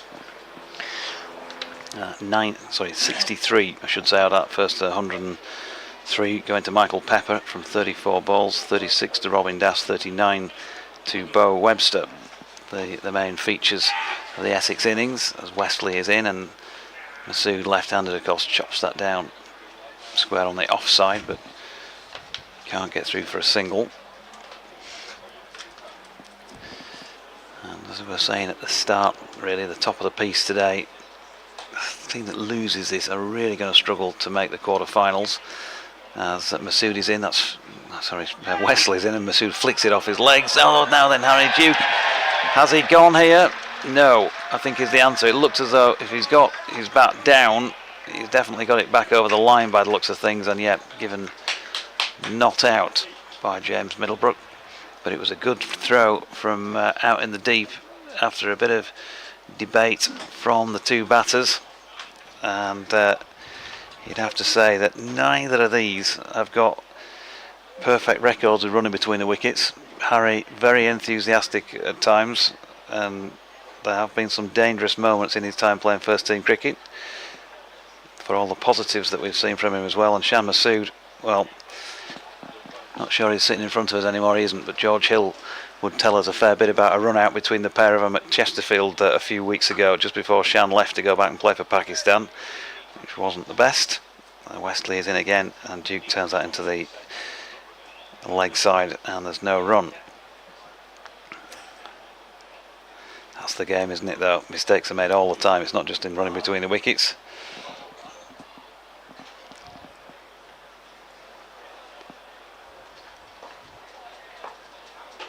Wesley over the wicket to the right-handed Duke, who steps back and tries. You can see he's trying to exploit the gap in the onside out towards long on, but it gets it a little bit too square. Bo Webster doing the fielding to complete that over at 92 for 1. So just a couple of runs coming from it. Bit of correspondence to catch up with before this next over. Andy Walker says he was really impressed with the way that Yorkshire's bowlers stuck to the task.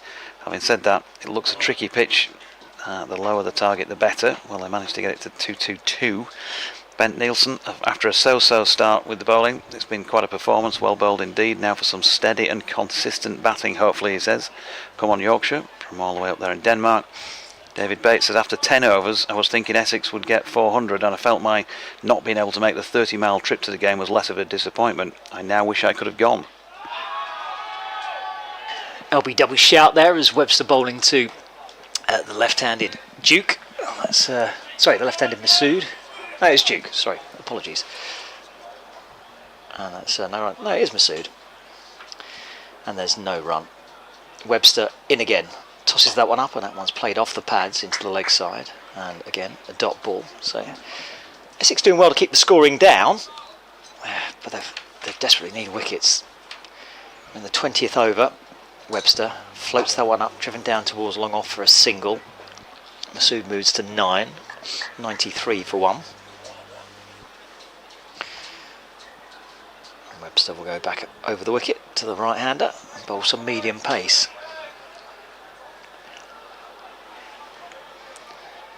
Who Essex got next? That is a very good question. Leicestershire, says the voice in my head, as Webster bowls, and that one's carved down towards deep point for a single. 1 to the total, 39, 93 for 1, and I think it's Canterbury next Sunday, right? Leicestershire Tuesday, and then Canterbury. Yeah. Okay. And Yorkshire Tuesday at York against Surrey, and then Thursday at York against Hampshire. Webster, bit of off-spin bowls to the left-handed Masood, and that's just run down towards long on for a single, 95 for 1. In no rush here, 127 required for victory.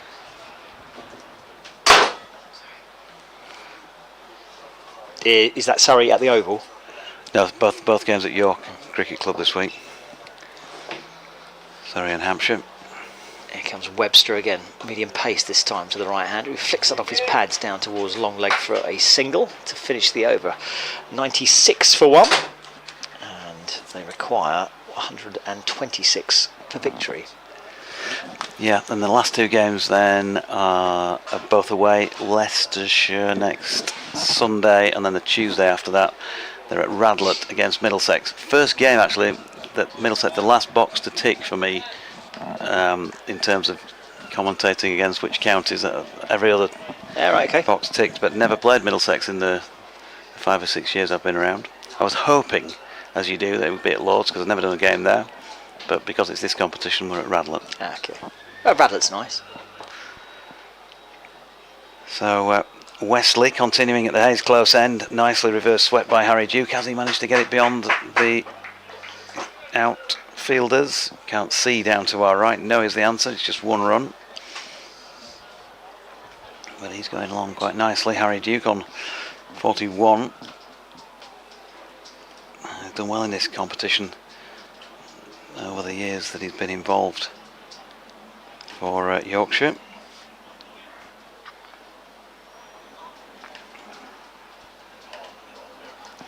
In comes Wesley, bowling it to Masood, and flicks that one out into the deep on the onside, and we'll pick up a single. If I could read the laptop in the sunlight, I would tell you more about Harry Duke's contributions, but it's very, very difficult to see what's going on with the brightness of the sun, the contrast against the laptop, as Duke drives this one back to the diving Wesley. Nice piece of fielding off his own bowling, no run. Well, Duke's 41 off 69. Yeah, I can get that far. They've also changed. I get my info off the Cricket Info website. They've changed it slightly, haven't they? We noticed if you use it as Duke flicks one square on the leg side for a single, they have actually now put a little thing when you hover over a player's name offering you the profile, which was never done before. Here we go. Harry Duke's career stats in List A cricket. It's his 17th innings. He's got 567 runs to his name before today, with the highest of 125, 2 centuries in List A cricket for Harry Duke. Shan Masood though on strike, and out in the face, running one out to backward point there. No run. So 97 for one, just one off the over so far. We're getting on towards the halfway stage here. Yorkshire still needing 125, but plenty of time to get them, and 9 wickets perhaps significantly in the tent as Masood steps back and pulls this one backward of square leg, and we'll settle for 1. So just 2 off that Wesley over.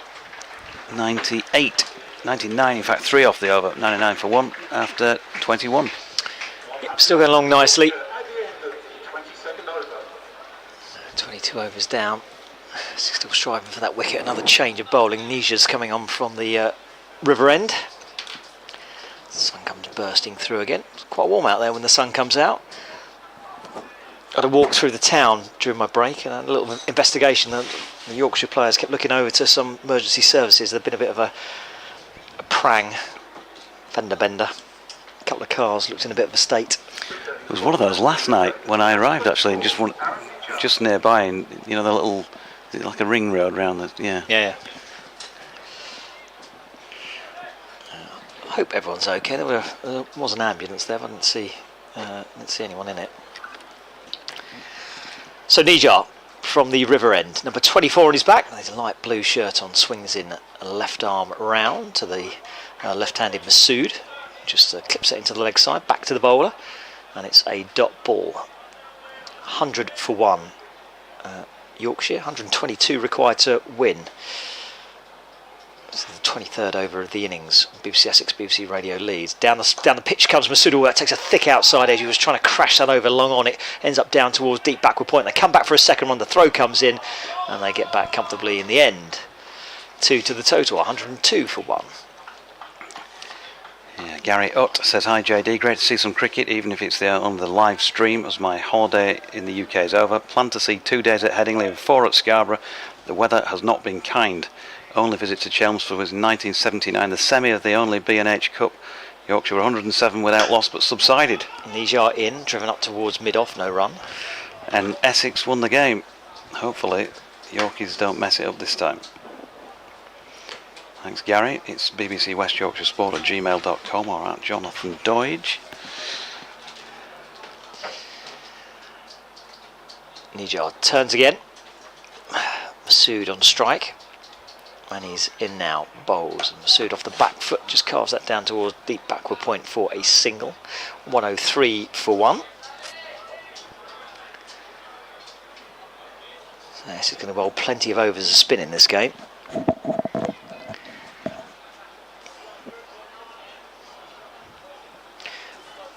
Have we seen Benkenstein yet? No. So we've still got Benkenstein to use as well. No, didn't bowl Friday either. So back might still be an issue.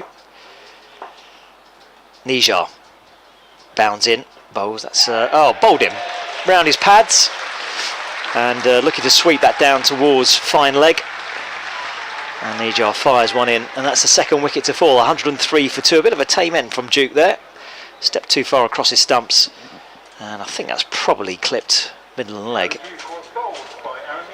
Yeah, he'd be disappointed with that. He worked hard out there, played some good shots, but he's, as you say, stepped across too far. And if you're going to do that, you've got to make sure you make contact. And that was the key. He missed it, and Nijar did not miss the stumps. So they've lost the second, and what are they at the same stage as Essex were, having lost their first, of course.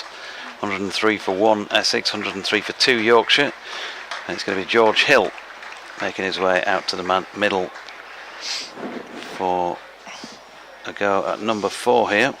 Yes, the only problem with it, I mean, obviously Essex were losing wickets quickly but scoring quickly, and Yorkshire aren't losing wickets quickly but they are scoring slowly. So if they do get 1 or 2 very quickly, then Yorkshire could be in a bit of trouble as well. But they'll be fairly confident at the moment. And the other thing about bowling spinners the whole time is they race through their overs. We've had 22 overs in what, about an hour and 5 minutes, something like that? Hour and 10? It's probably an hour and 20 actually, yeah. Okay. And they walked back on about 52, I think, when I checked the watch. So, but still, yeah, they're rattling through them, and it's going to be all over by sort of 5 o'clock, 5:15, isn't it, one way or another? Yeah.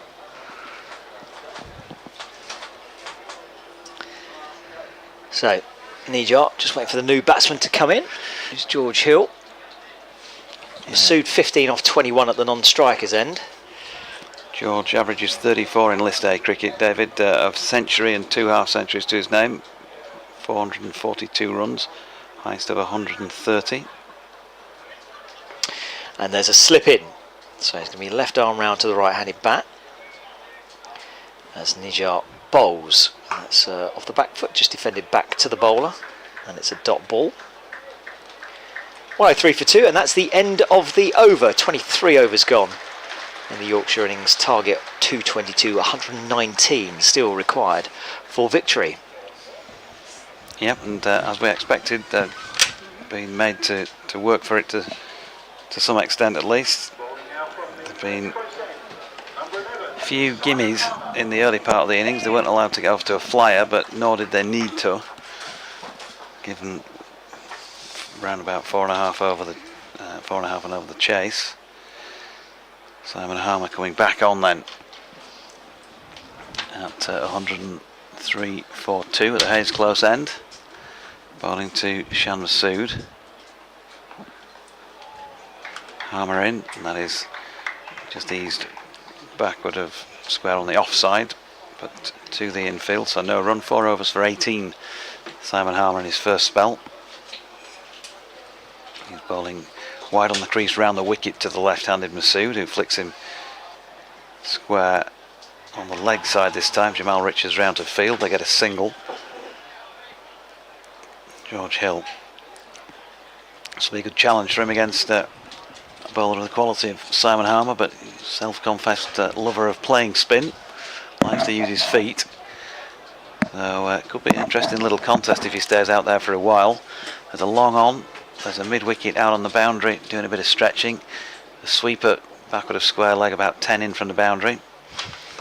And Hill forward and right over the top of that, just has a look and pushes Harmer back into the offside. And there is no run. As Hill is forward again. Dropped into the leg side. And round from the back of the stumps was Buttleman to do the clearing up. Harmer over the wicket to the right-handed Hill, who's flicked it off his legs again. Buttleman quickly out from behind the poles, and he's round to field, no run. And once again another over that's been rattled through here. Harmer in again, and Hill using his feet for the first time, but doesn't get a good contact on that. Credit the bowler, seeing him coming. End of the over, just the one run coming from it then. Applause for Simon Harmer, 104 for 2 with 26 overs remaining. 118 more runs to win. Dr. Leonie Hicks has tweeted, me complaining at the Essex commentator's pronunciation of Yorkshire. I hadn't really thought about that. Saying Yorkshire is a hairdresser in York, apparently. It's just the way we pronounce things, isn't it? A bit like I was referring to rugby league earlier on. Castleford, of course, bottom of the Super League, but it'd be pronounced differently down here, wouldn't it? Nijar in bowls, and that's played down towards long on for a single. 105 for 4. Castleford. Castleford, of course. Queen's English down here. Castleford. Castleford. I was watching. I was listening to you talk about the Super League game yesterday. It was interesting finish. There's Nijar bowls, and down the pitch comes the batsman who cast that one down towards wide. Nice deep cover for a single. One to the total. 106 for 2. Before you get more screaming tweets, it wasn't, of course, Super League. Oh, it was the Challenge Cup final. Challenge Cup final. Gotcha. In fact, they recommended that they brought in, what are they called?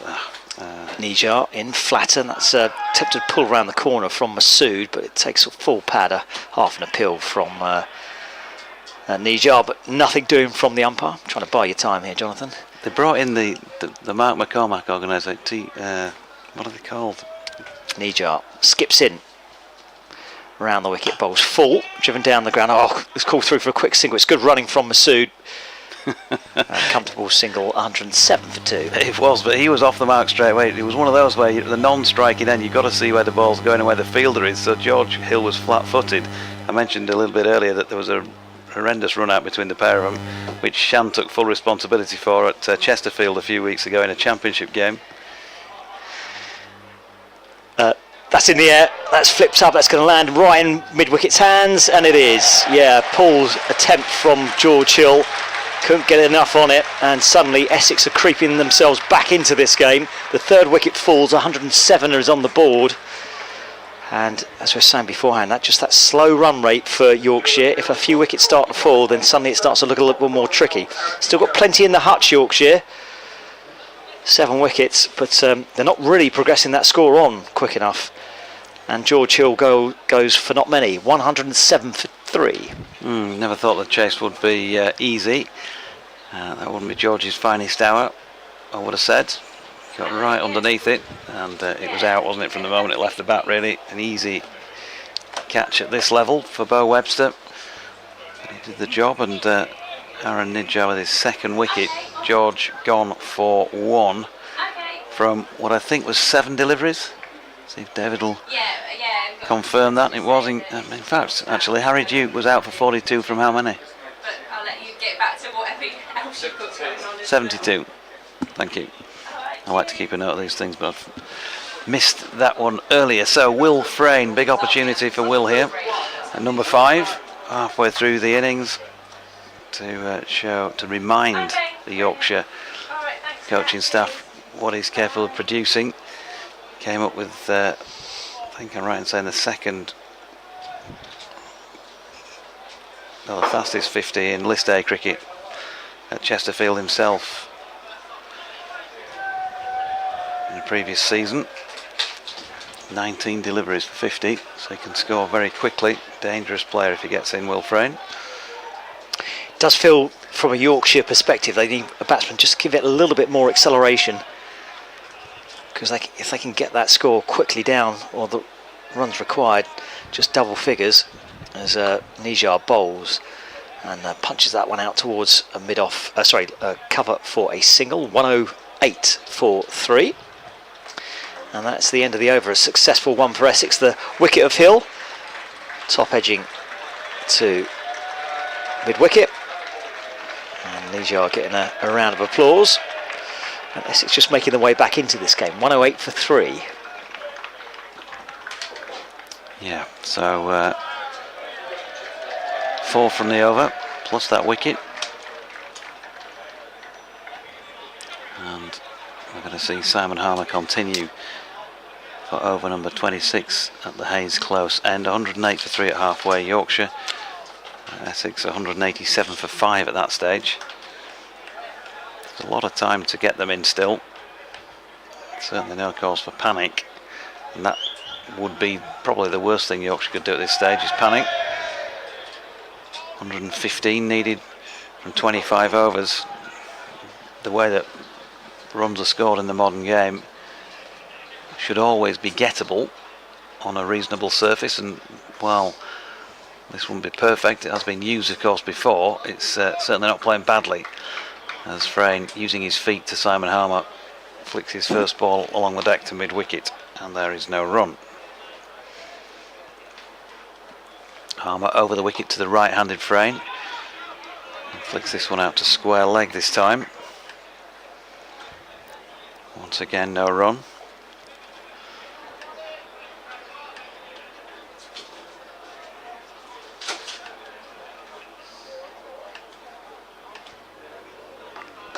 In comes Harmer this time, nicely placed. This just wide of mid-off. It was quickly round to do the fielding.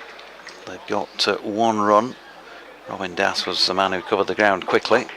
So Frayne off the mark. Will Frayne is 23rd List A match.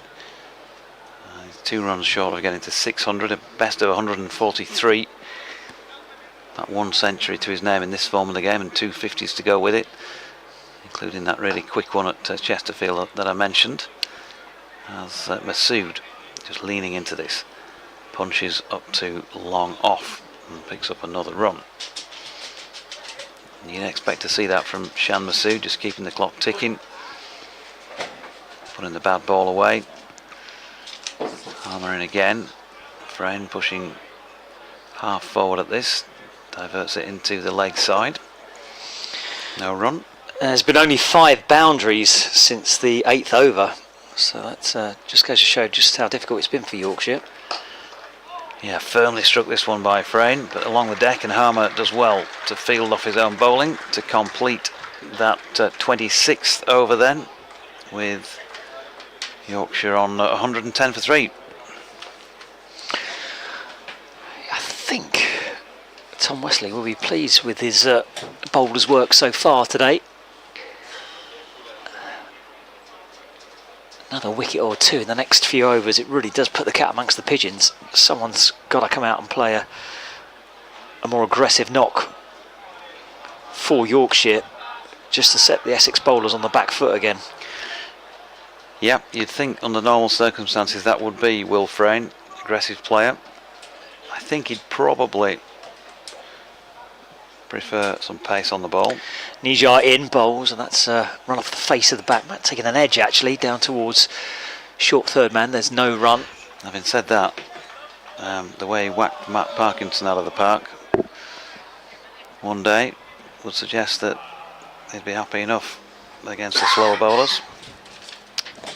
Moment, it's Masood on strike as Nijar comes in again. Masood tries to use his feet to get down the pitch, but it's a bit of bowling from Nijar. Saw him coming through it in a bit quicker and defended the ball out into the leg side, and it's a dot ball. Pressure building on Yorkshire in the 26th over, only 110 on the board. Nijar in again, Masood down the pitch, but he just plays that one along the carpet, all the way down to long on for a single. 111 for 3.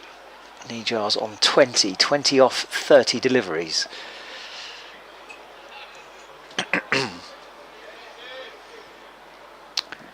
So Frayne on strike. Nijar back at the top of his mark. Left arm round. There's a slip in to the right-handed Frayne, who comes down the pitch and flicks that one into the air, and oh, that's just between two fielders.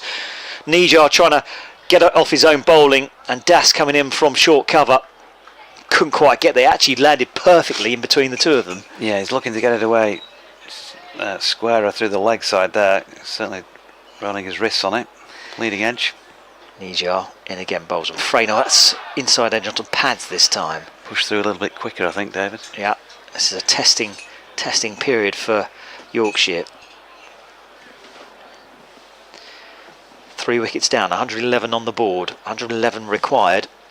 We're in the 27th over, amazingly, as Nijar bowls again, and off the back foot, punched away into the offside. That won't beat the man at mid-off, though. And it's a dot ball to finish the over. 111 for 3.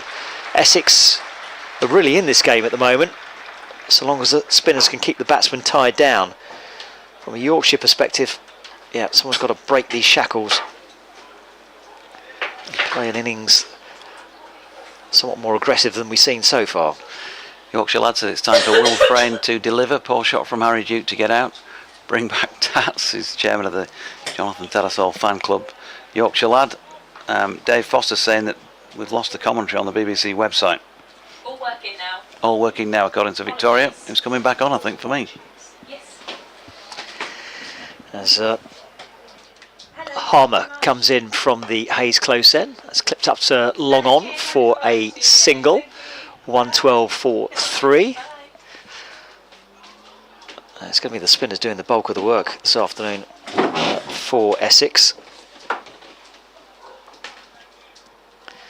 As Harmer bounds in again. Right arm over. Oh, and just rushed the batsman there. Frayne, though, equal to it, slamming the bat down on the ball. It was arrowing in towards middle and off. Keeping the batsman honest. Still just the single off the over. 111 for 3. As Harmer bowls again. This one's clipped into the leg side. Square leg fields. No run. Feel a tiny bit of tension just creeping in here for Yorkshire. But both sides really do ideally need to win this game to keep themselves in the frame. And this one's driven up to the bowler. That's a good return catch. And Frayne, who was the danger man, slaps one straight back at Harmer, diving to his left-hand side. Did well to grapple onto it in the end. And Essex slowly wheedling out these Yorkshire wickets. The fourth one goes down, 112 on the board, still 110 required. And importantly, those overs are counting down as well. We're in the 28th, and Essex have got the 4th Yorkshire wicket. Yeah, really important wicket there for Essex. Harmer getting down quickly and low. He seemed to sort of roll in slow motion. I think, like you say, just trying to make sure he was holding on to it and the momentum wasn't going to take the ball out of his hand. As we just watched the replay, diving away to his left-hand side, just takes a couple of rolls to ensure that he has got that one. Another crucial wicket for Essex. And they've taken 4 now. And crucially as well, that run rate has slowed down for Yorkshire, or Yorkshire, as I think we've been pointed out. I think it sounds weird with a southern accent to say it like you're trying to be from the place. But anyway, Yorkshire 112 for 4. Yeah, 112 for 4. I mean, usually you would say, in the best part of 23 overs left, 110 is not a problem at all. But this pitch has just looked really difficult to score on when the spinners have been on. And unfortunately for Essex, they have plenty of people that were able to spin the ball in their side. If we discount Benkenstein and assume that he's not going to bowl. No, I think due to that back injury he had, he's not bowling yet. So there's still at least another 5 people in the side that can spin. So there's still plenty of overs for Yorkshire to face from the spin department before they need to resort back to any pace bowling. Essex doing a good job here of getting through the wickets. A bit of a conflab now between Wesley and Harmer as to what field positions they want. The new batsman is James Wharton,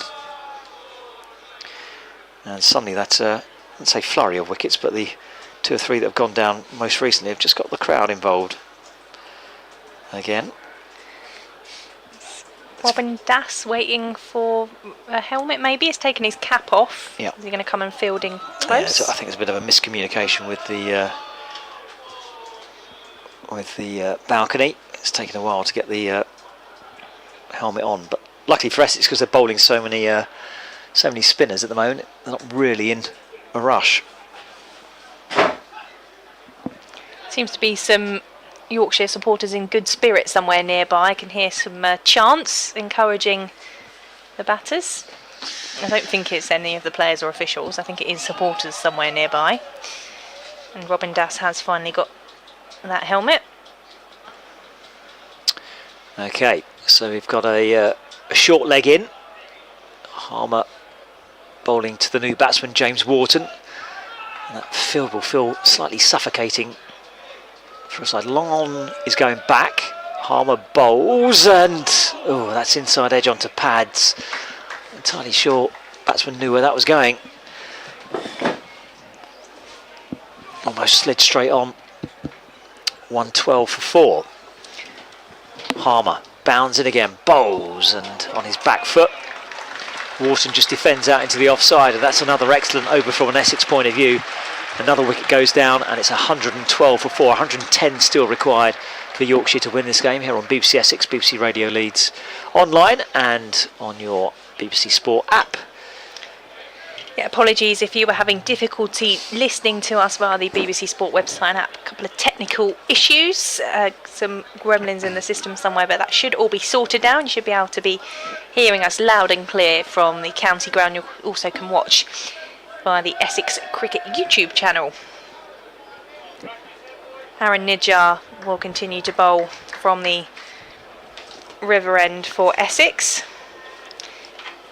Masood on strike, he's on 21 as Nijjar is in around the wicket, and that one's turned into the leg side for no run. A bit blustery again. The sun is just disappearing, but I'm still squinting a bit, so I'm not sure whether we need the sunglasses on or not, as Nijjar is in to Masood, who is forward and defending, no run.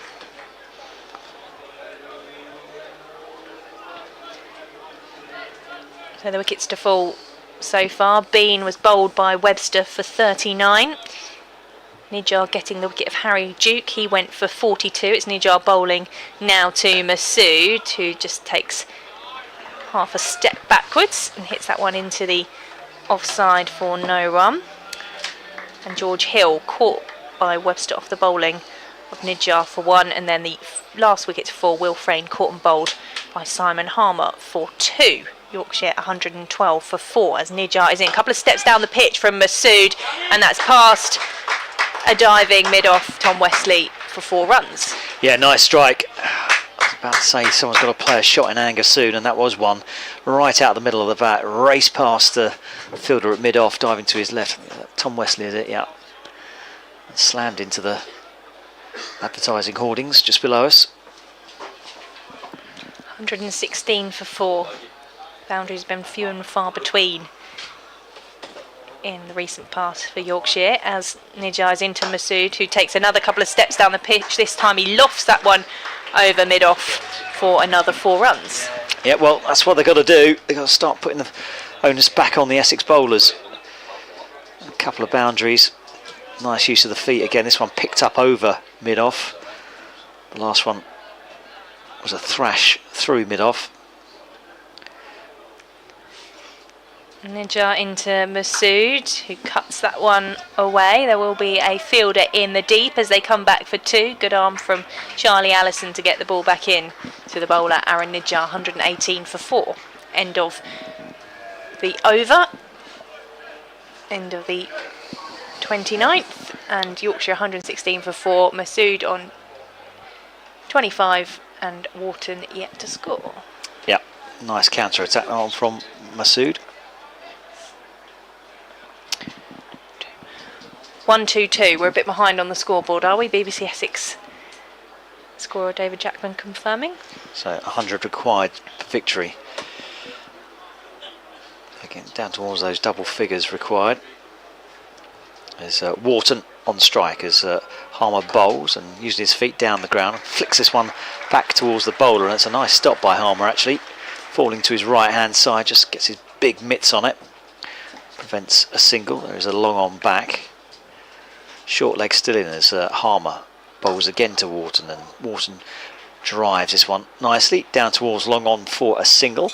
123 for 4, 99 required for victory. Not sure who it is who's been off the pitch a little while for Essex, but Ben Allison is on as sub fielder.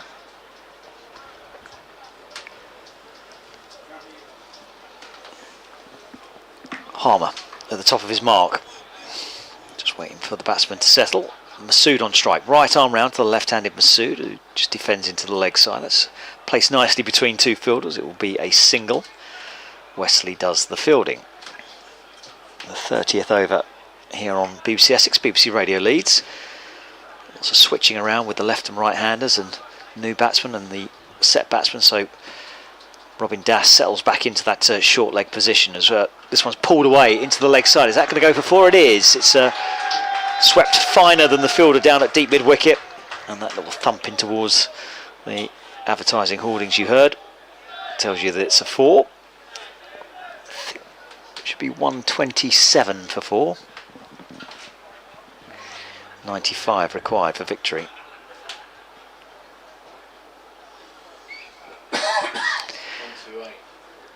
128 is it? 128 required. Apologies, the scoreboard here a little bit slow to update. 128, so 92 required for victory. Sorry, 94 required for victory, and that one's clipped out into the leg side. That's shot in anger from Wharton.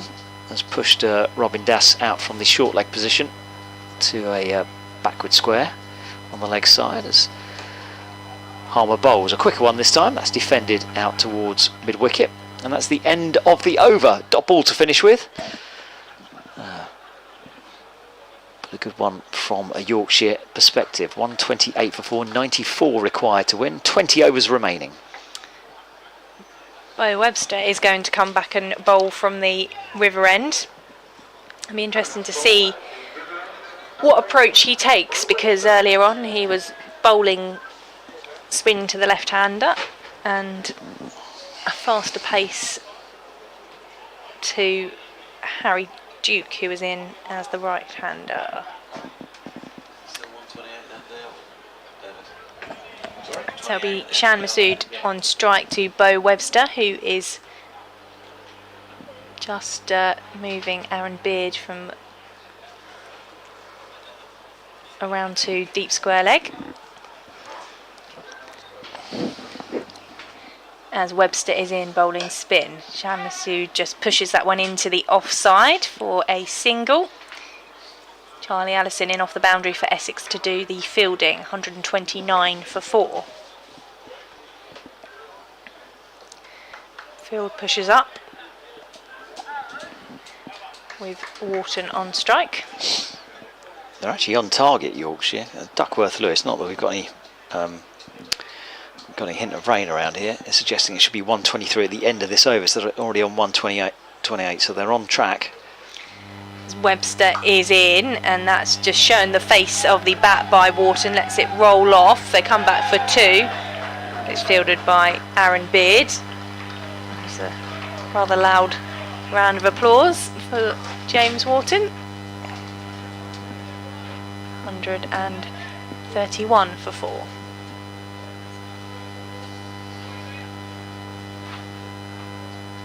Wharton waits for the arrival of Webster, who is in, and he looks to drive that one, but it's not timed, and that will just drop into the pitch for no run.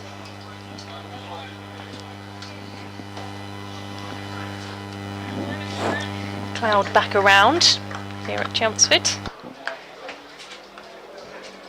Just watching Aaron Beard do a few stretches, whether we might see a change of approach from Essex. As Bo Webster moves in with the ball to Wharton. He's hit that up in the air. It's over the infield. Bounces safely. And they will come back for... Oh, there's a misfield. Attempt at a sliding stop. It was heading towards the boundary, and unfortunately it was just pushed over As I think it's Benkenstein that was trying to do the fielding down on the deep mid-wicket boundary, just pushed it over the boundary rope. Starting to take a few more risks here, Yorkshire. Nothing extravagant, but a few bigger shots being played. In comes Webster. It's played off the feet of Wharton for no run. Yeah, it's just out of our view over where the Tom Pearce upper stand juts out slightly. I think it was Charlie Allison who'd covered a fair distance to get round there. 135 for 4 as Webster is in, and that one's straight through to the keeper Buttleman for no run.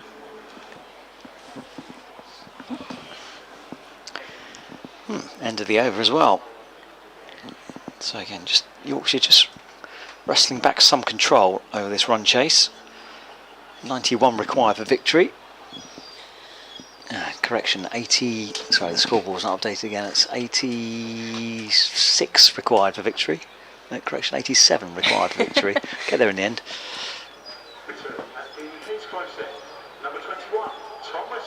So Wesley bringing himself back on, ringing the changes in terms of mixing up the bowlers. Harmer only had, I think, 2 or 3 in that spell.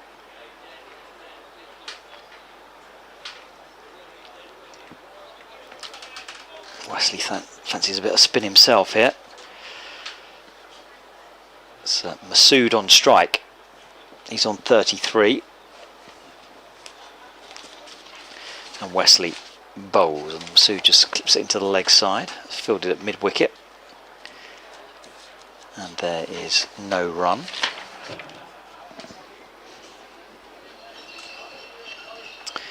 Back at the top of his mark, Wesley comes around again. You can hear the clatter of bottles in the background. He bowls to Masood. Oh, that's an inside edge, and it's going to run away. I think that might have actually gone straight through. I think it's gone for 4 runs, 4 byes. Yeah, it went straight through the batsman. So a little bit of turn, pushing forward over the top of probably off stump, past the wicket-keeper, and away for 4 runs. 139 for 4. 83 required for victory. Wesley bowls. That's clipped off the pads into the leg side. They come for a quick single. Good call. And throw from mid-wicket is an awkward one for the keeper to take, but he does grapple onto it. But they get through for a single. 140 for 4. 5 wickets for Tom Wesley so far in the One Day Cup competition. As I mentioned, we've seen him bowling more. His spin proving of value to Essex. Wesley bowls off the back foot. That's pushed down towards long on by Wharton. 141 for 4.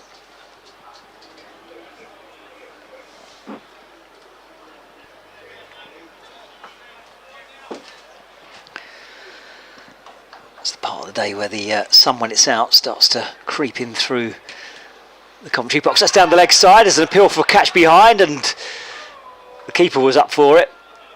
The bowler joined in. I think if it's come off anything, it's probably come off the pads. It's given not out, and it's not given as a wide, so it definitely clipped something. Yeah, Will Buttleman was excited, but not a huge amount of activity elsewhere. Wesley, right arm round to the left-handed Masood. That's turned down towards short, fine leg. There's not a single there, though. There is no run, and that is the end of the over. 32 overs gone. Yorkshire chasing 222 to win, or 141 for 4. Now sticking with Webster from the River End. Yeah, Webster to continue to bowl. James Wharton will be on strike. 12 runs for him.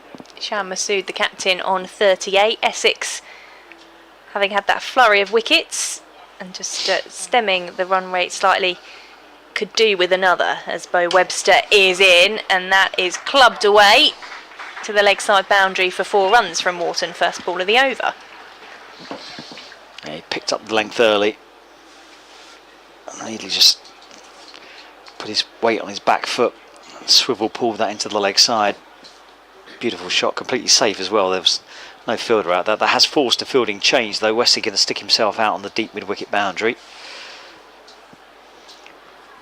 In comes Webster, moving past the umpire to Wharton on the back foot. Turns that one into the leg side. They'll take the single. Nijar fielding just inside the ring. 146 for 4.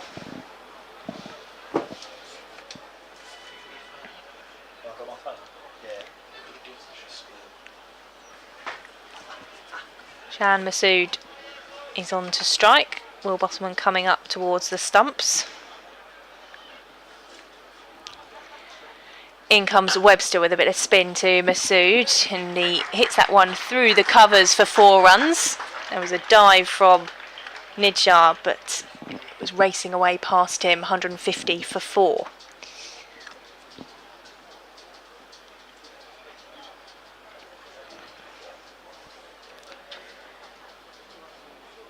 Gloucestershire posted 454. Yeah, 454 for 3 off 50 overs. As Webster is into Masood, misses that one through to Bottleman behind the stumps. Yeah, in reply, Somerset 44 for 1 off 8. So, good day so far for Gloucestershire. Hampshire were 296 all out at home to Leicestershire. In comes Webster to Masood, who hits it back to the bowler, holds a pose. James Bracey, 224 runs for Gloucestershire.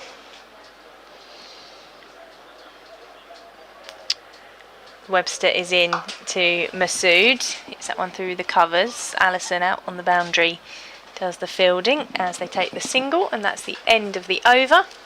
151 for 4. Well, he appears to have recovered his confidence after what happened with England. Good luck to him. So Hampshire 296 all out, Leicestershire 76 for 1 in response. Kent were 288 all out at home to Middlesex. 11 overs into Middlesex innings, they are 56 for 3. Surrey were 244 for 7 off 40 overs. Notts are 8 for no loss after 2 in reply. Durham were 198 all out, Northants are 125 for 2 off 20. So you've got back Northants with that one. Gloucestershire, we just said 454 for 3, and Somerset 45 for 1 midway through the 9th over, and Sussex 276 for 9, and Glamorgan in reply at 112 for 1. So, Tom Wesley continuing from the Hayes close end. He's going to bowl to Masood. That's all down the leg side now. Did that take anything? It's running away. It's going to be a chase here for the fielder. There's a slide coming in, and has managed to haul it in, but it's going to be 3 runs, I think. It definitely is 3 runs. Good bit of running between the wickets as well. Good bit of fielding from Nijar. 3 runs to the total, though. It's 154 for 5. Yeah, Wesley getting some turn in this pitch. Can he get a wicket? Wesley bowled, pulled away into the legs. Oh, just over the fielder at mid-wicket, but 4 more runs. Score goes to 158 for 4. And they're starting to push the button on a counter-attack here. The Wasps saying that 97% chance that Yorkshire will win this game.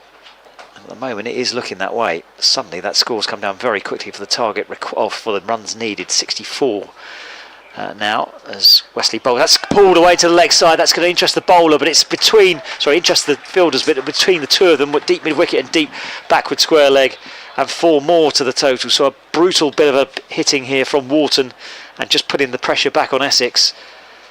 162 for 4, 60 required to win.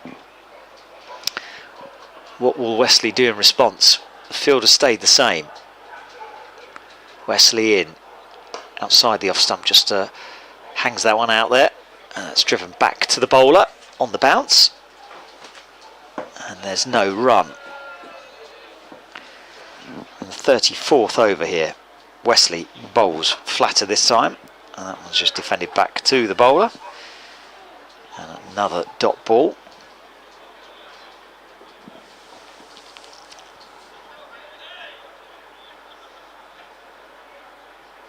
Wesley skips in, bowls, gives some real air, but was just defended into the leg side by Wharton. And that's the end of the over. A good one for Yorkshire. 162 for 4. Wharton on 25, Masood on 46. And a nice little partnership getting together here. Partnership of 50 so far. And target still 222. Runs required 60 though. Yeah, it's been a good partnership. They've started to hit out to punish the Essex bowling where possible and just build those runs again after Essex fought back with a couple of quick wickets. Aaron Beard is going to bowl from the river end, having opened the bowling for Essex from the Hayes close end. What kind of impact can he have? Is it? Yeah. Oh, he's changed his mind, does he? He has, yes. He did take off his cap, so it was looking like he's going to bowl. Yeah, Simon Harmer. That did surprise me actually, because the spinners are still causing a bit of trouble, but yeah. So Simon Harmer from his usual home of the River End. We've only seen him from the Hayes close end so far today, but he is going to bowl from the River End, having taken the wicket of Will Frayne, caught and bowled. Can he break this partnership, which is building nicely for Yorkshire? In comes, I was about to say in comes Harmer, but dead ball. Shah Masood still adjusting himself. This time Harmer comes in over the wicket to Masood, who is forward, dabs into the offside. He's very quick to tell Wharton at the other end, no run.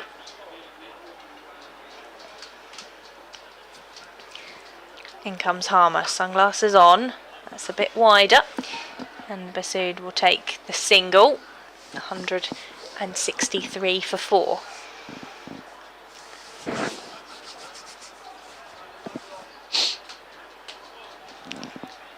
Shah Masood on 47, James Wharton on 25. Wharton just surveying the field.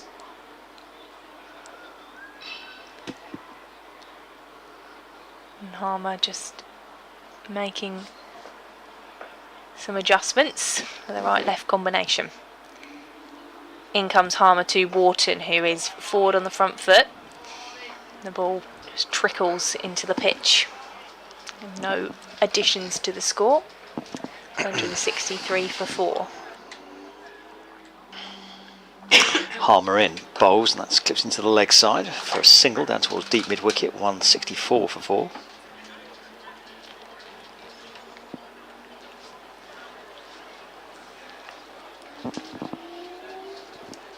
Masood, the captain, back on strike. 47 from 51 balls.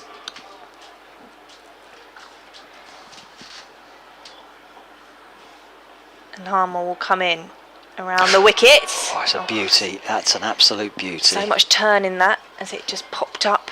And Buttleman was quick with the hands behind the stumps. Yeah, not a huge amount the batsman could do about that. Just pitched and left him.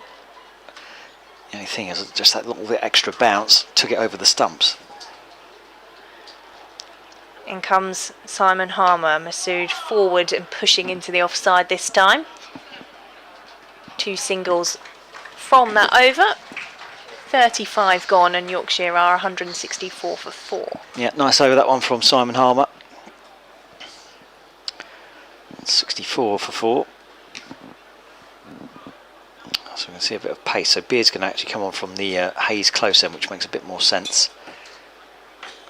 Essex still striving for those wickets. 58 required for victory. 16 overs more to bowl. Aaron Beard will get his moment. Eventually.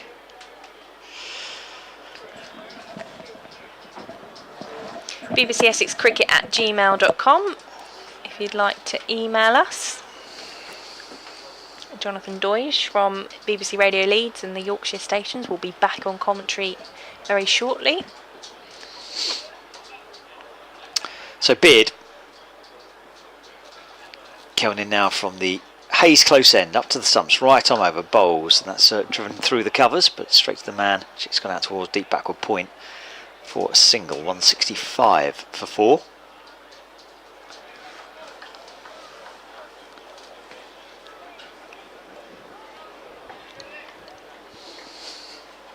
That breeze has just picked up again. Some darker clouds, but still no threat of any wet weather. Masood on strike, 3 short of his half century. Beard bowls, right arm round the wicket to the left-handed Masood. Off the pads, he just plays that towards mid-wicket for a single. 166 for 4.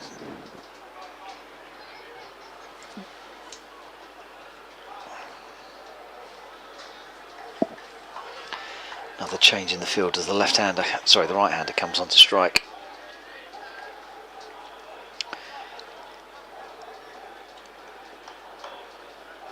Deep backward square leg coming a little bit finer. Beard in, bowls. It's pulled around, and that's whipped down towards long leg. It'll just be a single. There's a fielder just out of our view. Completes the throw. 167 for 4. There's a dog somewhere that's not enjoying the cricket. Yeah. They don't like ball games they're not involved in, do they? No, I was going to say, prefers chasing the ball rather than just watching it. A bit of a hold up in play here. Batsman just readjusting his pads.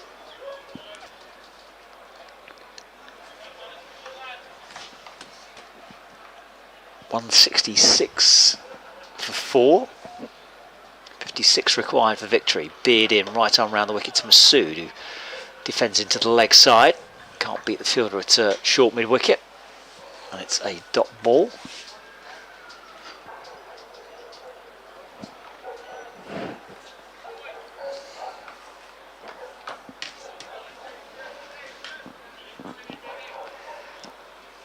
Beard makes his way back to the top of his mark. He turns to come in now.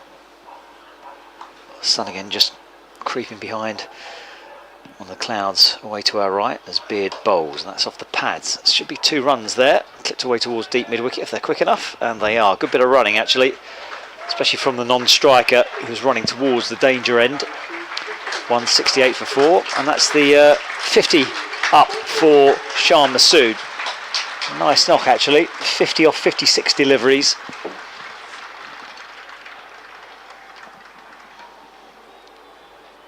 Captain's knock, steering Yorkshire back on track, and just step things up with the aggression between him and James Wharton. Beard in, turn away to the leg side, and they can't get it past the fielder at mid-wicket. And there is no run, and that is the end of the over. Yeah, Yorkshire 169 for 4, 53 required to win. And at this point, they should really coast it.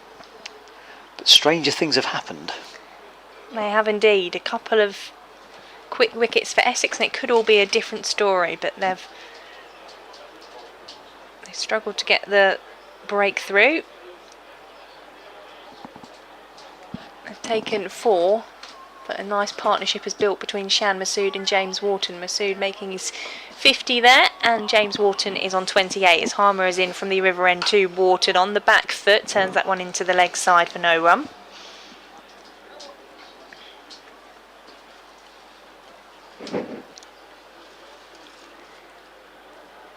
In comes Harmer, second ball of the over. This time Wharton is forward to it and just pushes it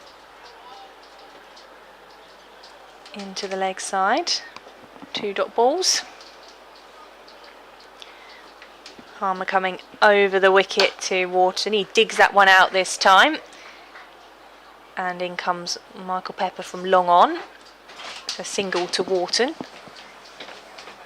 169 for 4.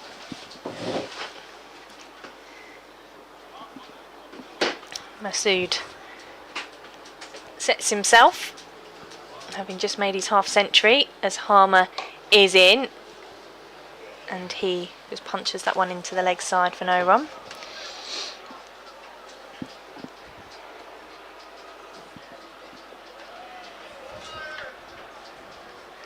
comes Harmer again. That one takes an edge into the offside. They'll take the single. Richards will do the fielding inside the ring. Well, certainly squared up the batsman. 171. 171 for 4. As Harmer is into Wharton, who's driving up to long on. Pepper in off the boundary to do the fielding. So 3 singles from that over. 172 for 4. And that is the end of Simon Harmer's 10 overs. 1 wicket for 33 runs. And as Simon Harmer's spell ends, so does David Brett's. And Jonathan Doidge will join us back on commentary. Maybe we'll have a little switch of the headphones as Aaron Beard is going to continue to bowl from the Hayes close end.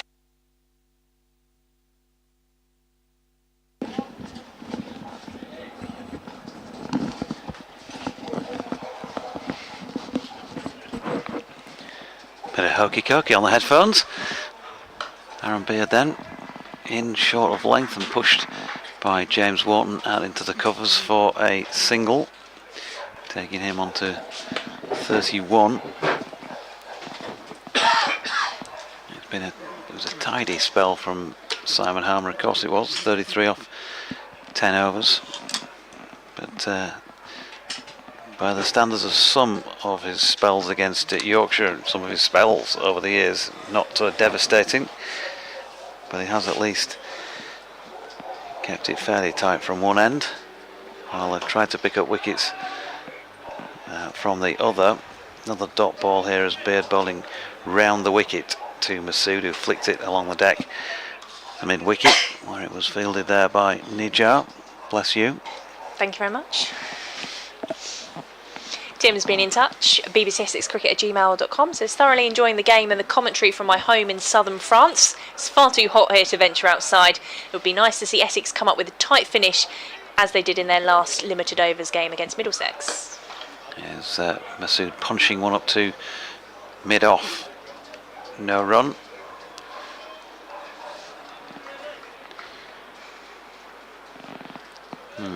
So they've broken the back of it here, of the Yorkshire Vikings. 49 required in 12 overs and some deliveries. He's fairly routine at this level, but wouldn't want to lose a couple of quick wickets here. Shan Masood on 51 weights, and Aaron Beard from the Hayes close end running towards our commentary position will bowl a wide here, as signalled by Phil Mustard. A little bit more assistance for the Vikings, who, as I say, haven't won here since 2018 in any form of the game. Last time they won in this competition was in that year. Gary Balance made 91, Jack Leaning 50 odd. Only Ben Code in the 11 that won that day, playing in today's match for the Yorkshire Vikings, as Masood drops that down square on the leg side off the pads as it is signalled by Phil Mustard and picks up a leg bye. So plenty of changes over the last 5 years in the Yorkshire personnel. Of course, the advent of the 100 during that time has taken some players out who would otherwise have been playing this. Dotted around the country playing for various teams. The Jordan Thompsons of this world, and Matthew Fishers, Adam Lyth, David Milan, etc. As Wharton flicks off his legs backward of square leg. And will pick up a single quickly through. Tall figure James Wharton, only seems to take him 3 or 4 strides and he's down t'other end, as we say, back up north. I don't want to get told off.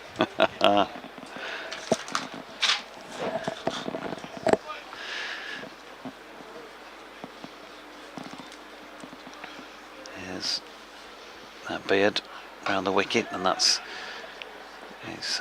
cut down into the pitch by Masood. Robin Das doing the fielding. They've got through for 1 to complete that over at 177 the loss of 4 wickets, so 5 runs coming from it. Maybe I should just pronounce Essex differently, just to be, you know. I'm not sure there's many ways to vary it. Aaron Nijjar is going to return to bowl from the River End. Yorkshire need 45 runs to win. Essex need a breakthrough if they are going to be able to create a tense finish to this one. Breeze blowing once more. Shan Masood awaiting the arrival of Nijjar, is coming around the wicket, dabs that one into the leg side, takes the single. Happy to just keep taking the singles at the moment. Masood and Wharton have built a nice partnership here.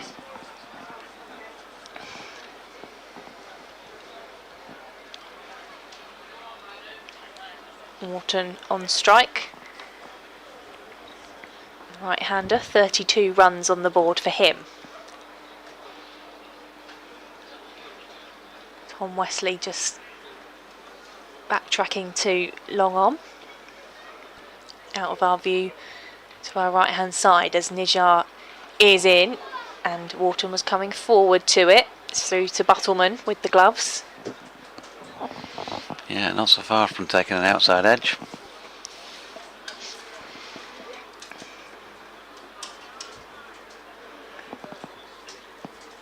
.178 for 4. Nijjar is into Wharton on the back foot. It's that one uppishly, and Nijjar will retrieve off his own bowling. You wouldn't think there was several thousand in, would you? It's so quiet out there among the crowd at the moment. They're intently watching to see if Yorkshire can cruise to victory. In is Nijjar. It's flicked away by Wharton. They'll take the single as the ball comes in on the offside, and Yorkshire move to 179 for 4. Can't see who it is down to our left-hand side, who was patrolling out in the deep. Nijjar in around the wicket to Masood, who dabs that one into the leg side past the square leg umpire. Benkenstein coming in from the deep to field. Single taken. Just keeping that total moving.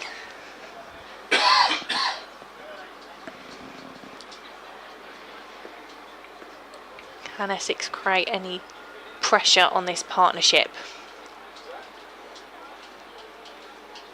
In comes Nijjar to the right-handed Wharton. Plays that one with a straight bat. Dot ball to finish the over. 179 for 4 with 39 overs gone. And 43 required to win. I've got to create something here, Essex, if they're going to avoid defeat now, and they'll probably need 2 or 3 quick wickets. Just looking down Yorkshire's batting lineup, next in will be Matthew Revis, followed by Dom Bess. Ben Code and Dom Leach, both capable of scoring runs. Jack Shutt would probably be number 11 here, so they've still got a few options with the bat should they lose a couple of quick wickets, but they wouldn't want to do that and just have the tail under a bit of pressure perhaps. Might only take 3 or 4 overs, a couple of wickets, some tight bowling, and suddenly that feeling out there can change. Now then, there you go. Shan Masood caught down the leg side off Tom Wesley, bowling one across the left-hander. He's had a little flick at it, he's got a feather edge through, and it was taken by Will Buttleman, who claimed the catch. And Phil Mustard raised a finger, so Yorkshire have lost a 5th wicket. They are going to have to go through a nervous little spell here with James Wharton in there and set, but the lesser experienced Matthew Revis to come out there now, right-handed, so an all right-hand combination. Shan Masood just looking away to the right. I think he's trying to see a replay of what went on there, but he's gone for 54, the Yorkshire captain, 180 for 5. Yeah, Will Bottleman was almost away to celebrate and just had to check himself to make sure he had caught that. A little fumble, but Essex can celebrate the 5th wicket falling. And you just feel that if they could get another quick wicket, it would really create a tense finish. And just a little bit of a lift in the crowd now, who were waiting to see if Essex could get another breakthrough with the ball. Here's the captain, Tom Wesley, who has his 6th wicket in the One Day Cup this season.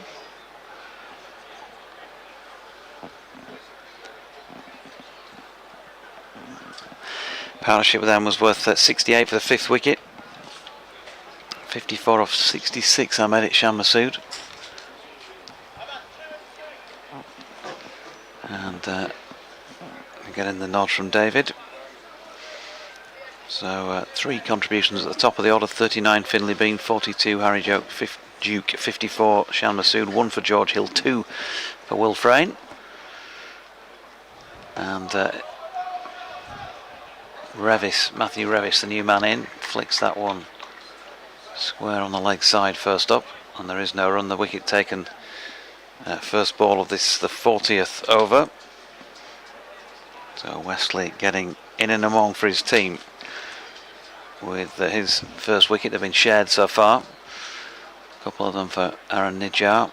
Revis goes back foot this time to play this Wesley delivery into the deck. James Wharton would have been able to tell him what it's like out there, having put 33 on the board to his own name. 42 still required by Yorkshire, 5 wickets needed by Essex.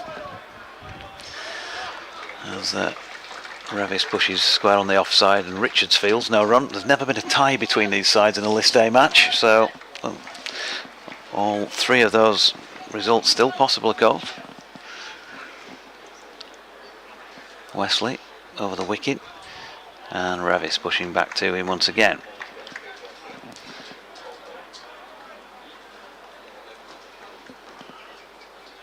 Still plenty of time. More than 60 deliveries remaining to get those 42. Revis will whittle it down to 41 by pushing one up to long on, with the final ball of that over to complete it at 181 for 5, just 2 runs from it, plus that wicket of Shan Masood, big wicket for the Essex captain, taking that of the Yorkshire captain. So 10 overs remaining to get 41 more runs. Aaron Nijjar just taking some fluids on board before he starts his over from the river end. Just picking up a bit of dust on his hand as well. It'll be Revis to face. Shouts of encouragement from the stands as Nijjar is in to Revis, who's on the front foot, but pushes into the offside for no run.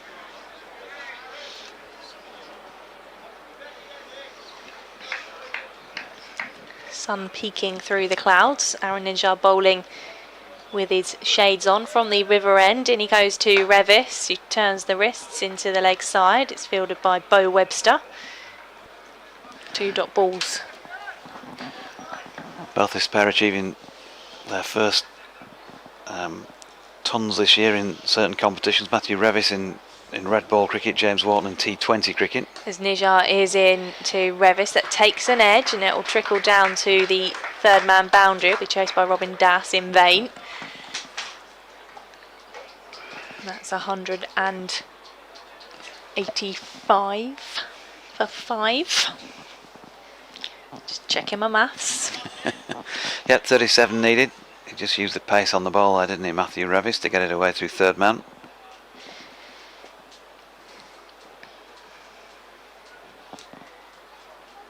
In comes Nijjar to Revis on the toes this time, is driving up to long on. Tom Wesley, the captain, retrieves the ball, having taken the wicket of his counterpart in the previous over.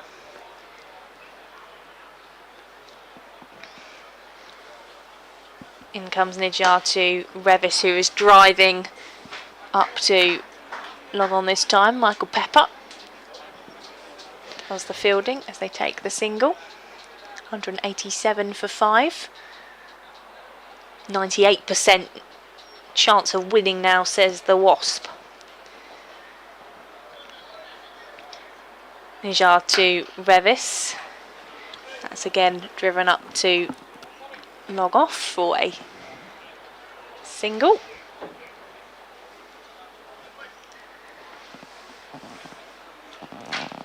And that is the end of Aaron Nijjar's over. Wharton is on 34 and Revis is on 7. Yeah, so another 7 from that over, 188 for 5. Just chipping away. 34 now is all that's needed by these Yorkshire last 5 wickets. And Aaron Nijjar's got just the 1 over remaining, 2 for 41 from his 9 so far, so it's been a good effort from him. May still prove good enough, who knows. Bo Webster, 3 overs remaining, if they choose to use him, or Tom Wesley, who's going to continue himself, has also got 3 overs remaining, 1 for 31 against his name from 7. So we may still see a little bit of seam before the end. But at the moment, spin from both ends, and Wesley in and bowling to Revis, who with that man out a long on, needs to do nothing more than push the ball up there for a single. Simon Harmer doing the fielding. Revis on to 8. Wharton back on strike, he's on 34.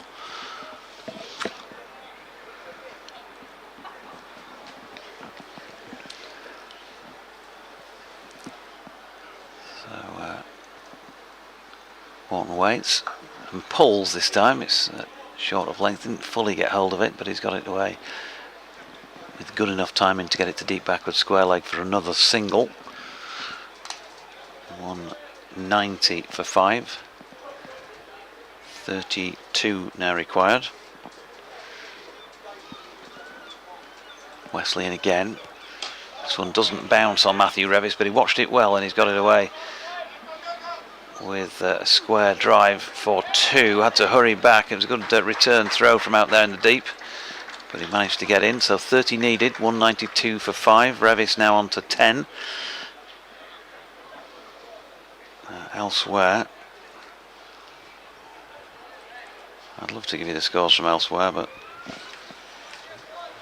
things just stopped for a moment. I've managed to get my screen to zoom in. I don't know quite how I did it. Something happened when I hit one of the keys that I wasn't intending to, and I can't now get it to go back to the normal font size, as Revis has flicked one to straight mid wicket, no run. It's horrible when you do it accidentally and you're not quite sure how to get back.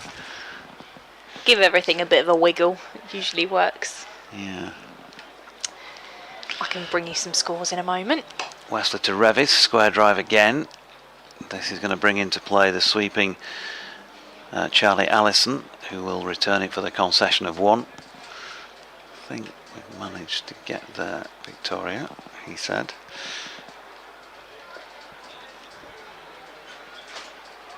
So Wesley just switching now to bowl round the wicket here to Wharton.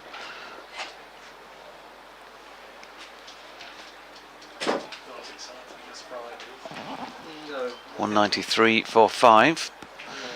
Wharton on 35. In comes Wesley.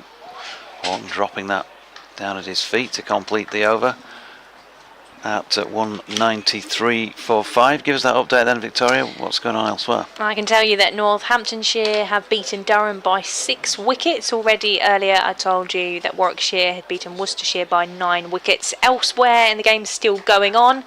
Leicestershire need 179 runs to beat Hampshire, and they are 118 for 3.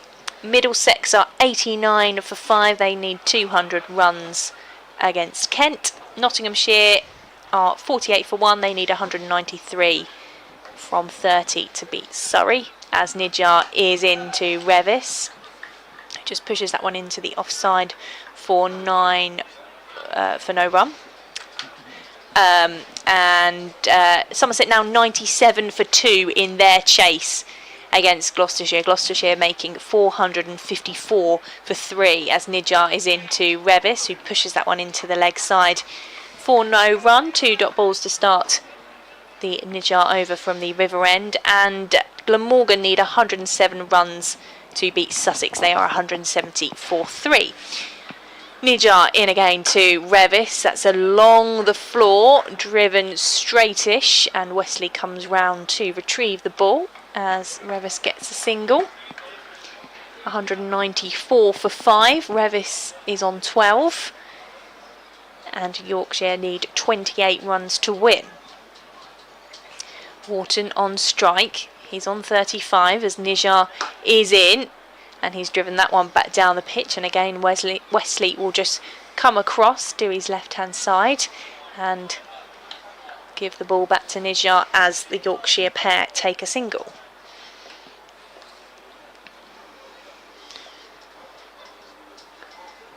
In comes Nidjar, and Revis has a swipe at that one, misses through to Buttleman behind the stumps.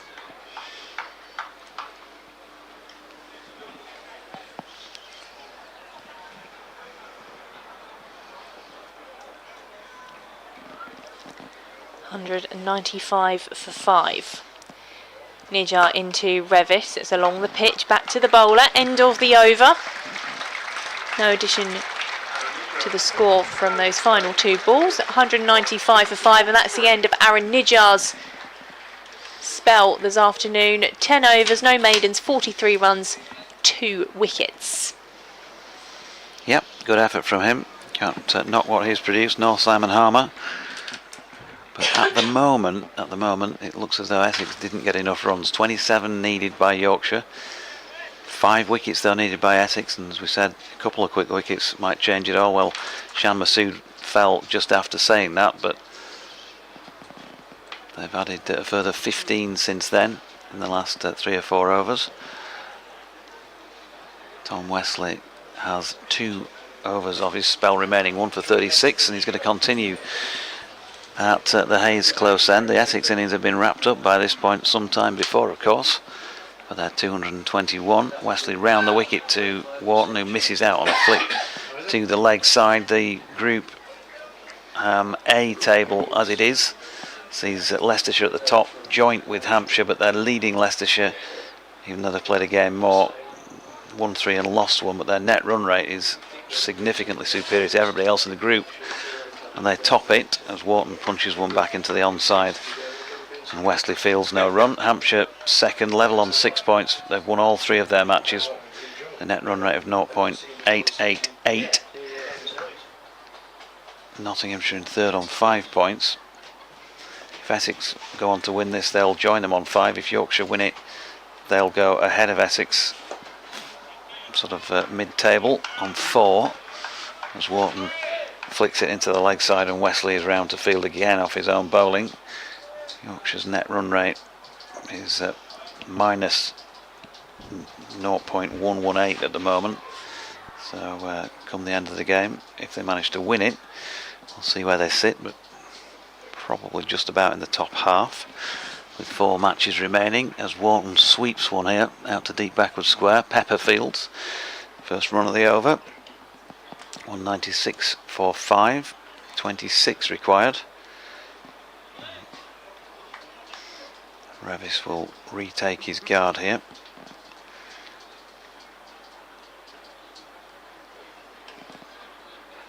Of course, some teams, as Victoria was just saying, still in action. As Revis gets a quicker full delivery from Wesley, it manages to dig it out and time it pretty well to Richards in the offside and get through for a single. Revis on to 13.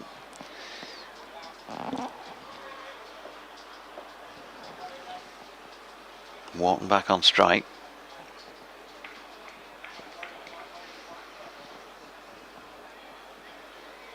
In comes Wesley again, wide on the crease. Wharton stepping back, cuts it quite firmly. There is a fielder out there patrolling the boundary, Charlie Allison, and he's going to cut off the boundary, but they get back for 2. So adding a few more in that 44th over. We see Yorkshire close it on 199 for 5, just 4 runs added, but still 1, 2, 3, 4, 5, 6 overs to go, so 36 deliveries to get to 23 runs to earn a first win of the competition this season for Yorkshire. Bo Webster is going to bowl from the river end. Essex will try and make this as difficult as possible now for Yorkshire, and it looks pretty straightforward for them to get the 23 runs required. And it's been a frustrating time for Yorkshire in the One Day Cup, with weather playing havoc with their schedule. Essex have 1 win on the board as Webster is into Revis. It's hit uppishly into the offside. They'll get at least a single. It will just be the one as Aaron Beard comes in off the boundary. And that's 200 up.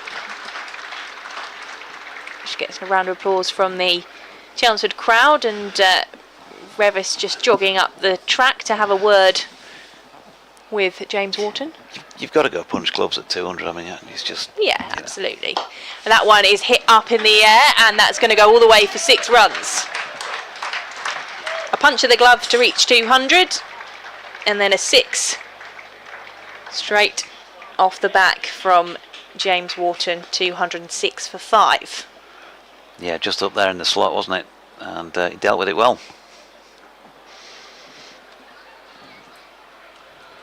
In comes Webster to Wharton, not timed, and just hit into the leg side for no run. Bo Webster just having a little feel of his shoulder there. And he is in to bowl to Wharton, and that's going to bounce safely. It was up in the air for a long time in the leg side. They'll come through for the single. But it's all just helping Yorkshire on the way to victory. 16, nope, that'll be 15 now required for the win. In comes Webster to Revis, knocks that one into the leg side. They keep the runs ticking over here. They think about coming back for the second. It will just be the single as Benkenstein retrieves for Essex. Some fans slowly starting to make their way round the ground. As Webster is in, and that's up in the air. That's going to be another 6. It's going to be right over us and probably into the river again, as Wharton looks to see out this innings in style, and he moves himself to a half century as well. James Wharton on to 52, and another punch of the gloves with Matthew Revis. Yeah, just his second list day match. James Wharton made 1 first time around, and so it is therefore his first half century in list A cricket. He's played well, and just I think by the looks of the faces to our right, don't think it quite made the river. I think somebody managed to get the ball back in, but there was a thud as it hit something just before the river. Hopefully not a person. Don't think so. There was no... Well, if it has hit somebody, then the people in the stand are clearly sadistic, because there was kind of no wince or anything from anybody. Just a thud on the concrete, hopefully. As Wesley is in, would you like to take this over? Will do. I don't know why I started anyway. It was yours anyway. What were we at? 214 for 5 at the end of the last one. 215 for 5, needing 7 to win. So Wesley over the wicket, and James Wharton will just punch this one up to long on and pick up a single, taking his score to 53. 6 needed. Could they come in one blow? Matthew Revis, who knows, will he try and finish it? He's on 16 at the moment. And in comes Wesley. Revis steps back, and not for the spectacular with this delivery. He just lays his bat on it, runs it out into the offside for Allison to return. 1 run. Yorkshire ticking them off now, 5 needed to win. In comes Wesley again, and Wharton working it out to long on. He's just going to jog through for another one. Down to 4, 218 for 5. Wharton on to 54. And has therefore equalled Shan Masood as Yorkshire's top scorer in the match. The Yorkshire captain, 54 from 66. James Wharton's 50 came in. As Revis steps back and cuts this away, and that is probably going to be that. It is. Matthew Revis cuts through the covers. Yorkshire make it to 222 and have won this match by 5 wickets with more than 4 overs to spare. It's looked comfortable in the end, but it certainly wasn't in the beginning, was it? 103 on the board before they managed to take a wicket. Great opening partnership between Michael Pepper and Robin Das for Essex, but then chipping away at the wickets column. 5 for 37 for Dom Bess, 4 for 54 for Matthew Revis to go with that 21 not out that he has finished with.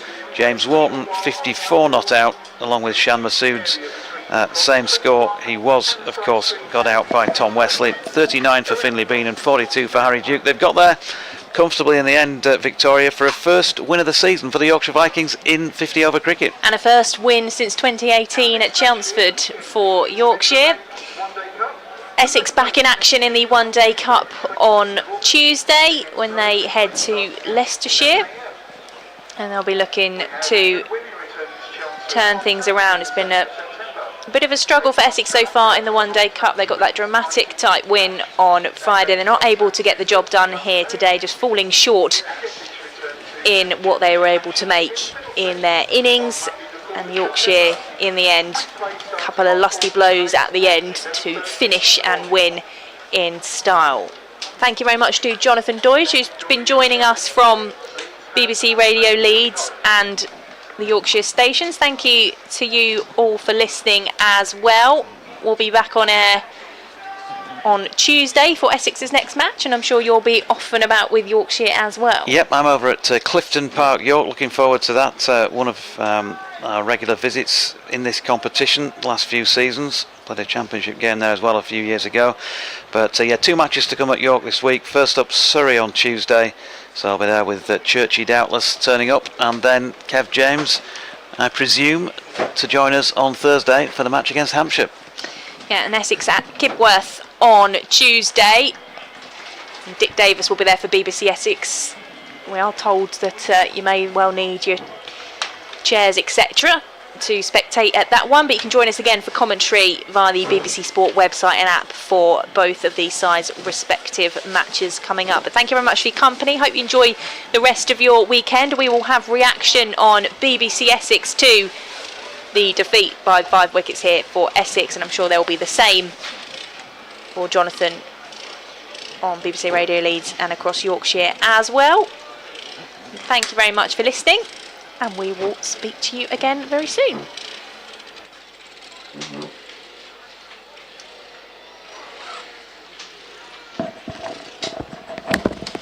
Hold on, 50 over campaign ends here.